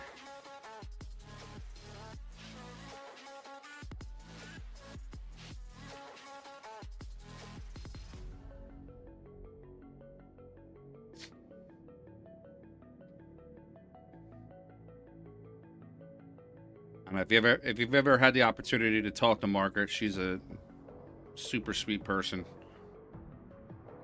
and she's really good at pool. 725 Fargo, she can play.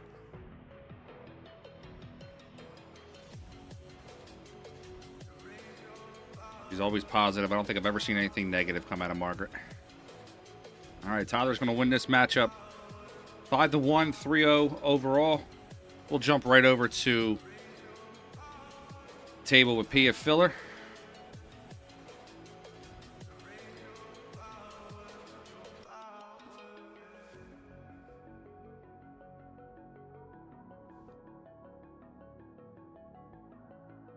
We're going to update the score. Guys, I'm not going to have any score here. Apologize.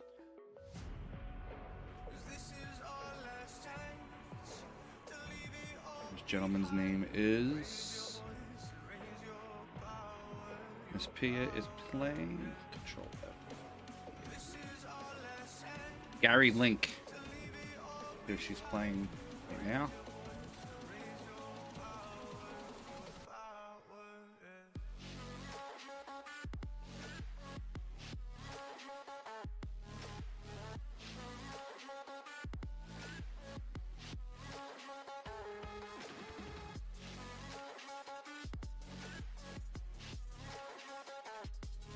Thanks, TJ. I appreciate it, pal.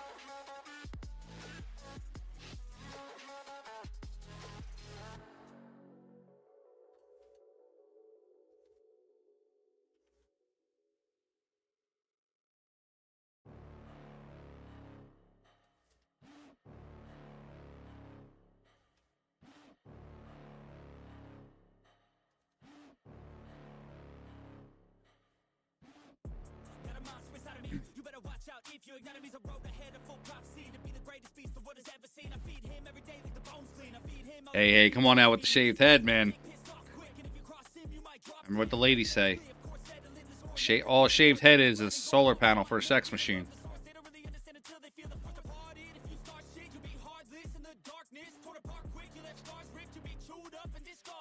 Oh, I didn't see a Kia Burrow on there. How's it going, girl? Haven't seen you in a while. How you been?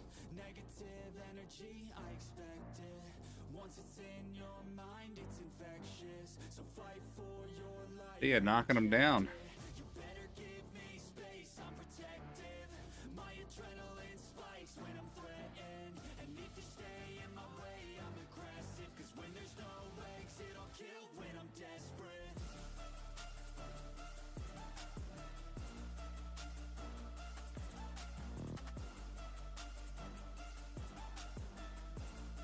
He is a strong player herself. What's she, a 6? I think she's a 668 Fargo.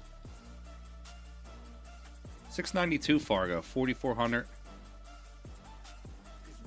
Robustness. This is Gary Link, right? There's 2 Gary Links. It's probably the one out of Ohio. He's a 588 Fargo.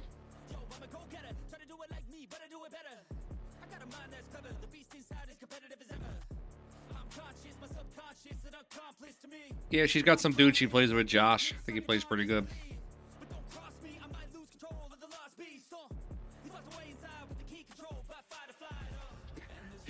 I don't know if you guys follow them on Facebook. They have Facebook pages, and then they have Killer Fillers.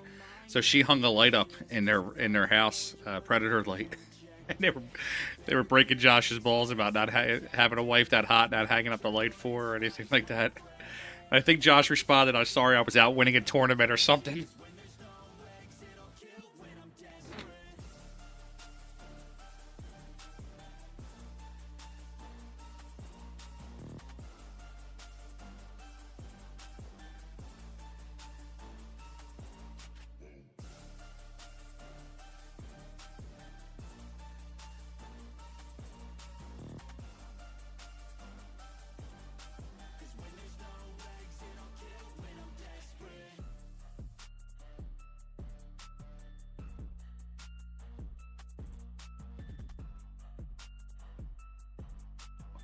Beautiful shot.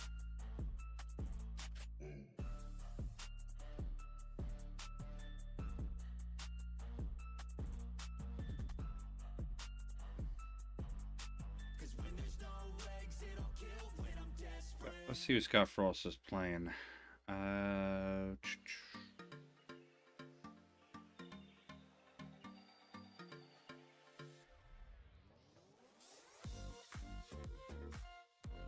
Scott Frost is, according to this, it says Scott Frost is on table 5 playing Christopher Span. S-P-A-N. Snooker, those lights are actually super light. I actually just hung one up in Bluegrass Billiards about 3 weeks ago. And the entire light weight was like 35 pounds or something like that. It was nothing. They're super easy to hang up to. I'll actually give you guys a link here. I'm actually sponsored by the creators of those lights.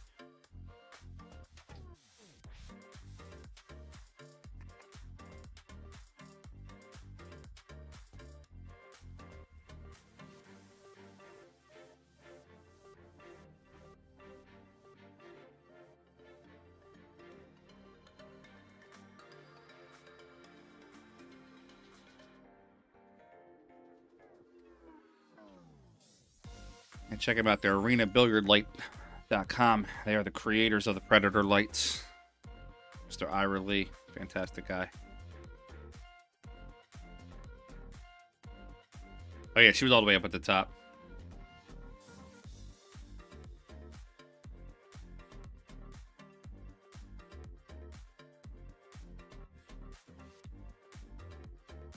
Gary hit that just a little straight.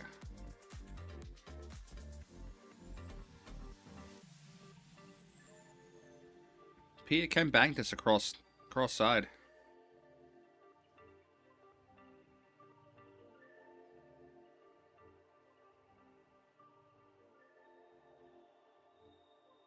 Oh, just missed it. Just got the little leg kick up there too.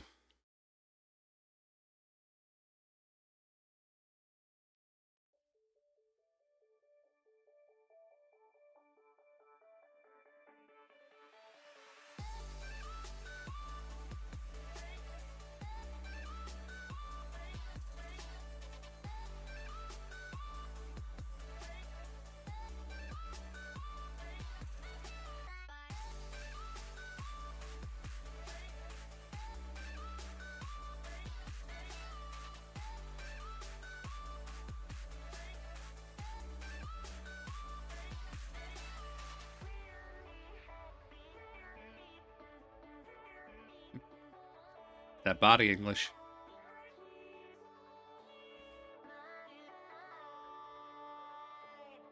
Guys, excuse me 1 second.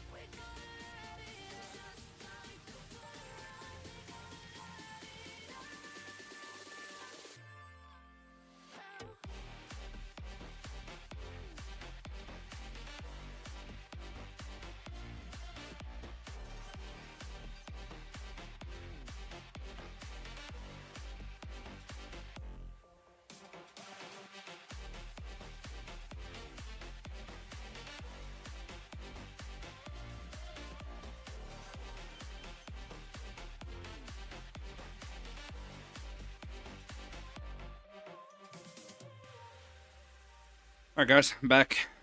Wife was updating me on the Connecticut State Championship. About 50 players. 12 of the ladies went to the field. We bought the field for cheap.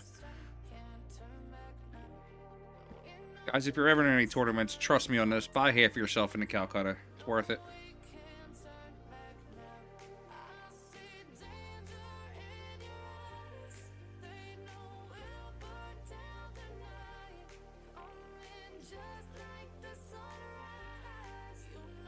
Gary has one. Cool, thank you. Trying to figure out the overall score of the match. I know Gary won that last rack, but I don't know if P has won any racks yet. So this is just the ball count score.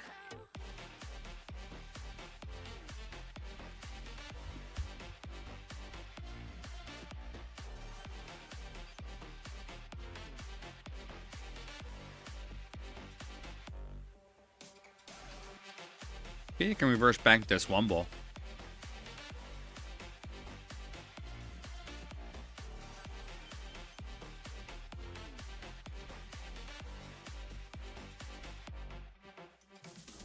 A little too much at the edge. Be careful.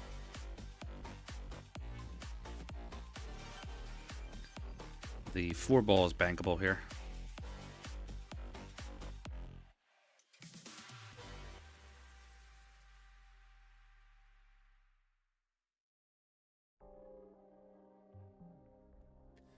Banking the 8 instead.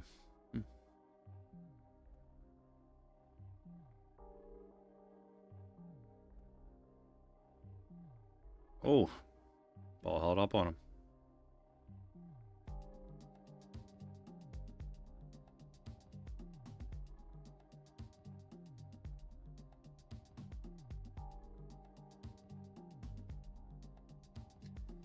Yeah, you can bank the 2.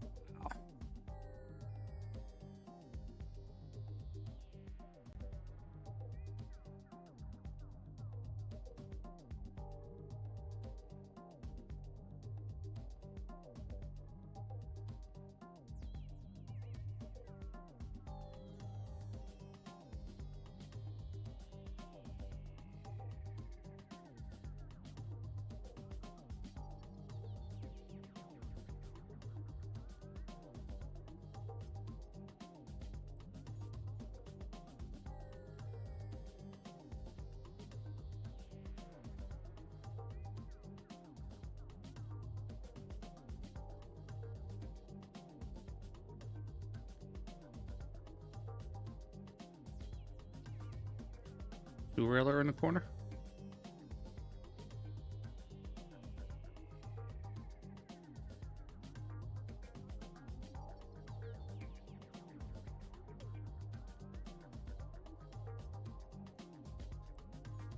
The 1 railer is on for the 9 in the side. I'm sorry, the 1 in the side pocket.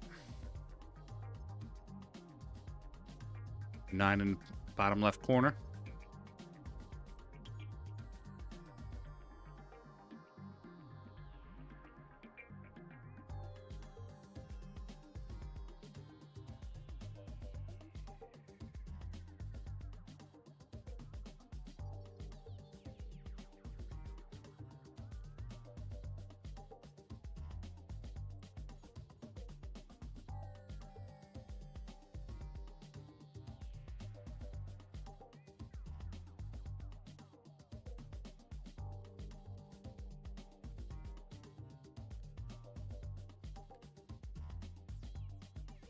Looks like that Scott Frost match finished up. Let's see if we can find out where Mr. Frost is at. No, it's still showing that he's playing on table 5. May not have updated it yet.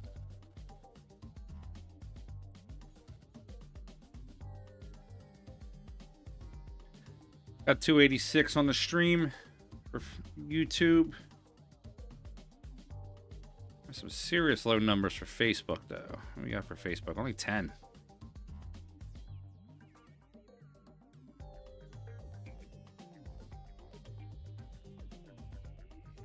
That ball doesn't count. It kissed off the 2. That'll spot. Got a little quiet in the chat. Give you an update, too, on that Bigfoot matchup. See if I have an update. Still showing 5-2. Max up over Alex right now. Going about an hour and a half on that match.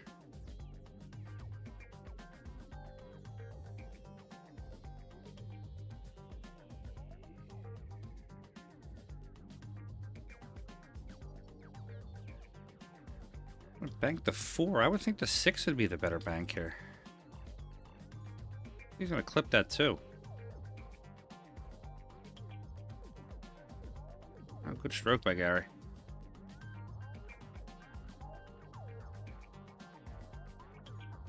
Lamula, no, you cannot make a kick. So the banks have to bank at least one rail. They have to bank one rail. They have to be clean. They cannot kiss. You cannot combo. You cannot carom. So minimum of one. You have to hit one rail. If you bank one rail and then let's just say the cue ball's here and he banks this ball, and this ball is coming down and catches this rail and goes in. It's considered a good shot.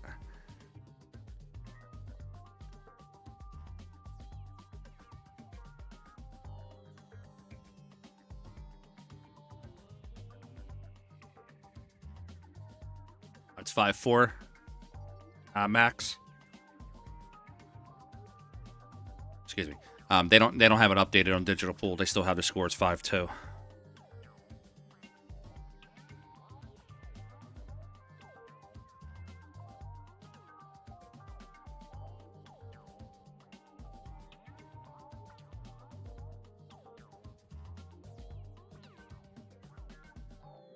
I don't know why I haven't seen any players do the backwards. Like, you can bank that one all day long.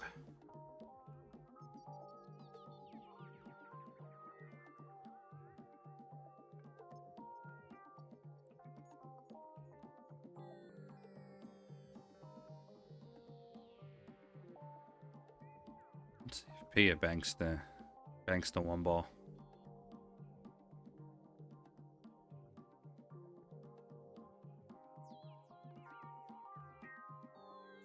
I'm not playing in the event, so it's easy for me to sit here on the couch and, and I'm not saying criticize, but it's easy for me to sit here on the couch and say, shoot this. But I really don't understand how some of these pro caliber players are not banking that one back. That's a pretty standard one pocket shot. I don't know if they're playing just too conservative or you got to fire at that one ball at some point.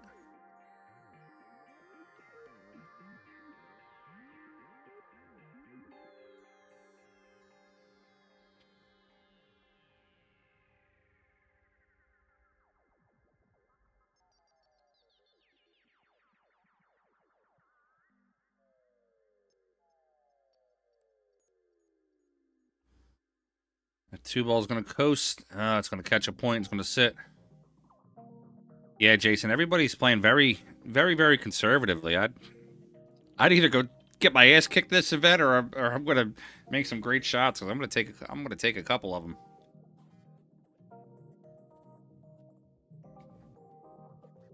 Backwards bank on the 5 for Pia in the side pocket.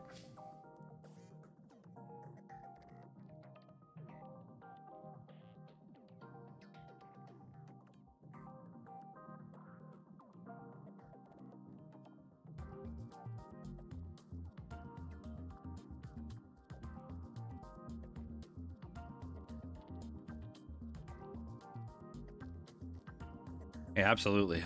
If I'm getting my ass beat, I'm getting my money's worth. I'm taking a 2 or 3 railer. I want the ESPN shot.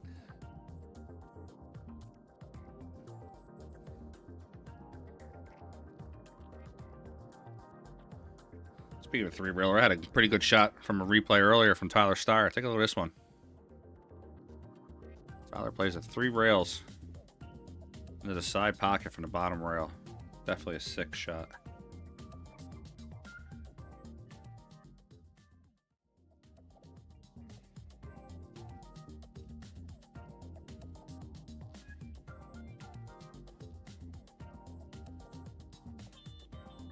I don't think that's going to hurt him. 7 balls in the way to 6.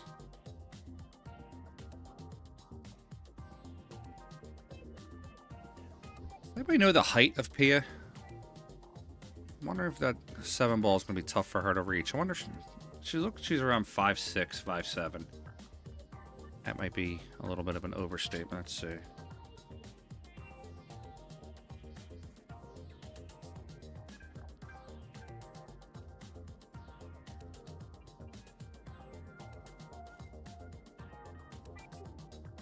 She has a Wikipedia page. It doesn't tell you how tall she is, though.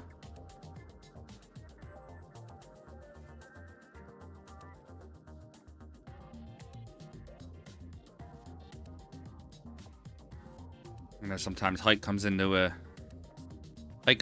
depending on what kind of shot you have to take, especially a shot like this. Using a bridge to bank that. Yeah, she's got to get up on that 7.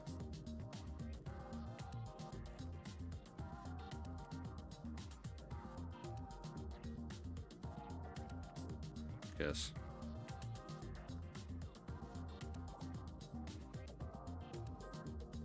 Yeah, Josh is a little bit of a shorter guy. Not arguing there, Robert.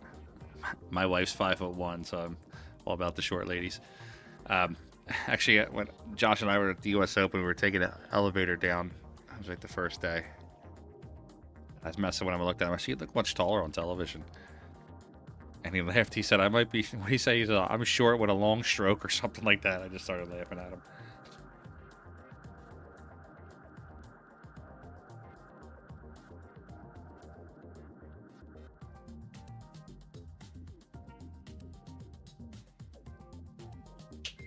Fired that one in. Nice shot.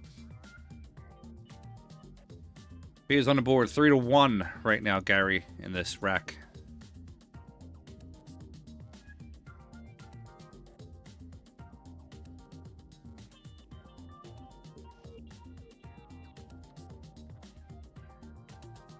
I'd like to see her shoot this 1 ball banking across. No, I definitely know she is not 6'1".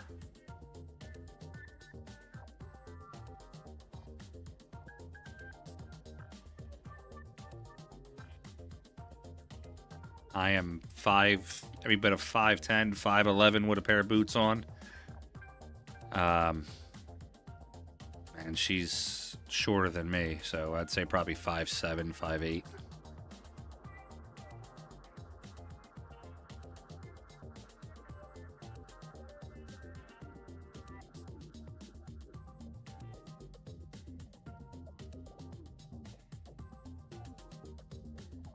Now, Margaret is a little taller. Tyler's wife. She's probably like 5'10".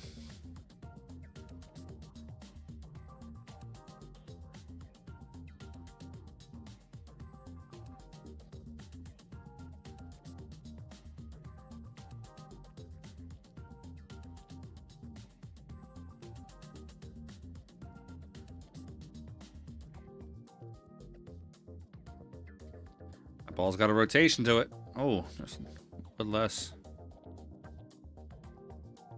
316 on the stream. Stone cold numbers.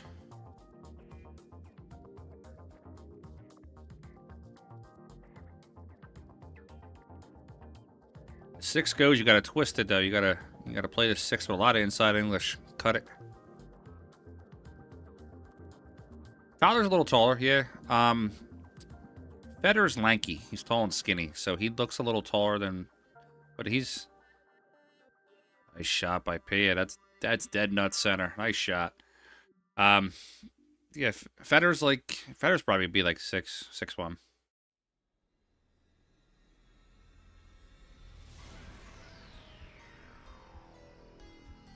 Let's see if Pia's going to take the 1 pocket shot or if she's going to take the 5 ball first. She could take the 7. A lot of high inside English. Play around 11 o'clock.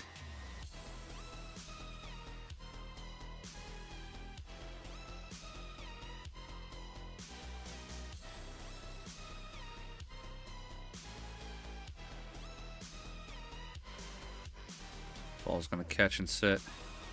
So P was in the WPBA Iron City 3 last week, and Brianna Miller, my sponsored pro player, was there. And if Brianna would have won her match, they would have played the next round. Brianna lost to, I want to say Weiwei, if I'm not mistaken.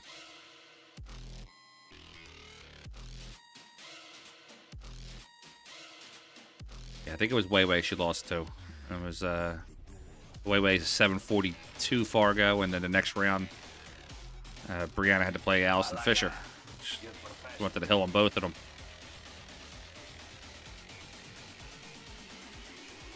Thanks for subscribing, guys. Appreciate it. 325 on the stream. Let's get these numbers up.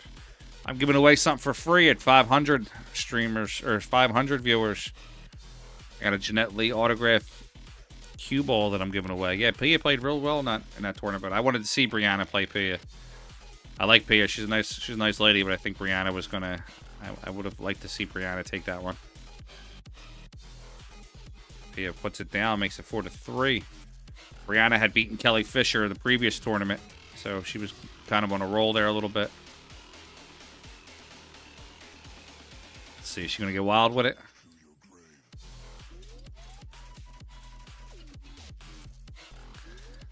Come on, Pia. How many times do you get that set up in a match where you can, in a rack, where you can play off the side rail, a little bit of high left, side rail, connect that ball, double the rail, and make the 7. Little trick shot. I'd have fired at it. And that's why I'm sitting at home watching Pia's playing.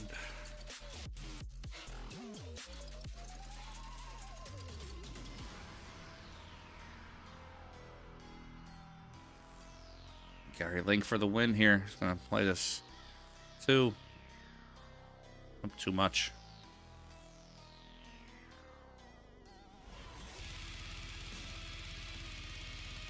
Going to leave the 1 pocket shot for Pia.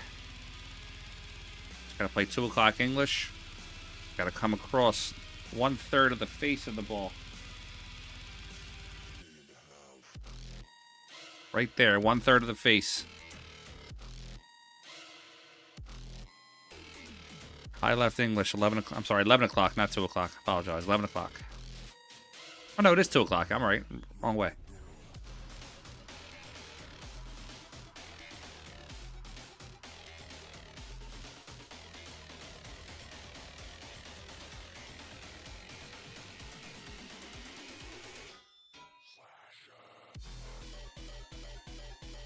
It's definitely the shot. You got to fire at it.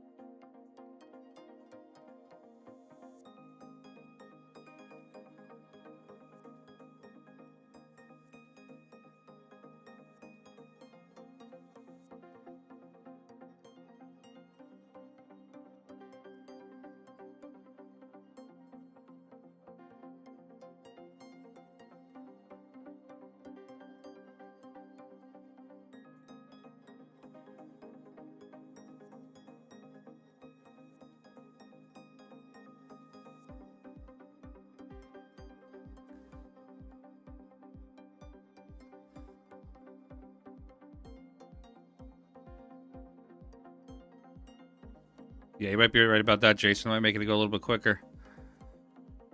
Thanks, Brian. Yeah, I don't know if you were watching yesterday, but I didn't have any control over the intake of the stream. I know my stream, what I was broadcasting good speed, but it was the intake of the stream coming from the venue.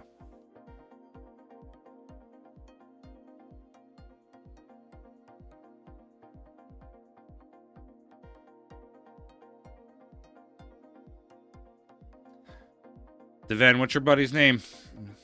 They are running a little bit behind on these matchups. Let's make sure he's even on that table.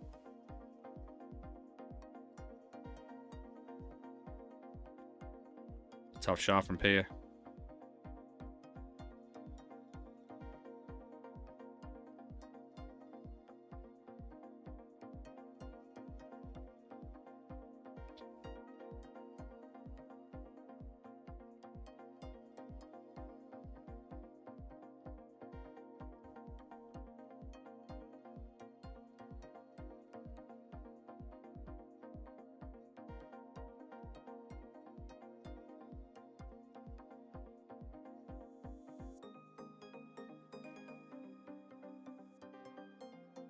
Now this scheduled match page just got real convoluted. They put the 9-ball and the 1 pocket in there.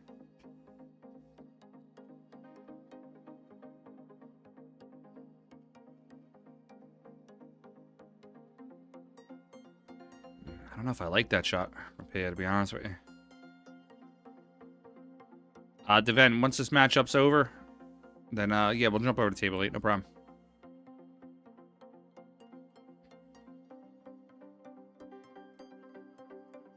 Yeah, I don't know if I was a fan of that. You're giving him a free shot at this 7.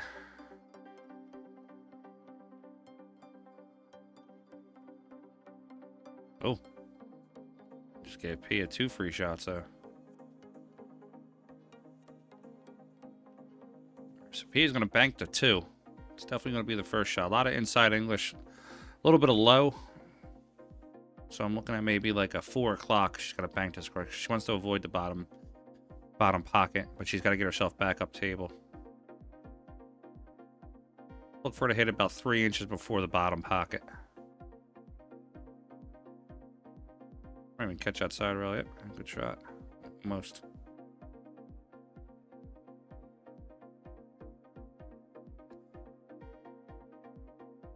Sun is almost out of my vision here. Killing me. I have a large bay window in my studio office here, and it's definitely killing me on today. Even with the blinds down and the curtains pulled. Let's see if Gary Link here can bank this 2. Take this rack. Oh. 350 on the stream. Let's keep growing. I got a Jeanette Lee autographed cue ball to give away at 500. Help me help you.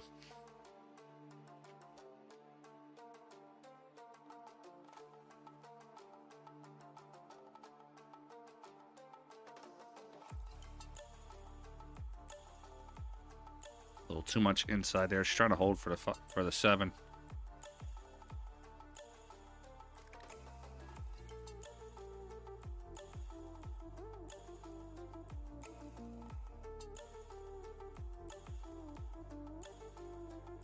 I like when you get to the bottom of the cup and it's just nothing but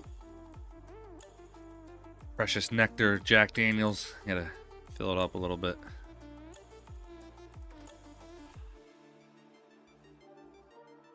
That's going to hurt. Excuse me, that's going to hurt Gary Link. That's going to bring him back down to 3. Now we're tied up 3-3 in this rack.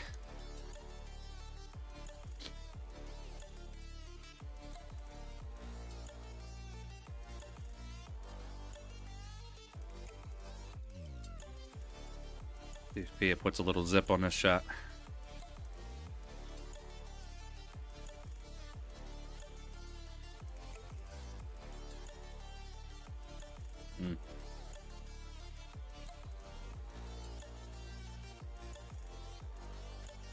I don't think she's happy with herself right now. Her body English is a little off on the shots. She seems to be a little frustrated. So Gary's going to bank to 7.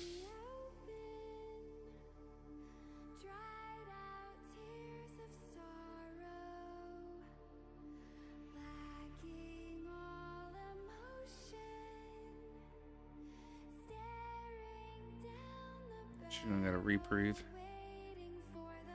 She gotta bank the 1 first here. Bank that 1. Just kind of pull it back a little bit. You can bank the 7 too.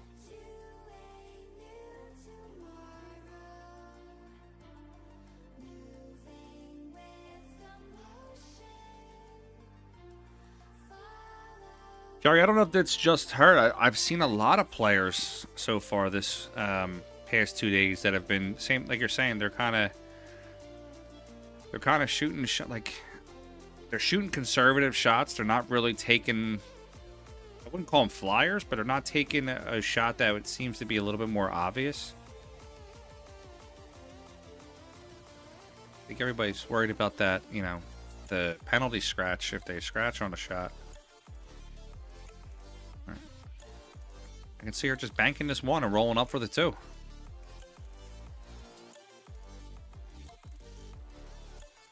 It's going to hit the point.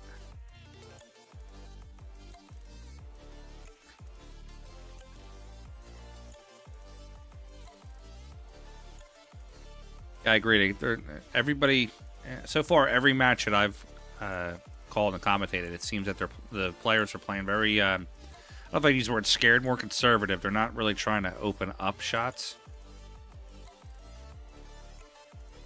Gary's going to shoot this 2 ball. I would bank the 7 first.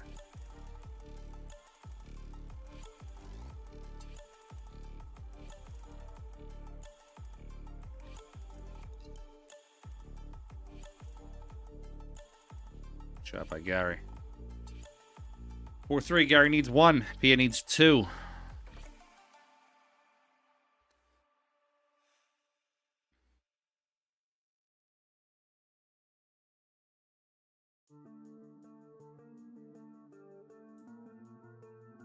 He just stood up on that one. Come out smelling like roses with it too. All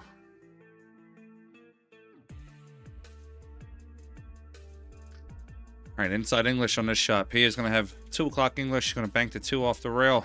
Or, I'm sorry, bank the 7 off the rail. If he hits it right, she actually might make both balls.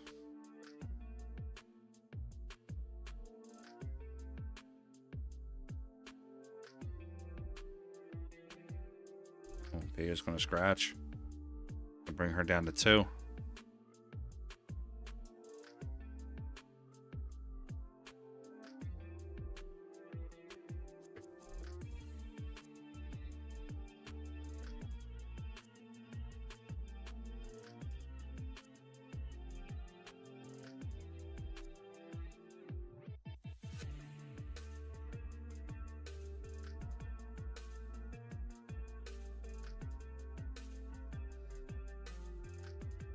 Let's see if Gary can get out here with the 7 ball.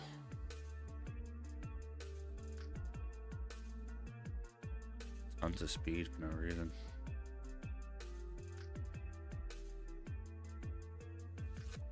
All right, let's see. I left from Pia. Bank the 7 back right where she's at. Come out 2 rails.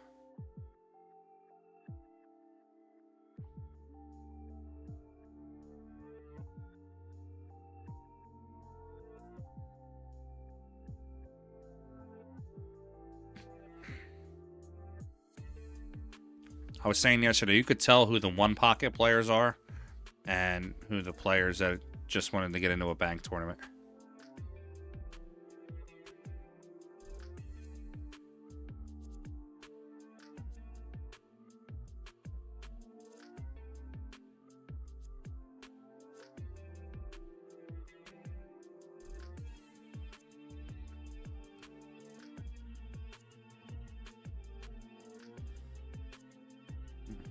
You're going to hold this ball, bank it across the side, bottom left side. I'm sorry, bottom left corner.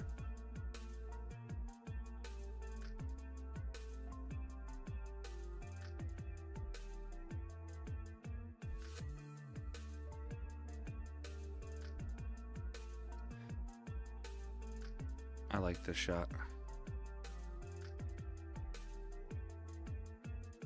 No, we got to come across the front of that ball. Trying to hold it.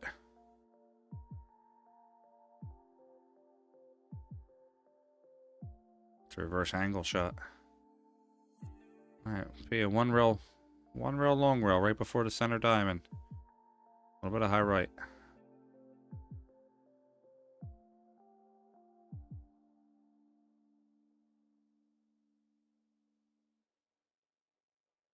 All right. I guess PS3. Back this 7. A little bit of high inside.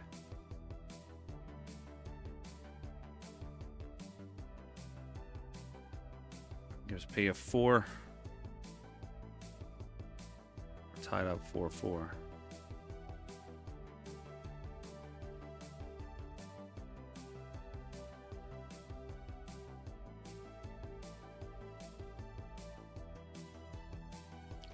I don't get.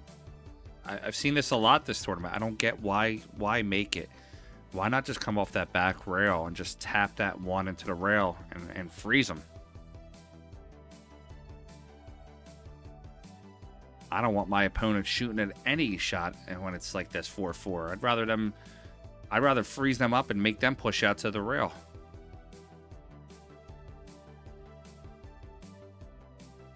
Yeah, in my opinion, she gave that rack away. I would not have.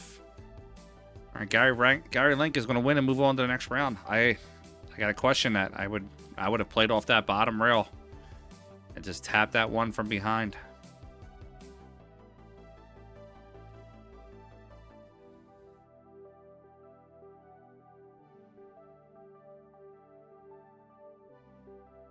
No, I don't agree with that one, Jerry.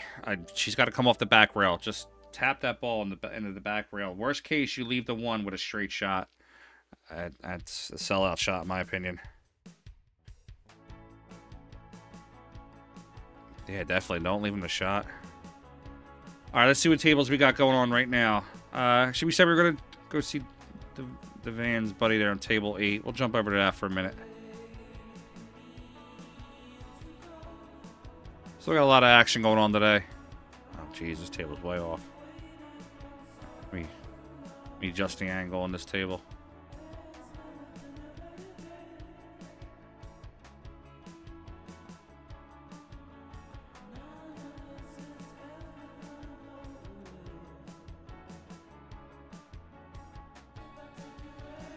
The angle's just a little bit off on that.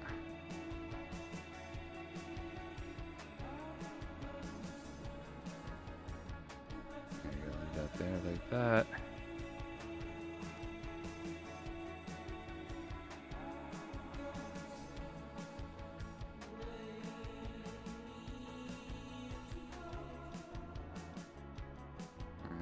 The current names of this matchup.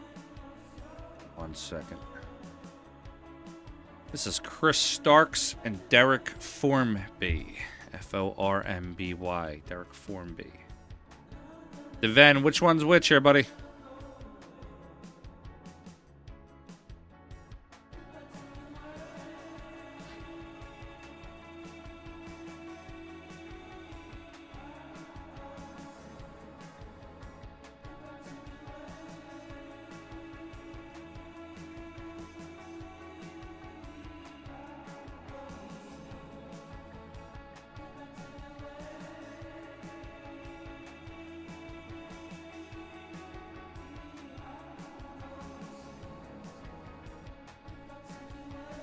Chris is in the hat. Okay.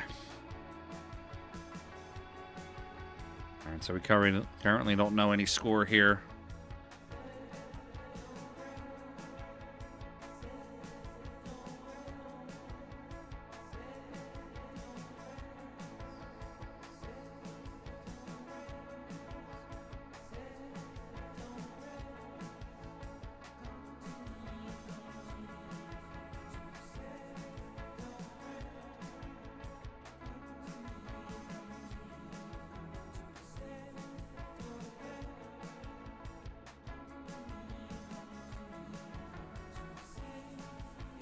Alright guys, I'm going to scan through real quick on these tables and see who we have playing currently right now. Table 15, Earl H, Tom Jesse.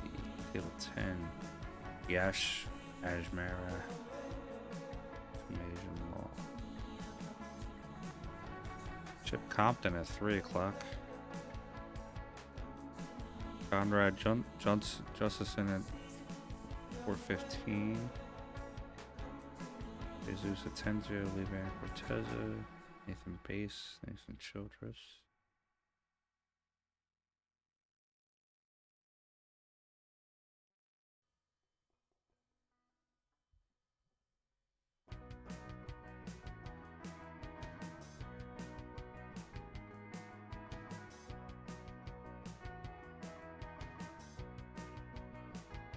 .415, Kevin Brown and Oscar Dominguez. That should be a good matchup. Kevin Brown plays strong. .415, Tony Chohan and Josh Roberts. That might be the matchup we're going to watch.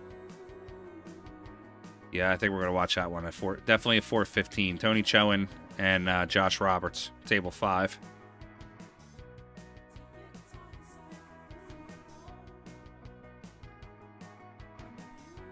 O'clock, Chip Compton, Bora NR.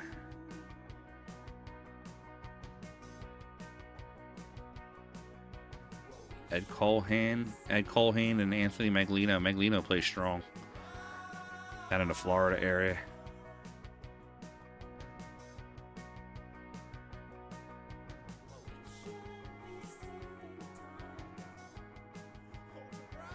What time is that Chohan match? Oof, Tony Chohan and Oscar at the same time. Just going through looking at all these current matchups that are going to be coming up soon. I'm going to start narrowing it down to the cream of the crop and not so much the table 3, of course.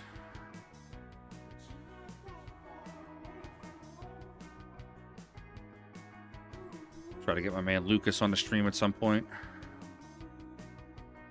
Got Frost, table 14. Roland Garcia, I haven't seen him play in a while. Table 16. Roberto Gomez, table 20. Of course, to keep Federer. That would have been a great match. Federer and Vidalay Patsura.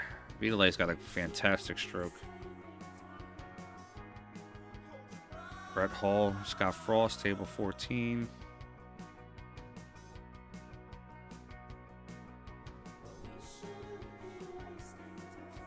Yeah, I think our best option is probably going to be that Tony Chohan match. Kevin Brown. It's a good matchup.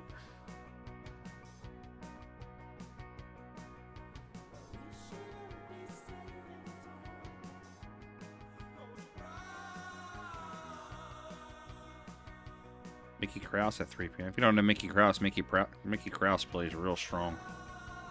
Team in the box player.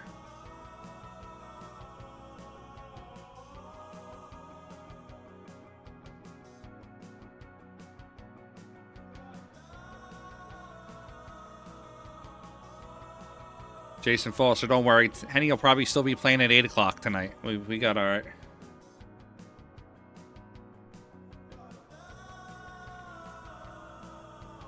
Jerry, I'm not sure how deep they're playing out in the field. Yeah, that Federer Vidalay. Unfortunately, I'm not able to stream that. It's on table 20. Would love to do that one.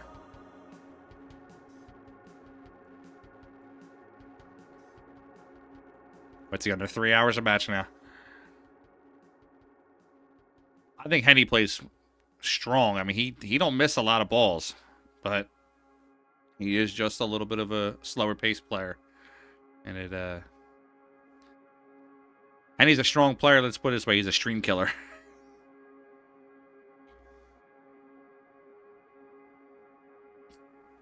He was out.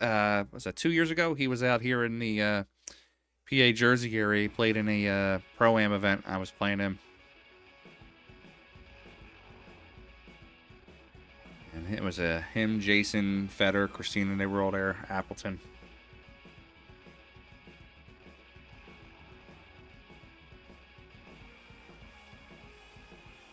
I demolished the player in the first round. He was a 700 player. I had no idea who he was. He was not happy. I just caught a stroke and caught a couple lucky shots.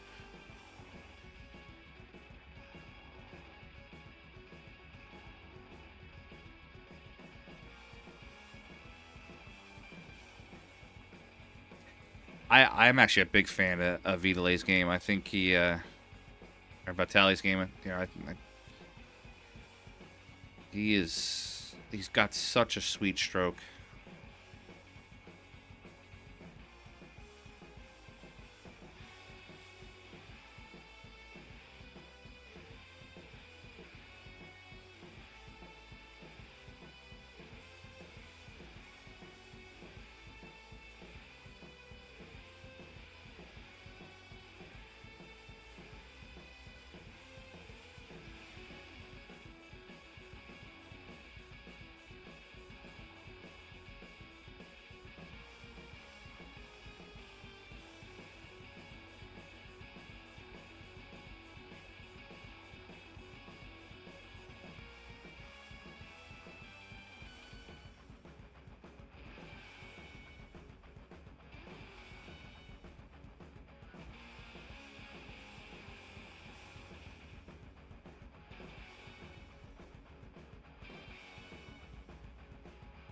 No, I 100% agree. I think he's primed to pull off.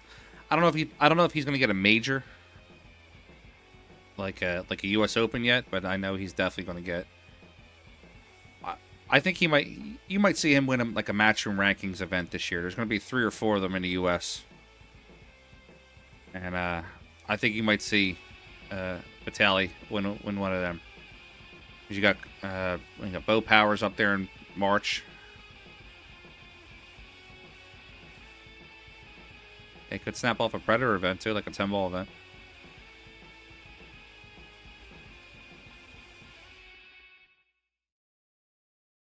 Reedus, what guys you talk about? The guys on the stream or the guys that we're talking about? Malaga, you're professional. What I was saying with the Jason, with the Matchroom events, you have Bo Powers got one in March. You have Chris. It's 2 good shots in a row there by Derek. After this rack, then we'll try to see if we can get an updated score. We came in the middle of the rack. So you got Bo Powers up there in March. You have Chris Wilburn in May. And then you have Jason Shaw's Connecticut Open. And then you have my Pennsylvania Open. So it's like 4 or 5 Matchroom events that I could see Vitali possibly snapping off one of them.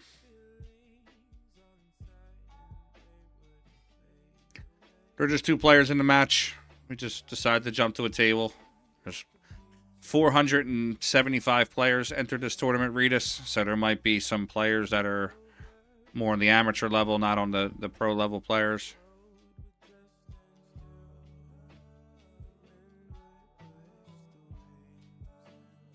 Currently up at the table right now is Chris Starks. Derek Formby is the gentleman sitting down. Just made the 2 balls in a row.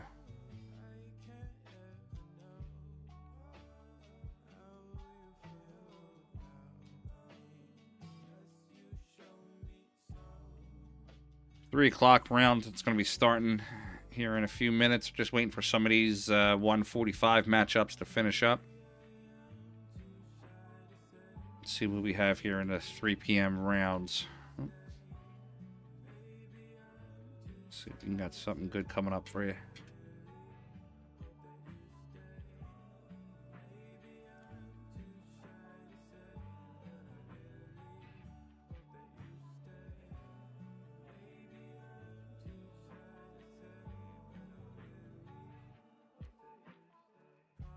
Right now, I think we'll probably, when the 3 o'clock round starts, we'll probably go to table 8.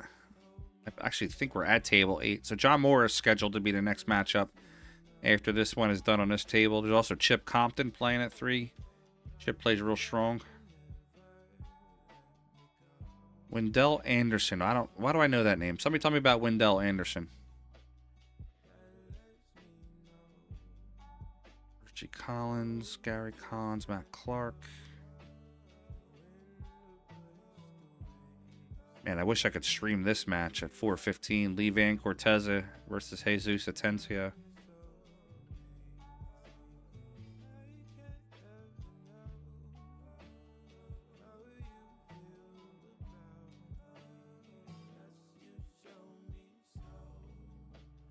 Could possibly jump over to table 6, Mickey Krause.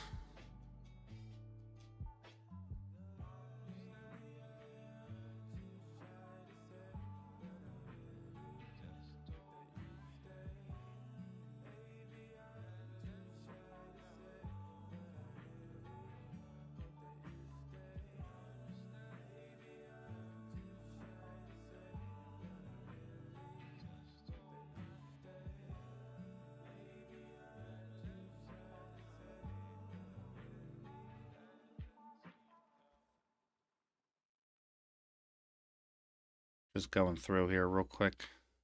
Now we're going to table 9. We're going to go to table 9 at 3 o'clock. That's Shane Van Boning playing his matchup.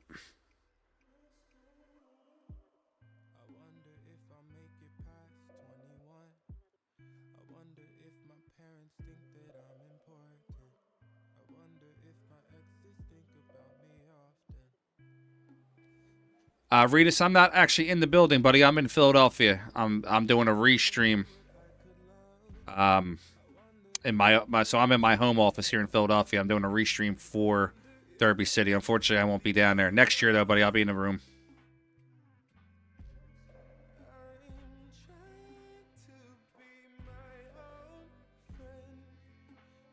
Yeah, Shane Van Boning's match starts against Matthew Lumsden on table 9 at 3 o'clock. I do believe there's a match going on at table 9 right now. Yes, that's Jeremy Sly and Greg Thornton. As soon as that match is over, they're going to put the Shane Van Boning match up, and we'll get on that. I actually just had Shane on my stream a couple weeks ago. He came to Philly in December, and he did like a challenge matchup. I think he was like 48-4 or something like that night.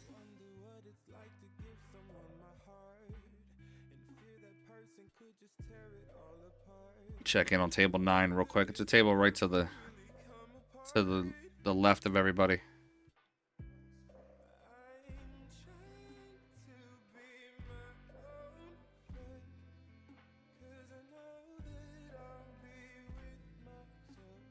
All right, these guys are still shooting. Table 7. Who's on table 7, bud?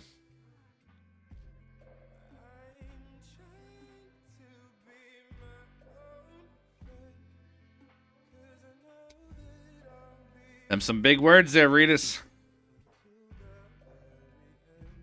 I like it. I like when people go up to the champs and just get right in their grill.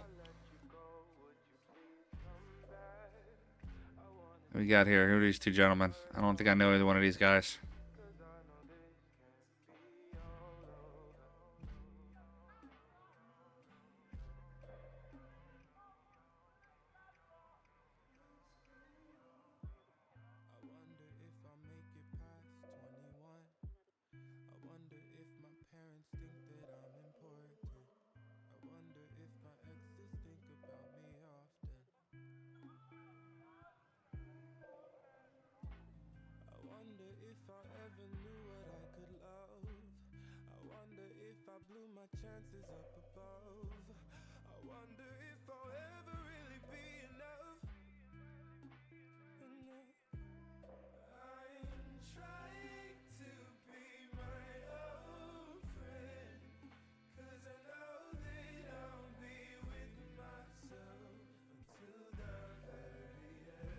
Reedus, what's your speed?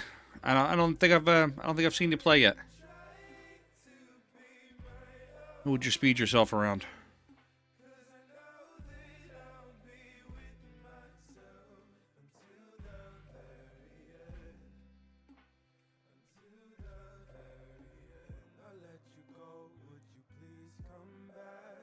Oh, that's a scratch in the side pocket.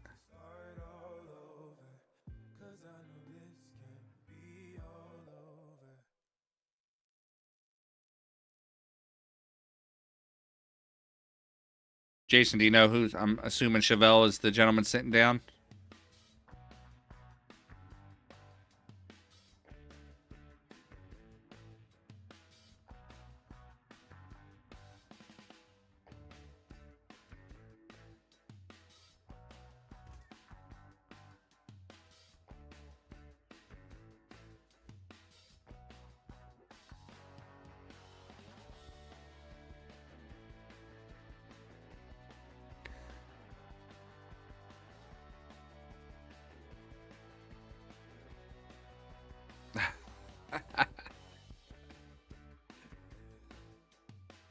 All right, we're going to jump back to table 8 then on that one. On that note.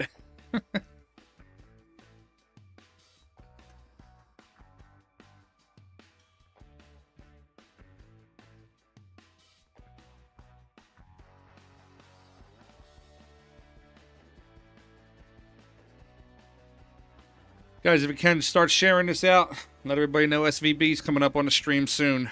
Let's try to get to that 500 number. I got something to give away. A Jeanette Lee autographed cue ball.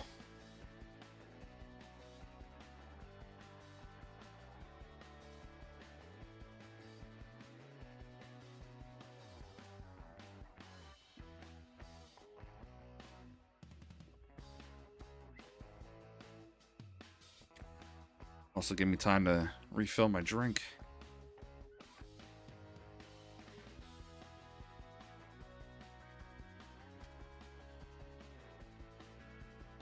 I got nowhere to be today, so if you don't have anywhere to be, stay here and me.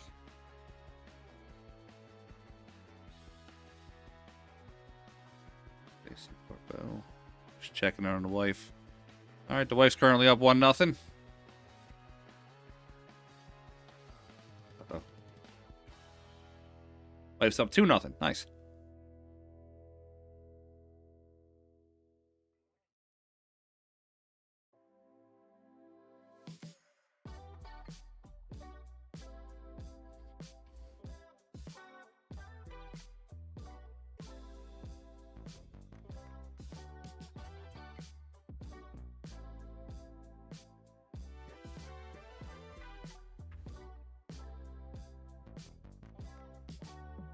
Blue fire lighting up the pavement. The night is feeling young. The streets are restless.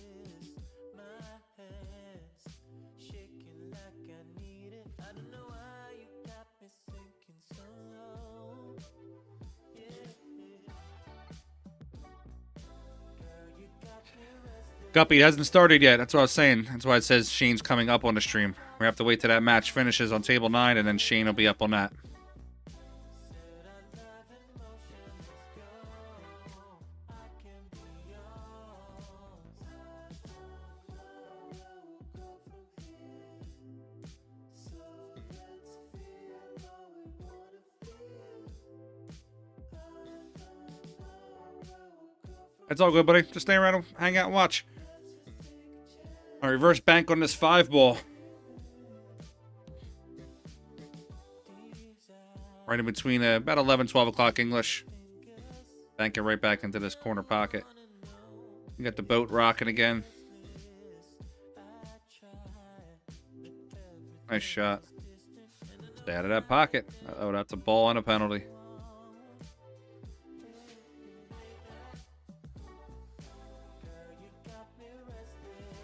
Hey, yo, what's up, buddy?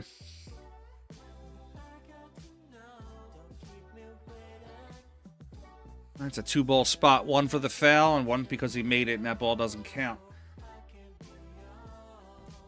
Stretching going here.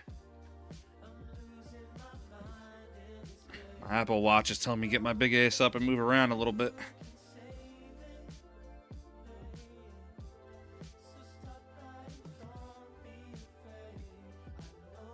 Do a 40-ounce curl real quick.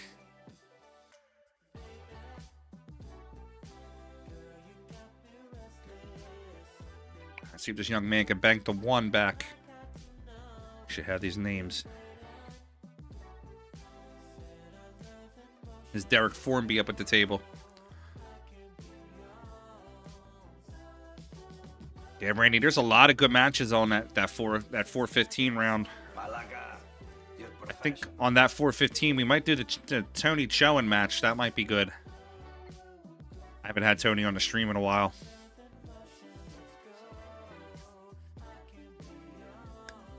Billy Thorpe too. I might be jumping back and forth. Maybe I'll reach out to Digital Pool and see if I can do a picture-in-picture if they're okay with it.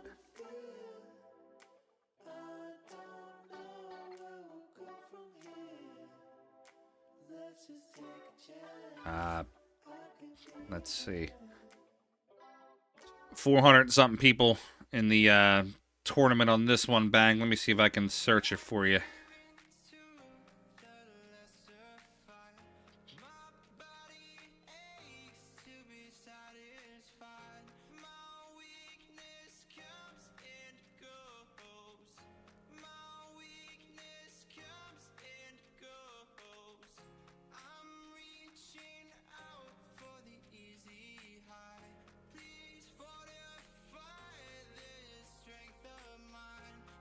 Jason, I've had Shane on the stream a couple times. Yeah, Bang Time. There's a ton of people in this Banks event. 475 players, and there's like a rebuy option. It gets out of control. Let's see what we got for you, Bell. Yeah, Sean Bell's playing Raid Shabib at 415. Jason Shaw's playing Greg Ping. Got Brandon Schuff playing later on down there in that DMV area. Brandon plays real strong. We're starting to get to the good and the bad portion of the stream. It's when you have so many good players, you can't figure out which one you got to put on the stream. It's a streamer's dilemma. Here, I'll put a link in the chat for you guys that takes all the match schedules.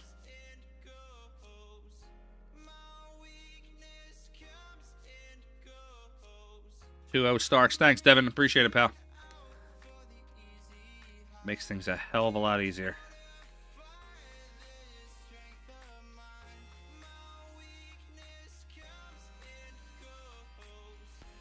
All right, click on that link there. That link will take you to all the scheduled matchups that are going on in Derby. Once we get to the 9-ball, that's when Digital Pool will probably jump in and it'll be much easier to follow along with the scores.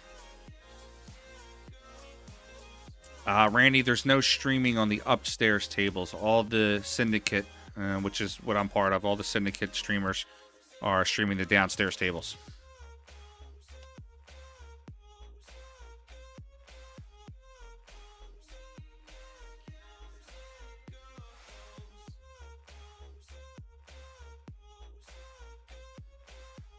As while we're in between this little rack position here real quick, let me play one of my little promos.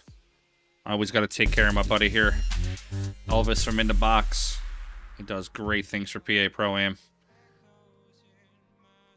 They created these wonderful Pennsylvania Open jerseys for us. We're taking pre-orders on these. If you're interested, go to the PA Pro-Am page. Get your pre-order on that. Jason, what was the matchup last night? I know Raido Rooster was involved. Guama was there. Anything notable on that?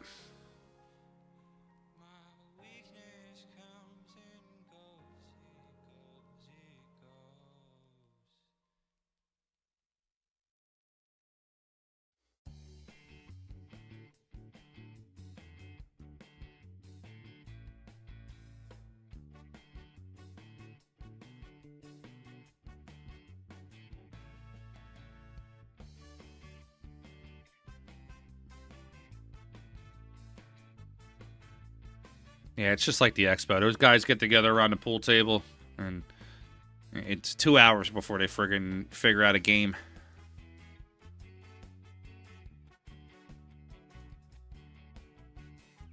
Happened at the expo. I streamed the match at the expo. It was Lucas Werner versus Guama for 25,000. And then the next night they were going to play Lucas versus somebody, and it was like a 3-hour negotiation. I told him, I said, guys, I've closed on houses quicker than you guys have, come up with this game.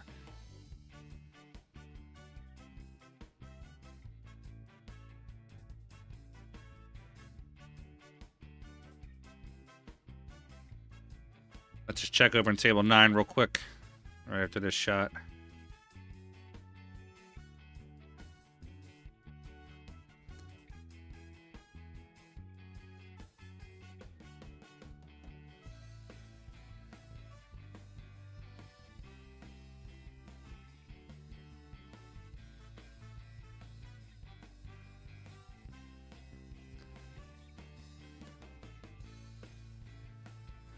Jason, that guy you're talking about, that's Carl Betmore, Carl Bohm. That dude bets on anything. Him and Dominic Dunn had that crazy matchup last year. That was like 30K or something like that. They were betting. Matt, that sounds like every pool hall across America. You got the nits screaming, you got action, and then nobody wants to create an action. Everybody wants the nuts.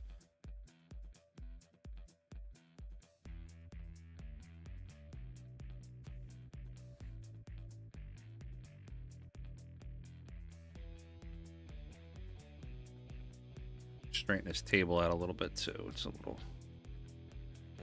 curved. Malaga, you're professional. Thanks for subscribing, Greg. Appreciate it, pal.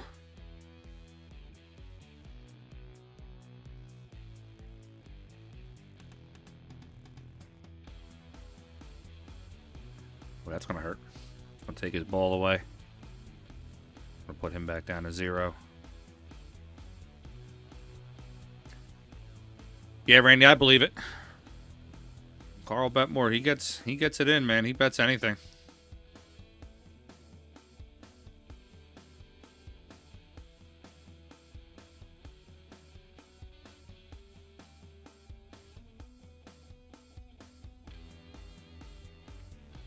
$225,000, Don. Nice.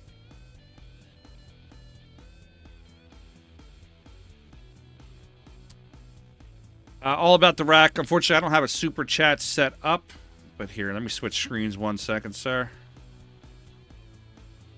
I have a Cash App right here if you would like to donate. Tips are always appreciated but never expected. Thank anybody who tips. It's a PA Pro-Am. All tips go right into making the stream better.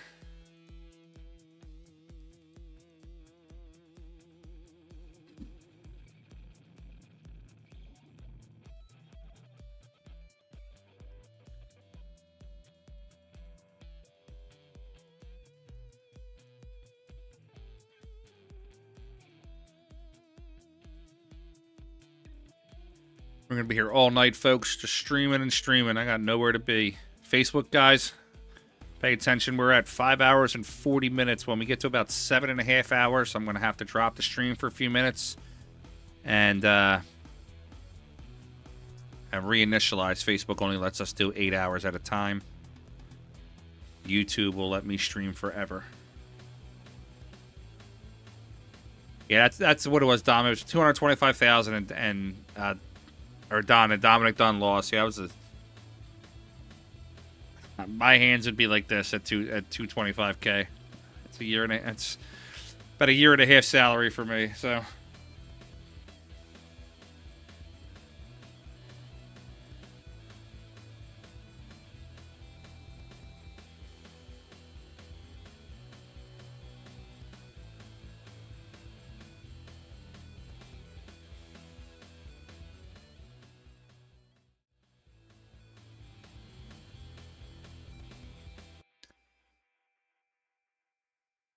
I think he's calling the 8-ball.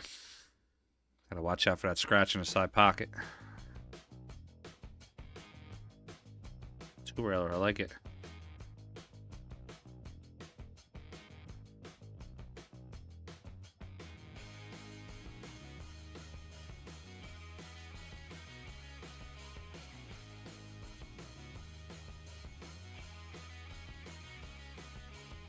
Robert, I don't have it on the... It should be on the PA Pro-Am page. I'll share a link to the... It's under my personal name, but then I shared it to the PA Pro-Am page, so... Go ahead and just go to that Facebook group right there. Don't be afraid to join. Eberly and Alex result. Let's see what we got on that one. According to the page, it's not like it's updated yet. According to the page, it's 6-4 Max over Alex, and they're going on 2.5 hour. I don't think they're updating properly. So if anybody's got that AccuStats matchup, guys, let me know the score on that.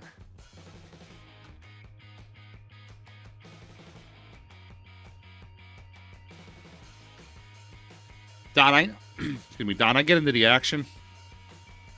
I just get into the action where I can feel comfortable enough to bet. I'll step out of line every now and then. For me, stepping out of line is maybe 1K, 2K a set, not my entire life savings in one shot.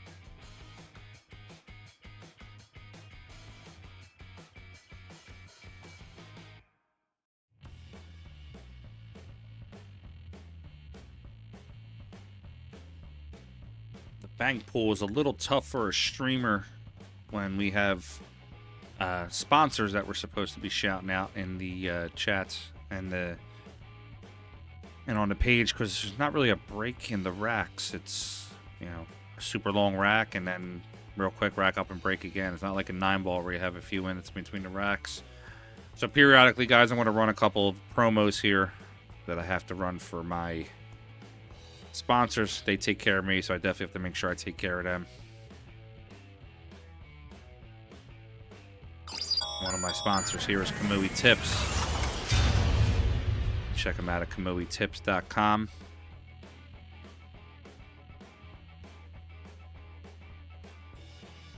We're going to bank this one, a little bit of inside English, hold it close to the rail.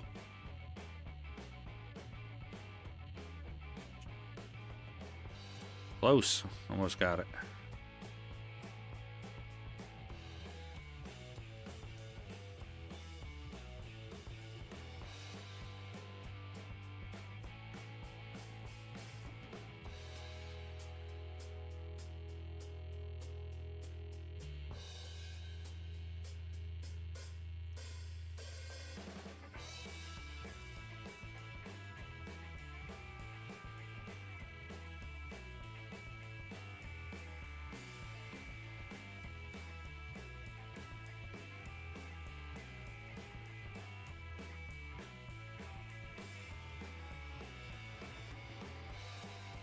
What kind of Kamui tip there, Don? What do you like?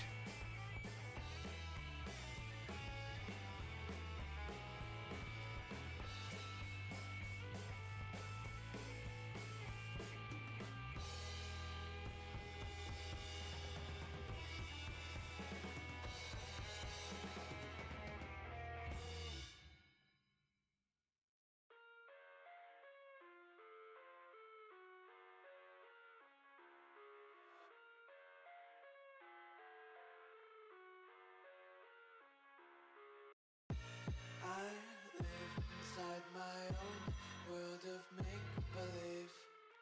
Kids screaming in their cradles, profanities. I see the world through ice covered in ink and bleach.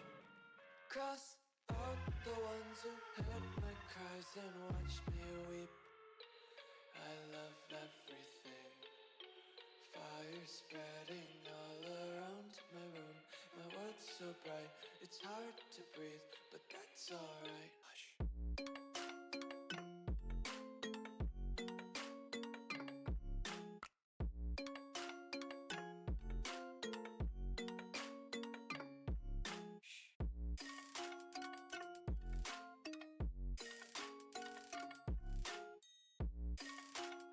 I like the soft on. I would suggest trying with your next time you get a chance. Try the Kamui Athlete. That's a real strong. It's a real strong tip. Try it with the new Kageki chalk.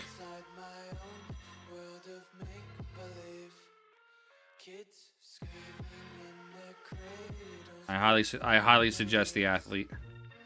The Athlete is actually engineered and created for... It's 2 great shots in a row. The Athlete is engineered for carbon fiber shafts.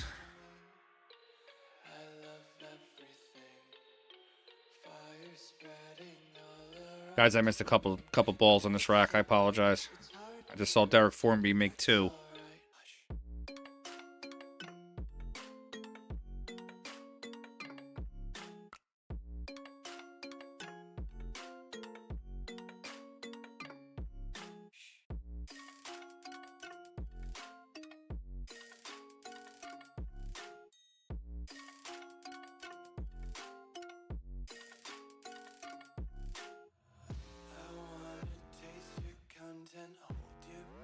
Thanks, Devin. You're a real one there, pal. Keeping track of the score. Actually, we're still short a ball, though. That's 4, 5, 6, 7, 8. So it might be 3-2 Form B. I'll put it at that for now. Yeah, I highly recommend it.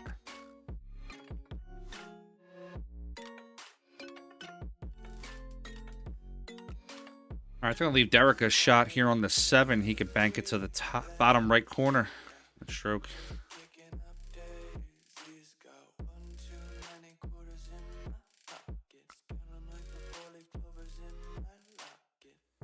We got some good matchups coming up here tonight and this afternoon. 4 o'clock round, 5 o'clock round. We got Shane. Got the monster himself, SVB, coming up next as soon as that matchup on table 9's done.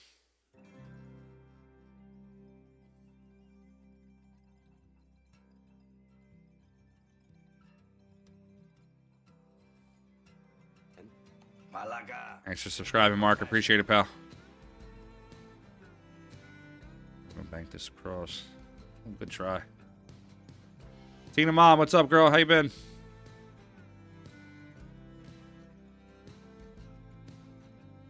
It's fire season again, and the ash in the air is my eyes stinging, and I can hear the winter slowly awakening.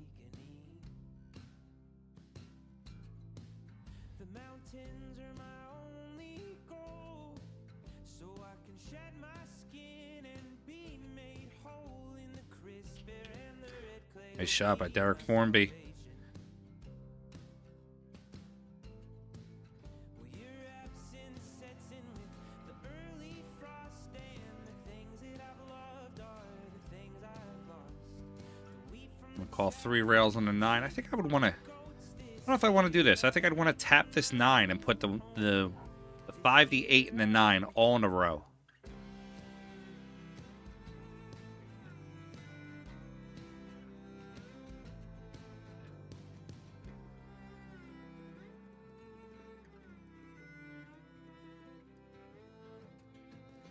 the birds already leaving. I guess you got swept in their migration, and now We're just banking 3 rails like it had eyes. looks abandoned. Pacing every inch of this room, looking for one spot. All right, so that's going to put Derek Formby. He's going to win this matchup and move on. It's a hell of a shot to close out a match. All right, guys, we're going to jump right over to table 9. We're going to wait for that matchup to finish, and then we're going to get the monster himself on the stream. All right, we got to readjust the cameras.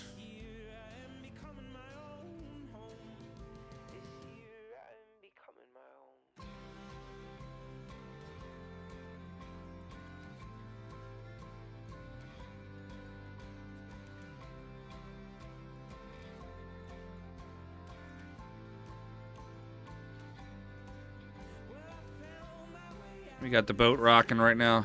Should settle out in a minute.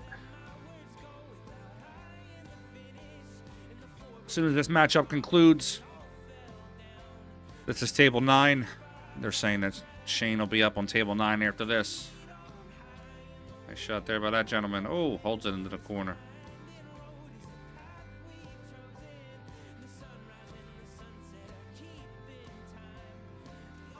It's a 2-railer shot here for the 7. Inside English, 1/4 of the ball, call it to the bottom right. You're going to hit right around the first diamond, right where you put the chalk at, actually. And it'll reverse English down to the bottom corner. I don't believe he's going to shoot that shot. Got to fire at this high right. Trust me on this one.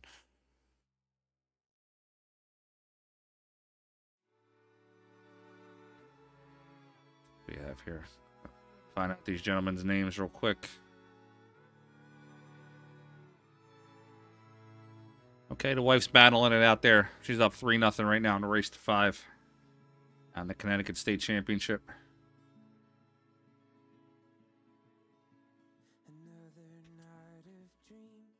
This is Jeremy Sly and Greg Thornton. I do not know which player is which, unfortunately.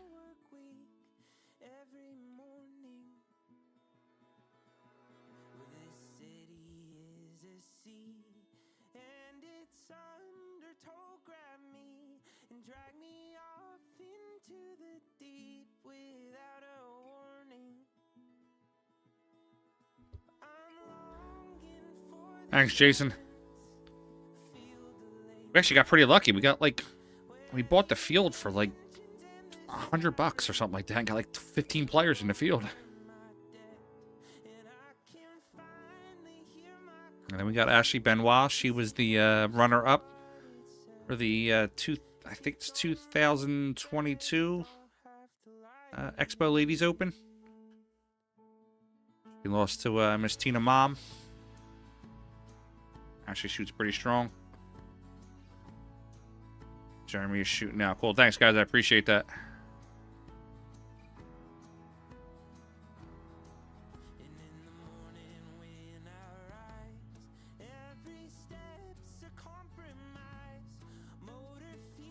Max is up 9-8. Yeah, I see that. Max is up 9-8 over Alex.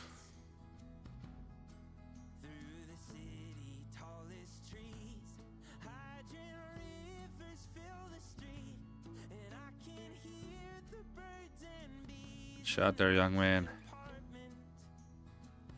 Banked this 7 over. Bottom left corner.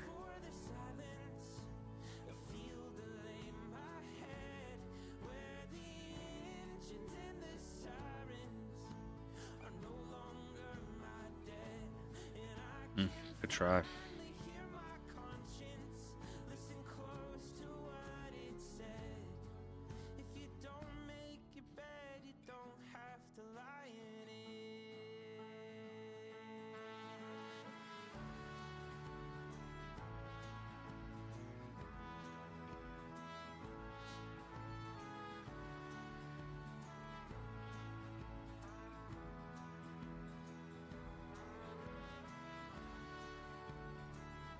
Buckets on that shot.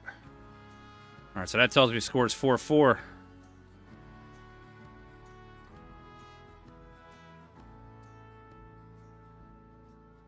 got my backpack in my tent and a thumb pointing to heaven and a couple bucks to spend. 5 o'clock English on this low inside.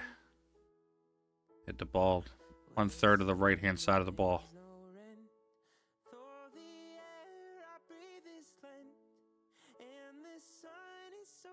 Not a bad spot to leave him.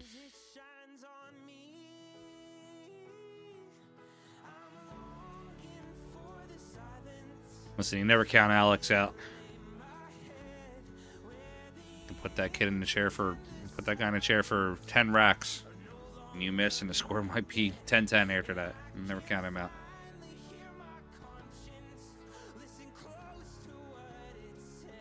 That's a hell of a shot there. Hauser's nice shot.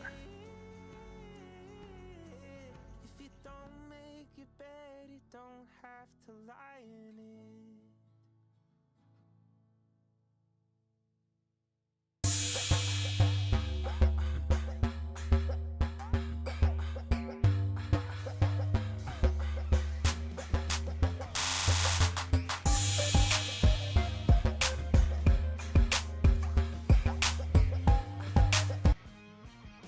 Guys, Q Pocket is the official Q holder of PA Pro-Am, the Pennsylvania State Championships, and the Pennsylvania Open. We have our own Q Claw from them. It's called the Musketeer. And we also have the Recharge, which charges your cell phone while you're playing. Check them out at Q Pocket on Facebook. I'll post a link for you in the chat. Tell them I sent you over. Great guys to deal with. Based out of Las Vegas area. They also have customizable ones. You can create one with any logo that you want. Create one for your pool team.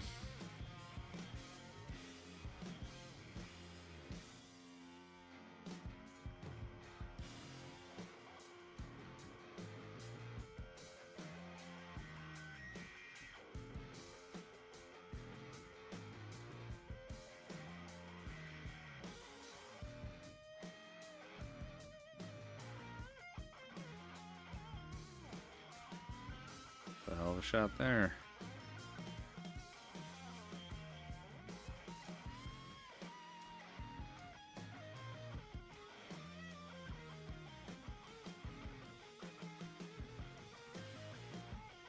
Gerard, I want to stream as much as I can this week. I do have an event that I'm doing Friday and Saturday, so I will not be streaming Friday and Saturday, but I do plan on streaming as much as I can Monday through Thursday. Jason Corey was doing that last night, too. He was breaking the Bigfoot with the bridge.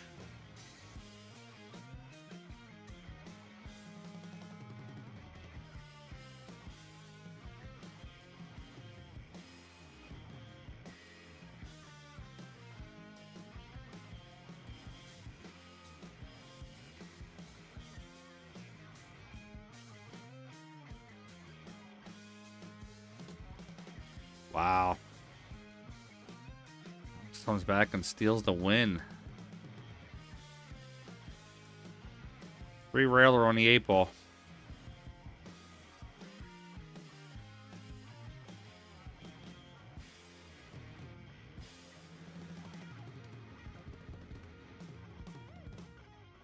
Guys, I'll be honest with you. I've actually known Corey for many years. He used to come through the Philadelphia area a long time ago, and Corey's percentage of making balls on the break with that bridge is ridiculously high. Like 70% high almost. That might be an exaggerated number, but I'm telling you, his percentage of making balls using that bridge is ridiculously high.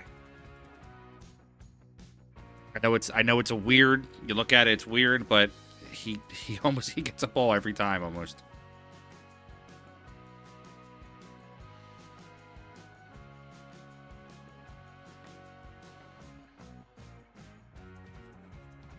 Yeah, Don, excuse me. That's what they come in. They come in medium, but they play like a soft. They play. The tips last real long. There's not a lot of sponge to it. They play real nice.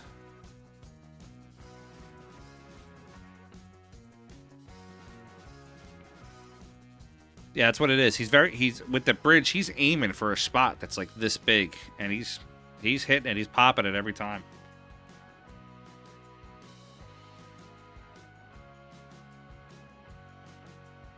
He was on Windows Open talking about it. Talk about breaking with the bridge.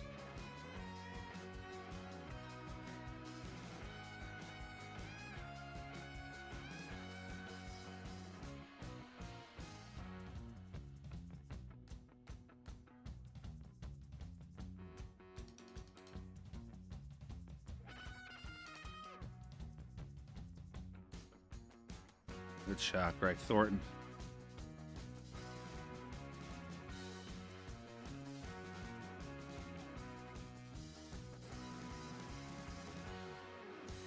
You know what, though? You know what I like about the fact that he's always messing with the break? That shows that he's always trying to be innovative or try to, you know, it's not just the same, all right, I'm going to break from here and try to see if I can change it a little bit. He's always trying to be innovative and trying to look for a new way to just improve a little bit.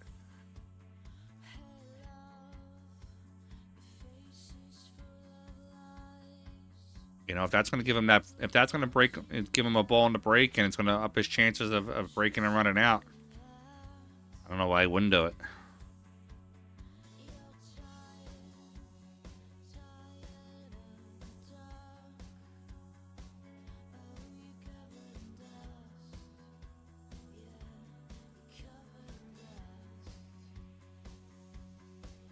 Yeah, it's definitely out of the box thinking.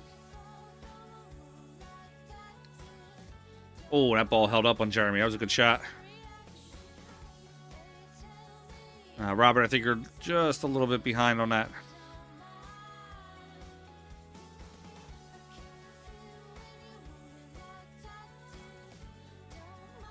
Jason Foster, you can actually subscribe to Windows Open on YouTube.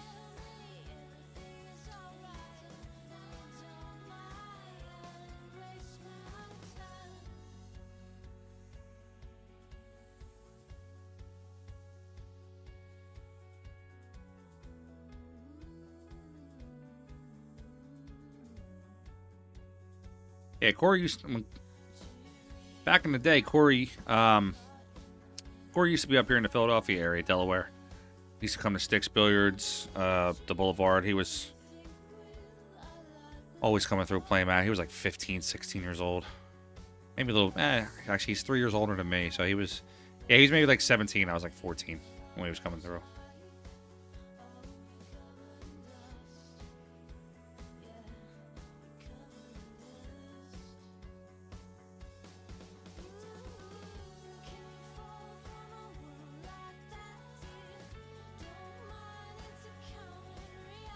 little hard on that shot there by Mr. Sly. I think if he would have hit that just, or Mr.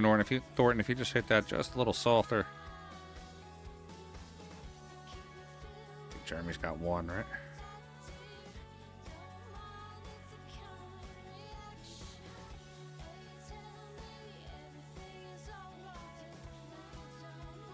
Nice reverse on that shot.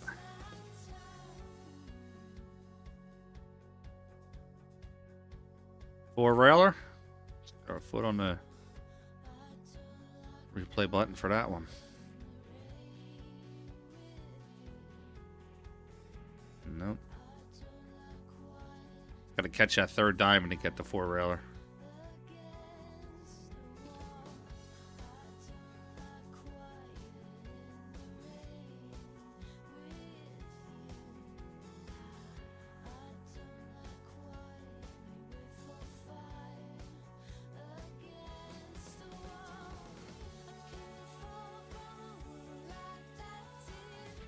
So we have here for this particular shot, little high inside, come across 1/3 of the face of the ball. Stay up.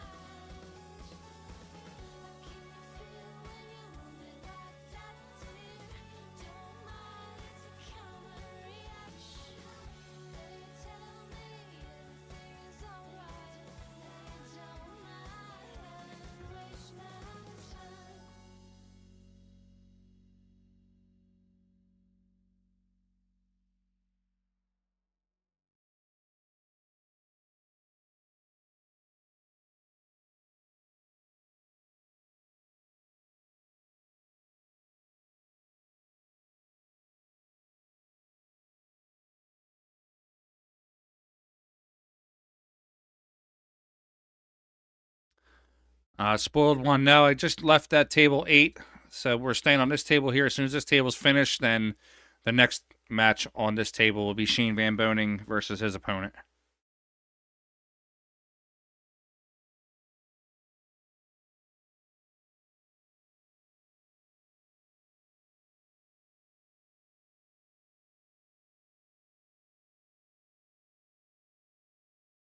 Coming up at that 3 o'clock round, that's going to be John Mora is playing on that table 8 there. We've had John on the stream, I think, once or twice this weekend, so we're gonna put Shane on the stream for the next matchup.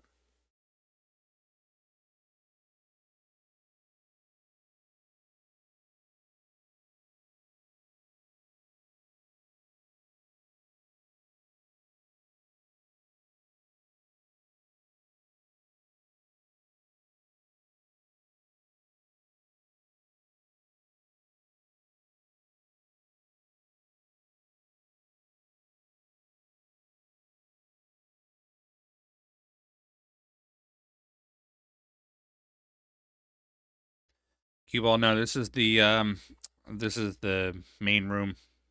The upper floor is kind of where all the action's at. Trust me, I'd love to be streaming the upper floor action.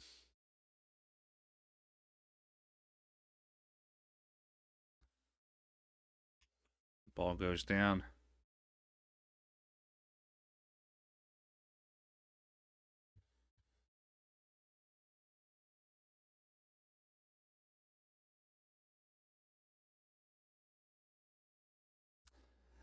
Just because your name's Pete Frampton, I'm going to move over to that table for a few minutes.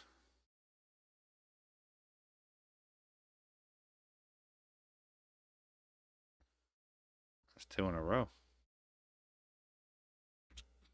Let me just see him shoot this last inning.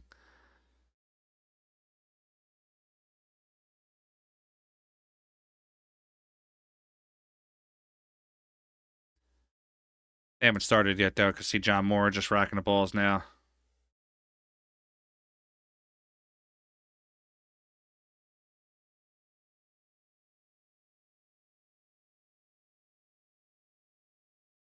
I actually played John years ago at an APA event.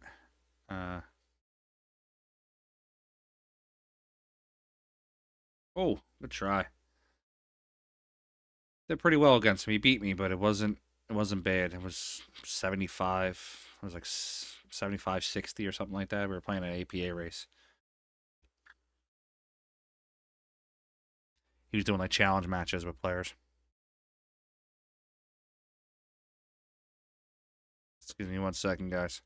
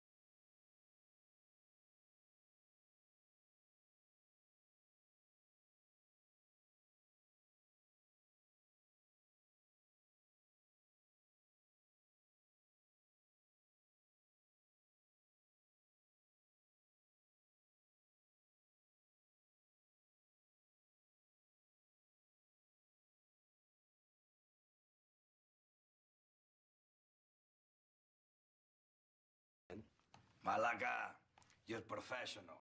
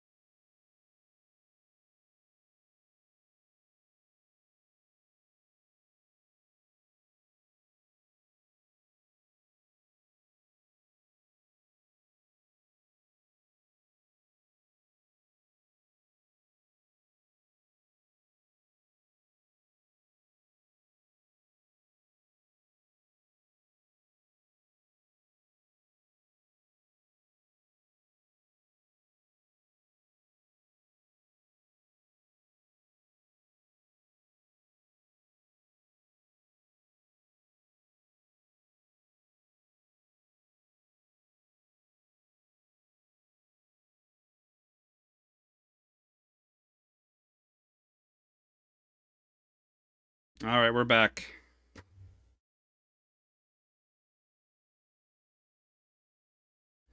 Just getting updates from the Connecticut State Championship there. Wife won her round. She's on to the next round.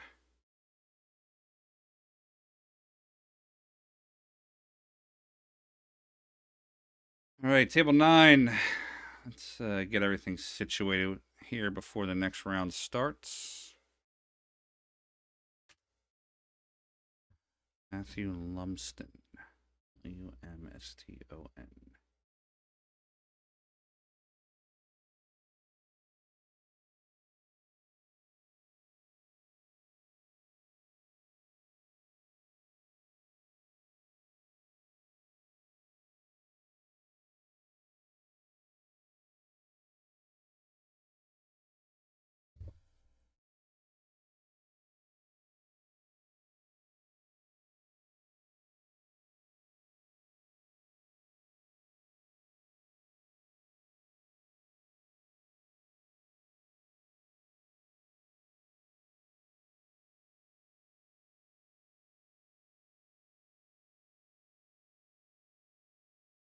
Just trying to. We're just gonna put SVB. If you don't know who SVB is, you shouldn't be playing pool anyway. Don, I do not get table 21. I'm gonna get tables 4 through 19. All right, who's on table 21? Let me see. Shannon Helton and David Matlock. Eric Hagan and Richie Richardson later on. And Matthew Lumsden is Shane's opponent.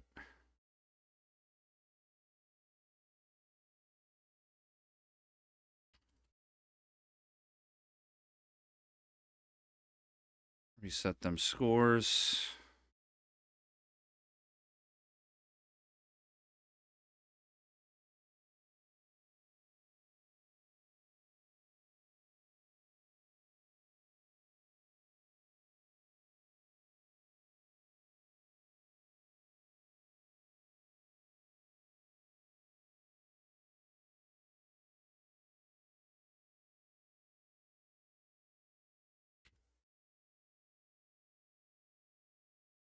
What the hell's going on there with that?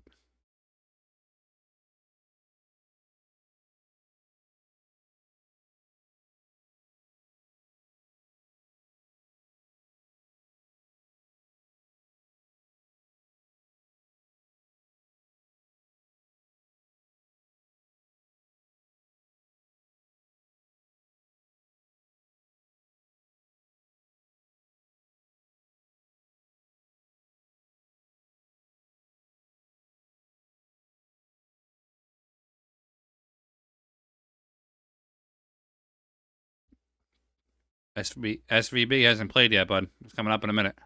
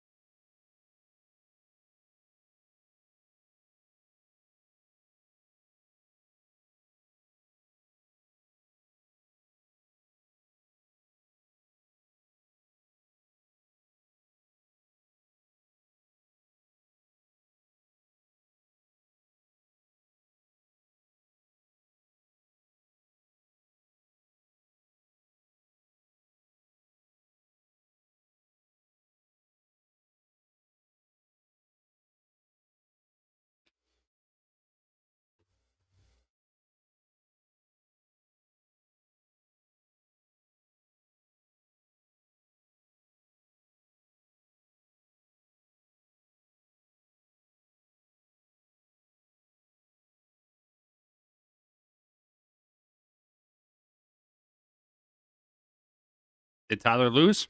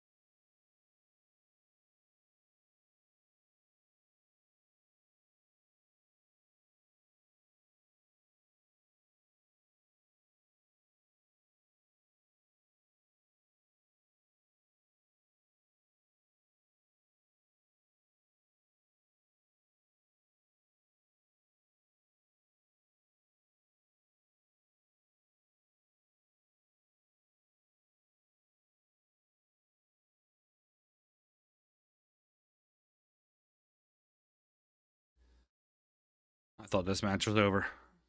All right, so here's what we're gonna jump over to table 8 for the John Moore match for a little bit, and then we'll come back to this one.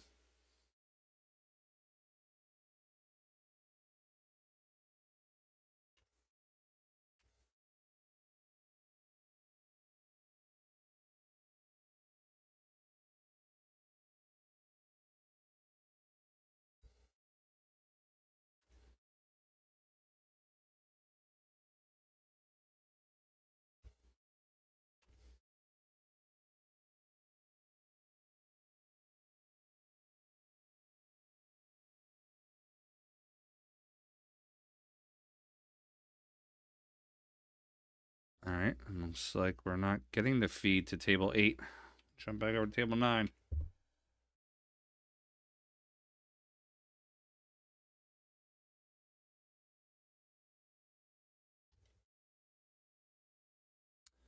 Billy Thorpe and Jeff Youngblood play at 4:15. Actually, I know Jeff. Jeff's a cool dude.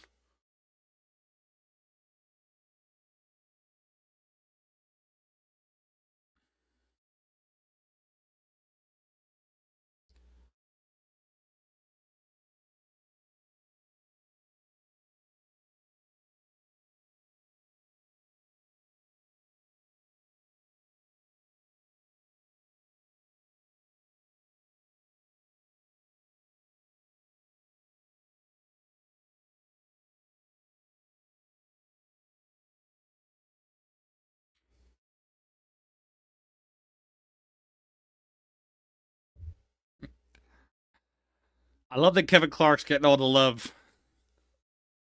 Plays a good match against Federer. He's getting a lot of love now. Kevin Clark's from PA. He's a great player.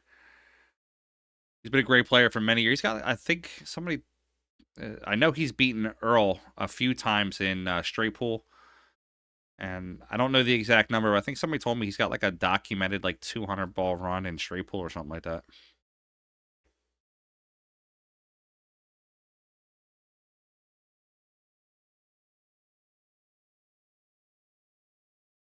Hell of a shot right there. Yeah, Kevin Clark. I would love to see Kevin Clark in this event because man, he fires at everything, and I don't say that in a bad way. He's got no fear. He knows the ball. He knows where that he can put that ball, and he just shoots it.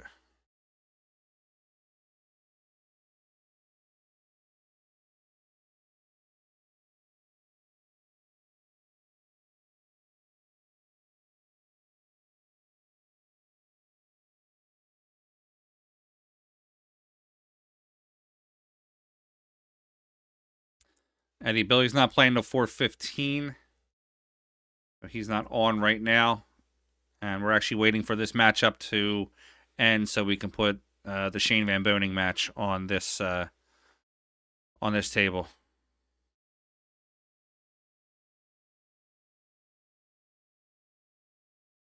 Robin, Mindy won her second round. She's actually on the B side. She won her round on the B side. And of course, like any tournament, you go to a tournament and you have to play your friend. So her and her friend are playing right now. So one of them has to get knocked out. But we have, I think there's like 55 women in the event. I think we have like 15 of them in the Calcutta. We bought the field at 13 and then bought 2 monsters.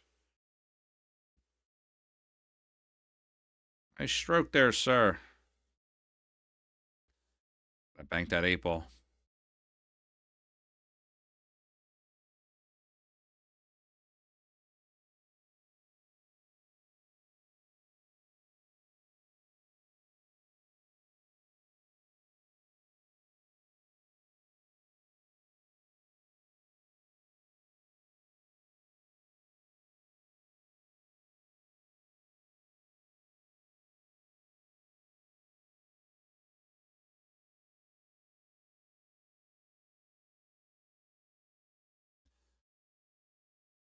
We're spotting a couple balls here. 383 on the stream. Let's keep building them numbers. Let's get to 500.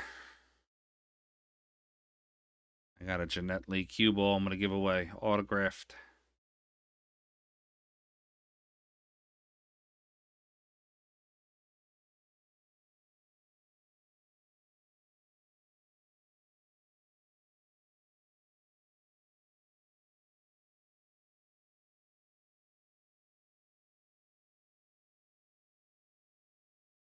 I've still yet to see anybody take the 1 pocket shot with the 2 balls frozen.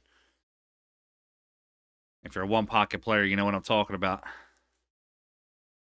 Billy T, 9 ball starts on Wednesday. If you go to derbycityclassic.com, it has all the schedules for all the different times that the matches start.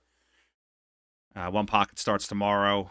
I think the Banks Pool final is like Monday night or something like that.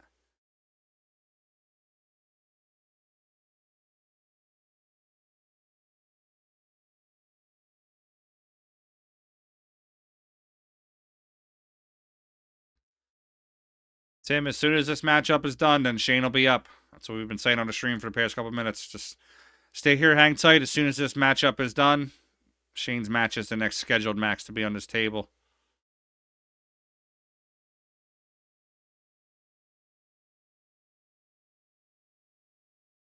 Bank pool runs forever, so it runs behind sometimes. They're going to be here for a little bit. So we might actually get the start of that Billy Thorpe match and then come back over.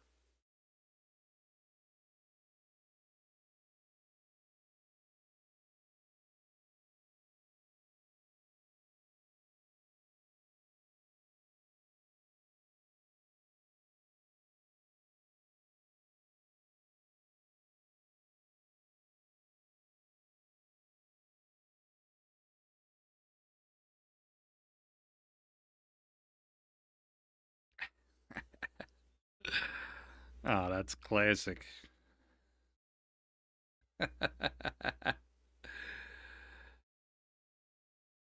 No, it's all good, Tim. You got time? It hasn't started yet. Hold on, guys. I got to pull up something from Jason Shaw's Facebook and show it to you.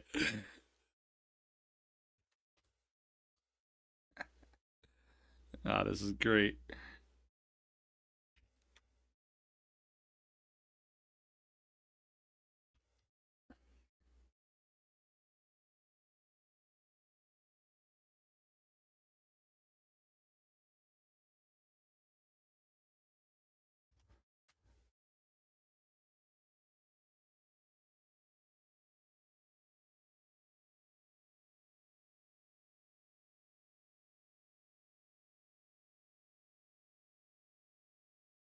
I love that Jason Shaw has I guess you call it embrace the villain role, I guess you would say.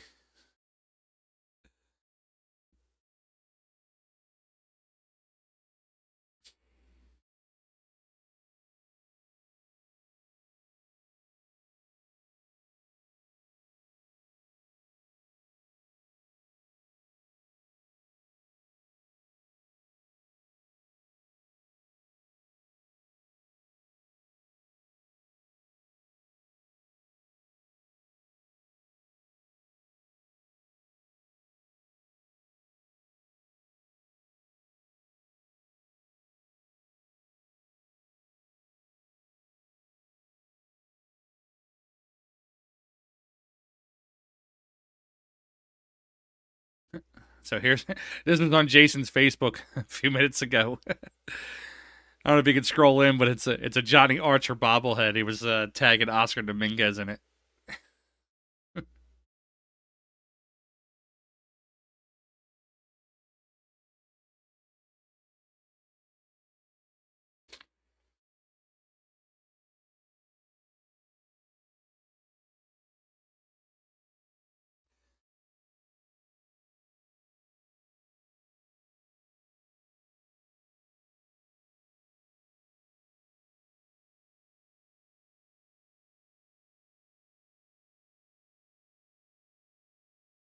Guys, respectfully, I'm not trying to say this to be a smart ass or anything like that, but I'm not gonna answer a million questions on what time a player plays. Here's the link.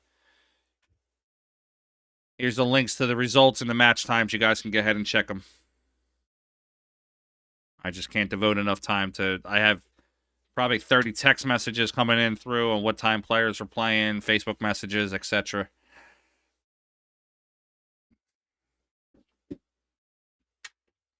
I'm not trying to be a smartass. I just unfortunately can't jump back and forth between all of them. I'm not that good yet.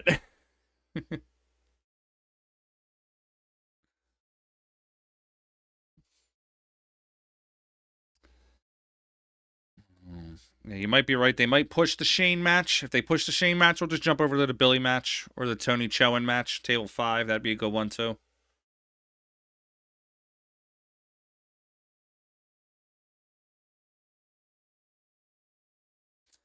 It's Tony Chowan and Josh Roberts.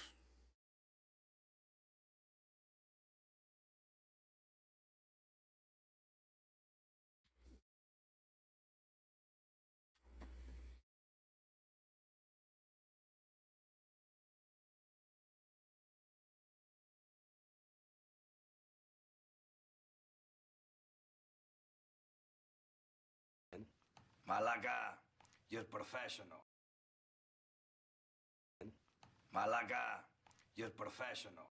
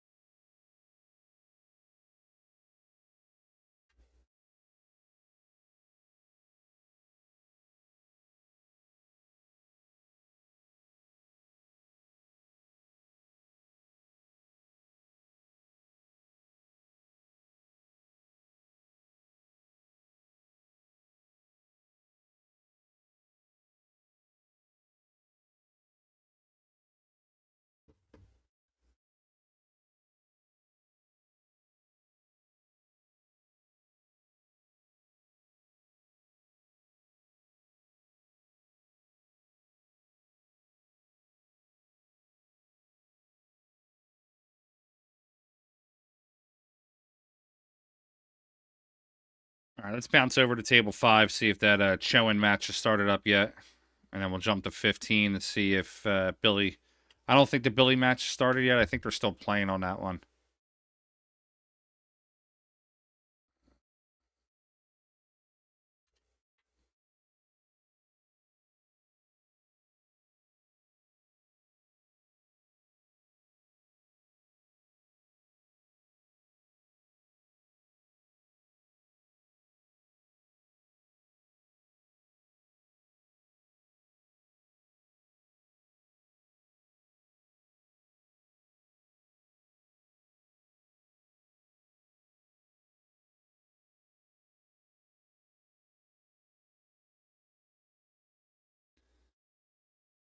And we got here table 15.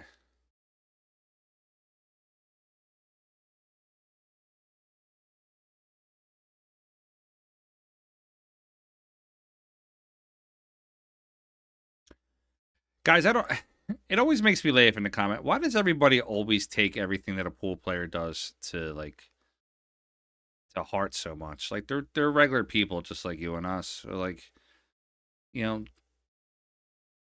everybody gets... They treat them like they're these crazy stars. If they're going to be assholes, let them be assholes. If they're going to be cool, let them be cool. I mean, they really literally affect your life in zero way. Unless you're playing against them in tournaments and you're playing on that level with them. But other than that, who cares, man? Let them live their lives. Table 15. Let's jump over to table 5, see if Chowan's up yet. This bank pool is running behind a lot. Some of these matchups are just holding a lot up. Jump back over to, I think it was 15 where Billy's matchup was going to be.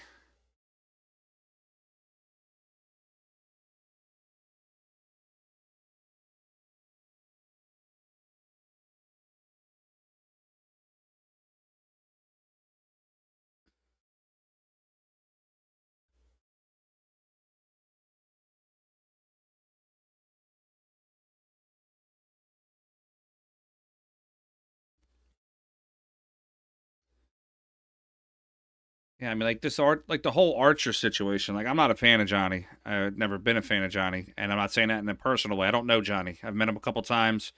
I see him. He says what's up to me, shit like that. But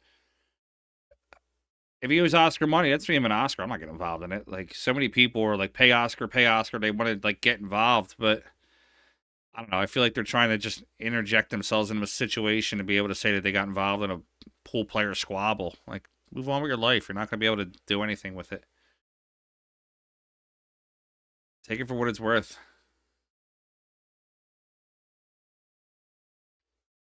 You know, Justin Bergman. Justin Bergman's a great player. He's a monster.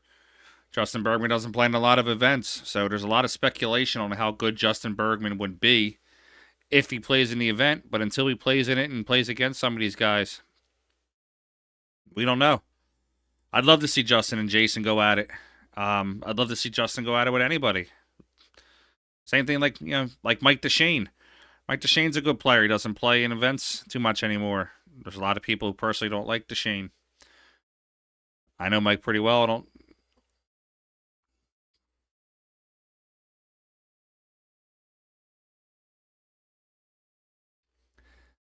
Yeah, Steve Fair. I don't know if the guy's on drugs. I don't care. I see a million pool players a year that are on drugs. I could care less about what their personal lives are. I just hope that they have great matches when they're on my stream. Uh, it's just the situation. It is what it is.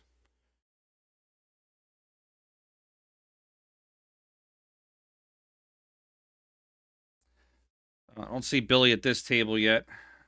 Go back over to table 9. Shane might be one of the viewers said earlier. Shane's got his Bigfoot match coming up. I don't know if Shane would be playing right away. Let's pull up those Bigfoot results. Okay, yeah, we'll probably get Shane. Shane's Bigfoot matches until 7 o'clock tonight. Conrad and Naoki are playing right now.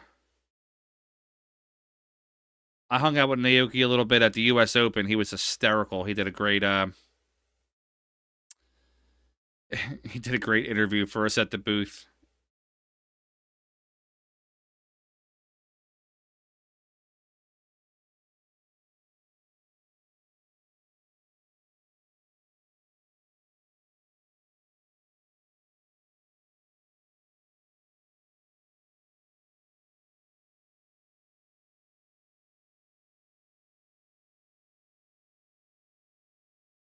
Yeah, Naoki was. So before the interview, he asked me, he goes, "Do you want crazy Naoki or do you want me just to be tame?" And I'm like, "No, I want the craziest thing you got." So we had these big wrestling belts that we have created for the tournament, and he's holding on to it and said a couple funny things on the stream. Yeah, Naoki's hysterical. He's a great person too when you talk to him and everything. He's just real nice to talk to. I got introduced to him by my buddy Matt Cady, and real cool to hang out with him and Mika.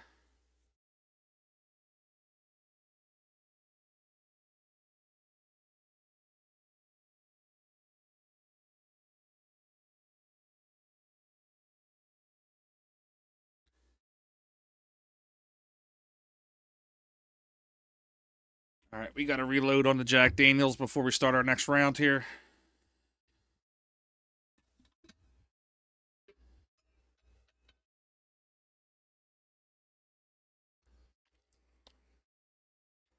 Yeah, Mika's great. Unfortunately, Mika was supposed to come down and do an event for me here in Philly in April, right before the expo. He was going to spend a couple days down here with me, and unfortunately, his health with the situation he has.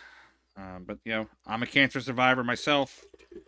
I've actually reached out to Mika and told him the best thing he can do is be positive.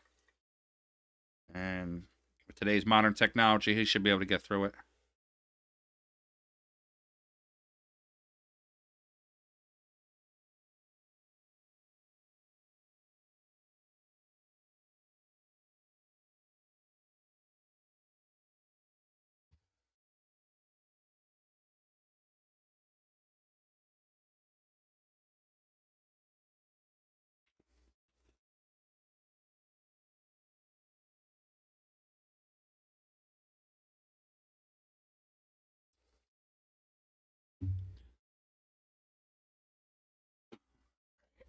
Fill up a little bit.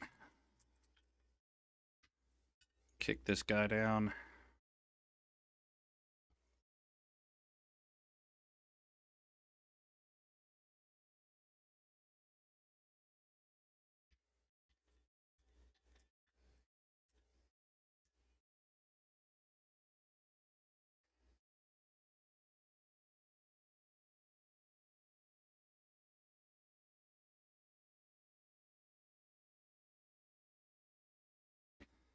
All right, 369 on the stream. Let's try to grow these numbers. Hope these guys can get their match finished soon. And see if they can get themselves rolling.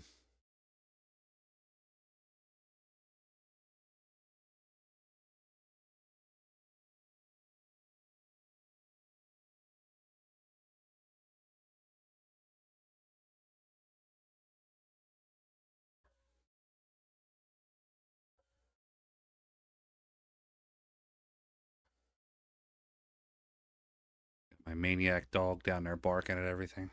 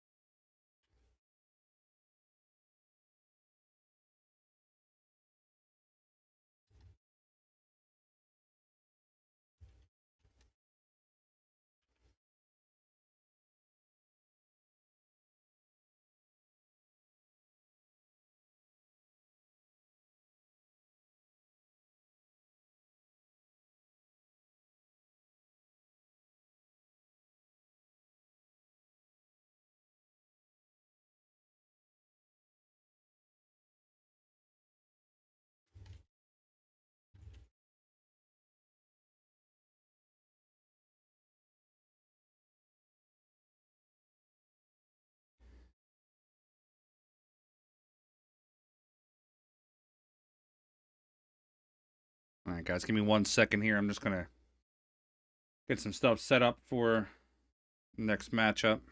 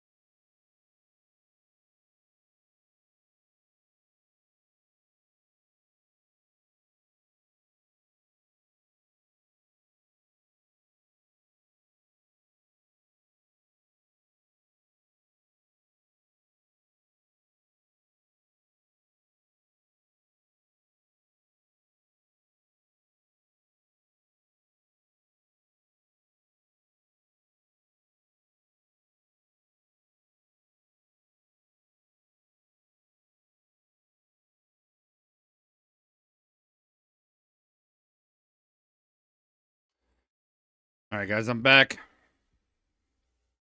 Ayo, yes, they can't.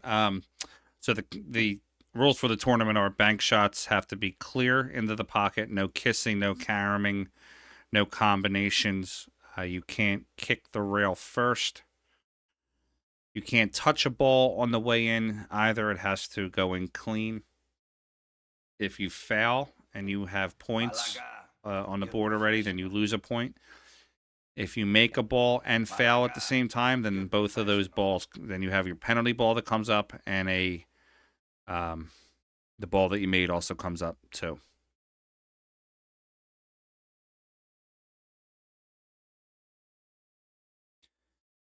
Guys that all just join and subscribe, thanks for subscribing. I appreciate it. Check out some of our older matches. Got some good pros on there, some upcoming pros. Got Tommy Haas on there, Sean Wilkie, Lucas Werner. Got a lot of really good young players. Watching table 9 right now. After this match concludes, we'll have, we're being told Shane will be on table 9. We're going to bounce a little bit and just try to grab some other tables before his match starts. I know table 15 is supposed to be Billy Thorpe. I don't see Billy yet on table 15. And table 5 is supposed to be Tony Chowan.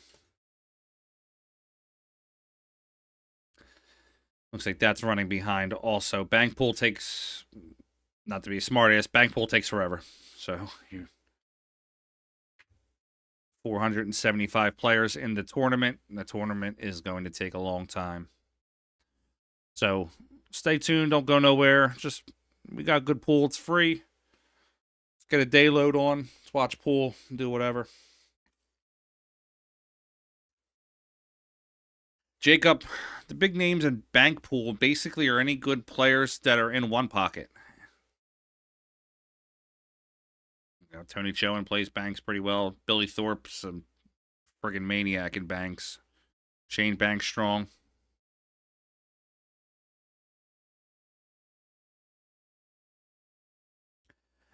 Yeah, Jason, this this almost like promotes like a lot of safe shot versus the bank where the ring games where you're just firing.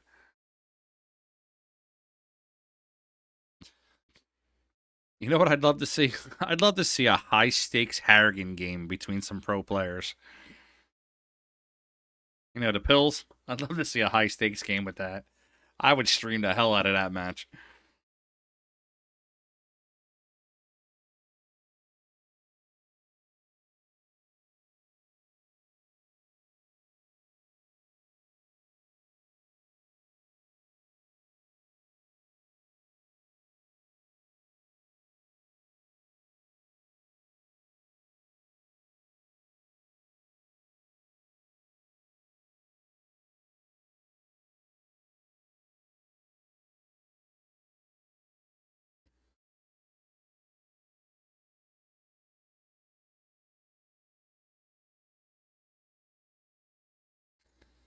All right, let's pop over table 8.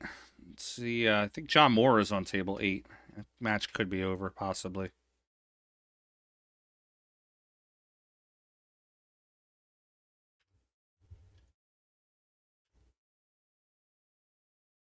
Nope, there's John now.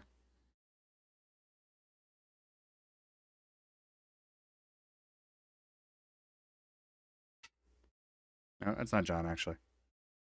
Looks like John.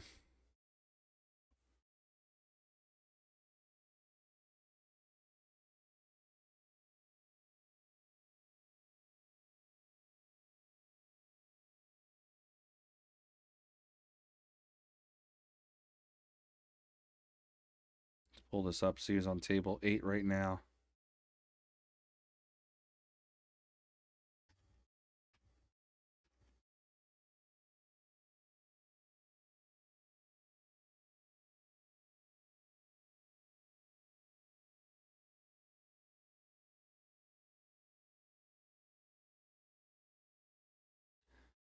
This says David Heiner and Pius Labutis.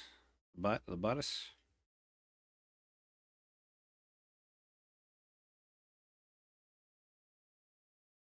Jump over to table 14 real quick.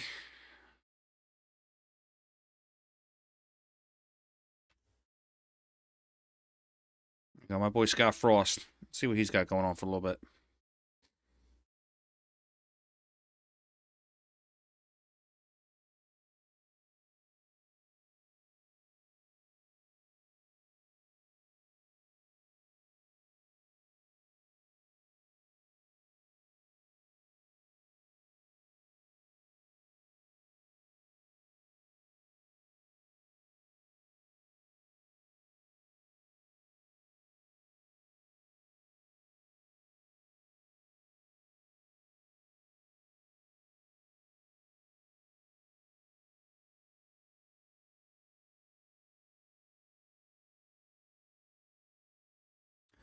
Yeah, guys, I'm not gonna pronounce every name right. I don't try to. It is what it is. I know he's a beast. He's like a 795 Fargo or something like that.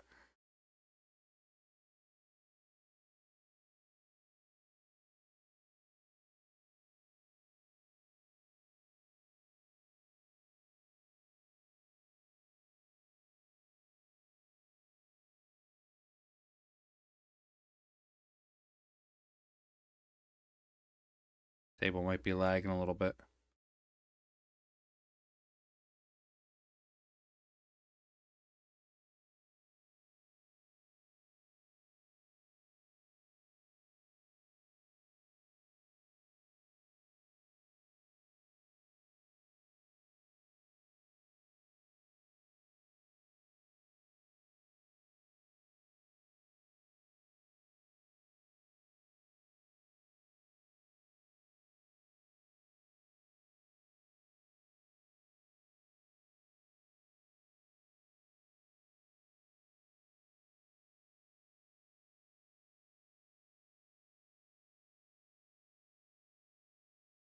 Lloyd James, I have no idea. You're gonna have to search DerbyCityClassic.com and then look it up that way.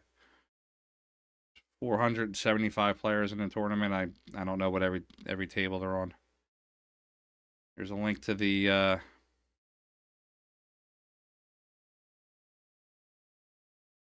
oh, that's the wrong link. Wrong link. Don't click on that one. Hold on. I'll give you a link to the matches.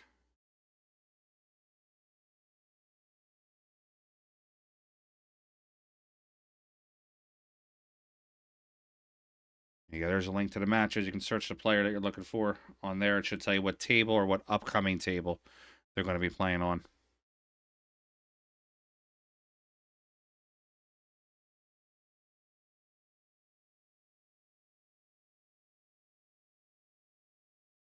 Jump back over to that table. We were at table 8.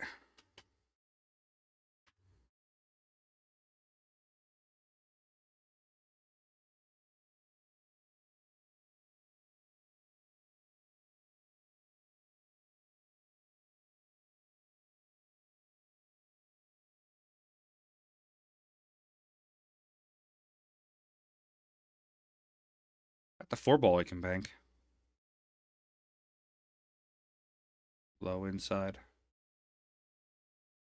Drilled that one. 794 Fargo is no slouch. Boy can definitely play.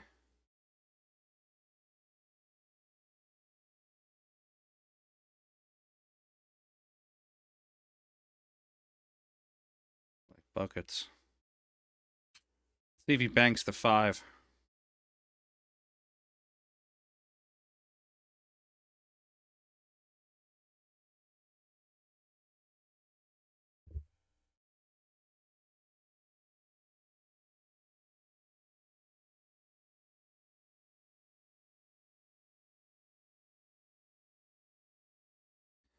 I'll play safe on the 1. Push out to the center of the table. Or push the cue ball out to the center of the table. Leave the 1 on the side.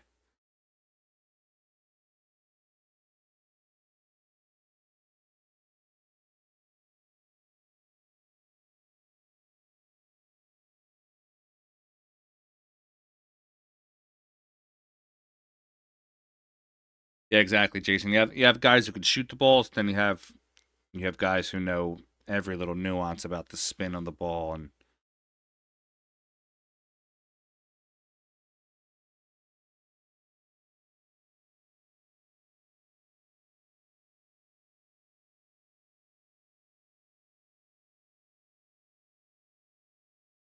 Gonna call some point.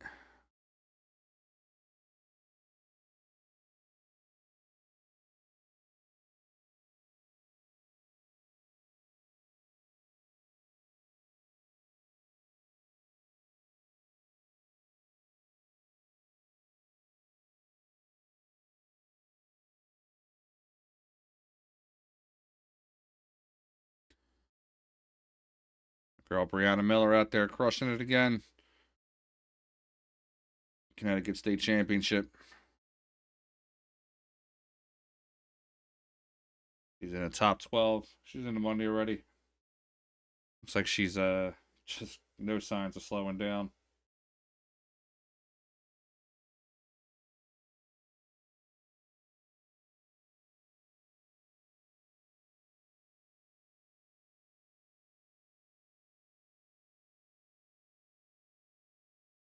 Our horse out there though this weekend is Ashley Benoit.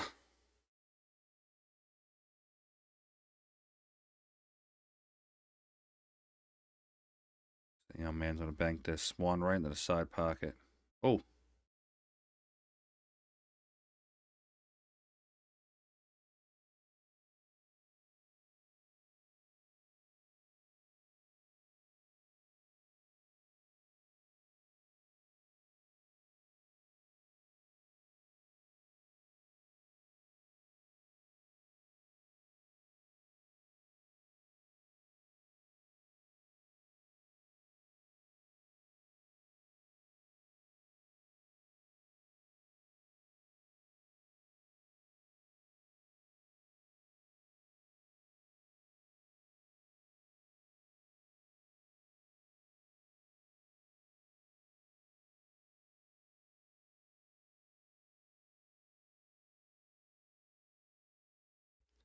And play off the edge of the 5. Make the 6. Leave the cue ball. In a real tough spot.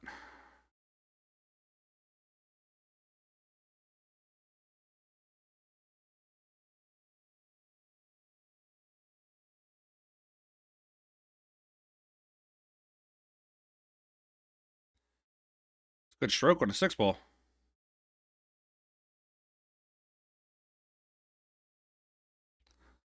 Play this like a regular safe shot. Play right off the left side of the 5 and tuck the cue ball right underneath that 9.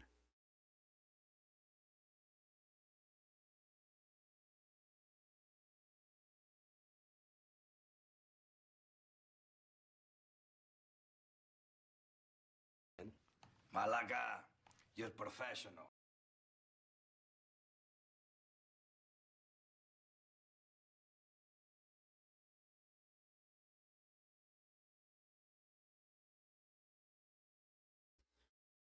Reverse bank on the 3 is going to hold up.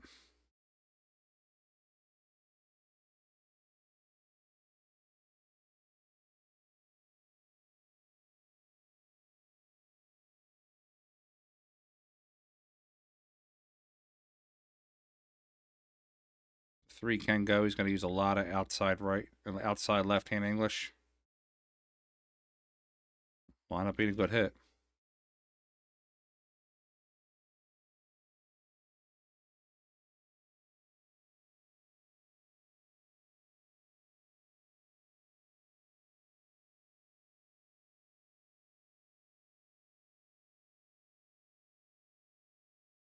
Oh, nice shot. Drilled it.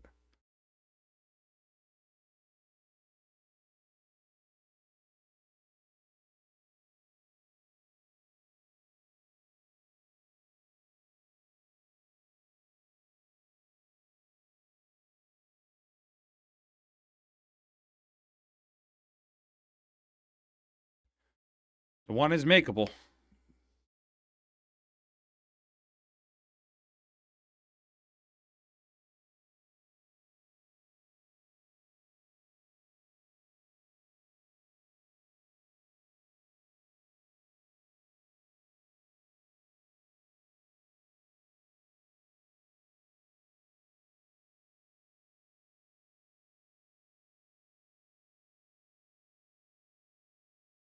Just overcut a little too much. Crossed over it. Just a little too bit. Look from the back, cut the 1 right to the same pocket.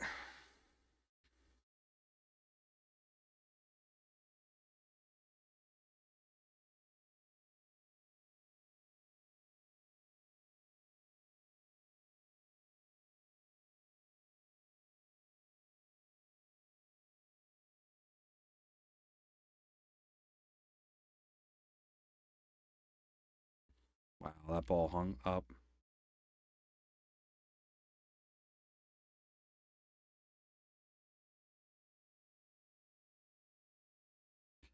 I still don't get why these players are making balls and leaving their opponents shots. Why not just dish that 5 to a pocket and just leave it sit in front of it?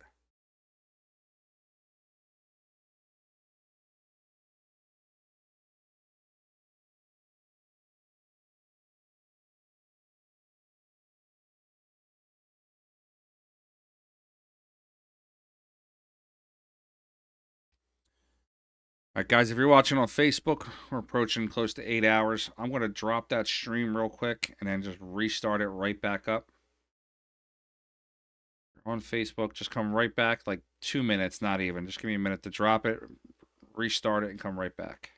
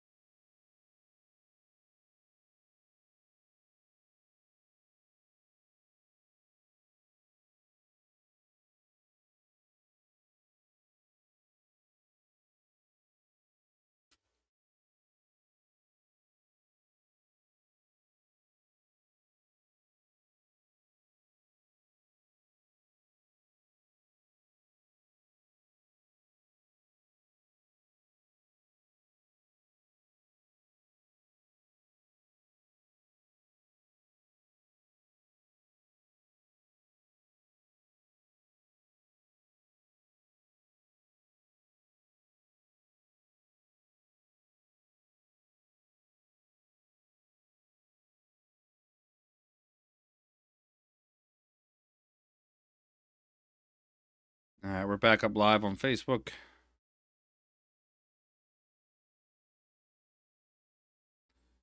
You know anybody that was on Facebook, just tell them to come right on back.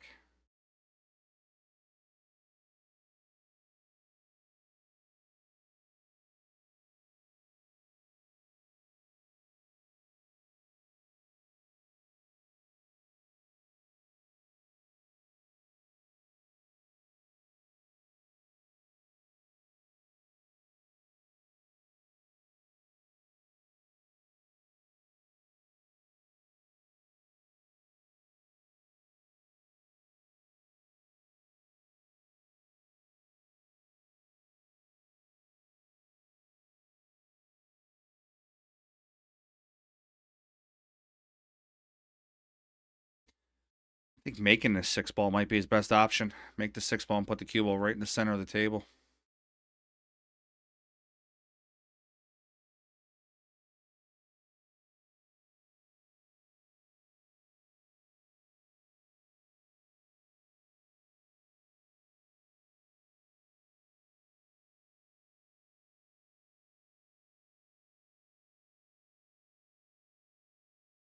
I don't know if I like that shot. Now it gives him an opportunity to bank the 6.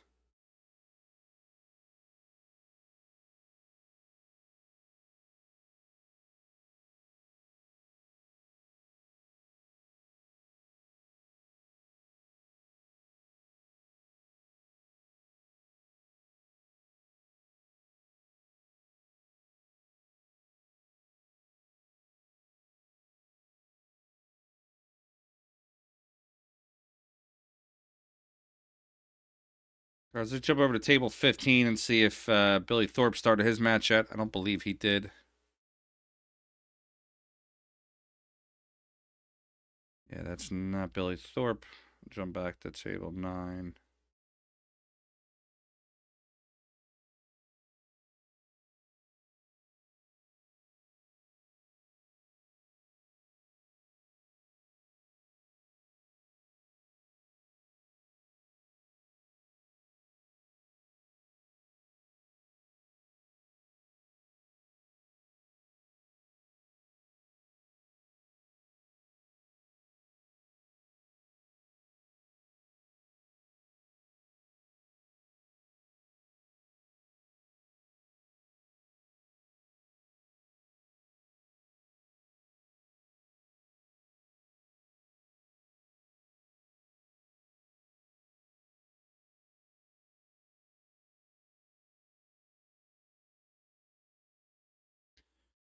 We're almost 2 hours behind on some of the start times for matches.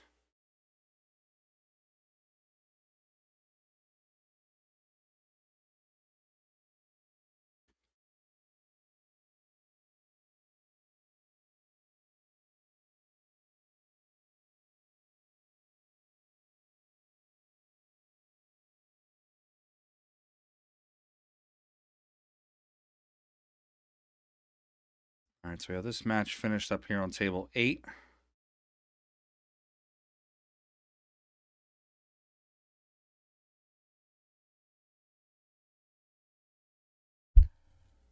At the table 9 for a minute.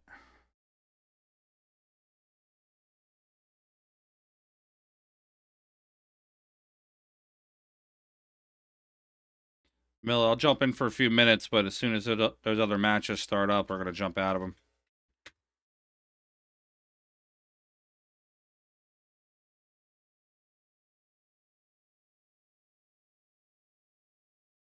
One day, I don't understand what you're saying. 400. There's tons of matches that we have here. What do you mean there's no matches to stream?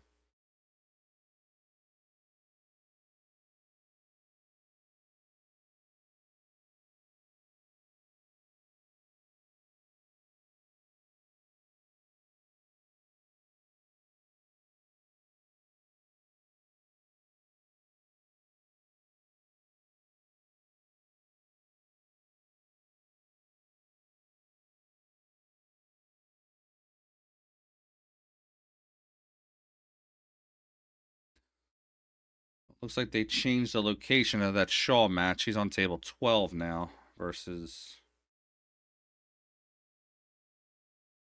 might even be table 10.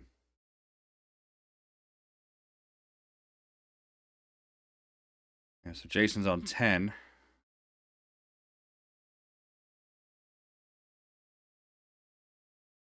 We still have Van Boning scheduled for table 9.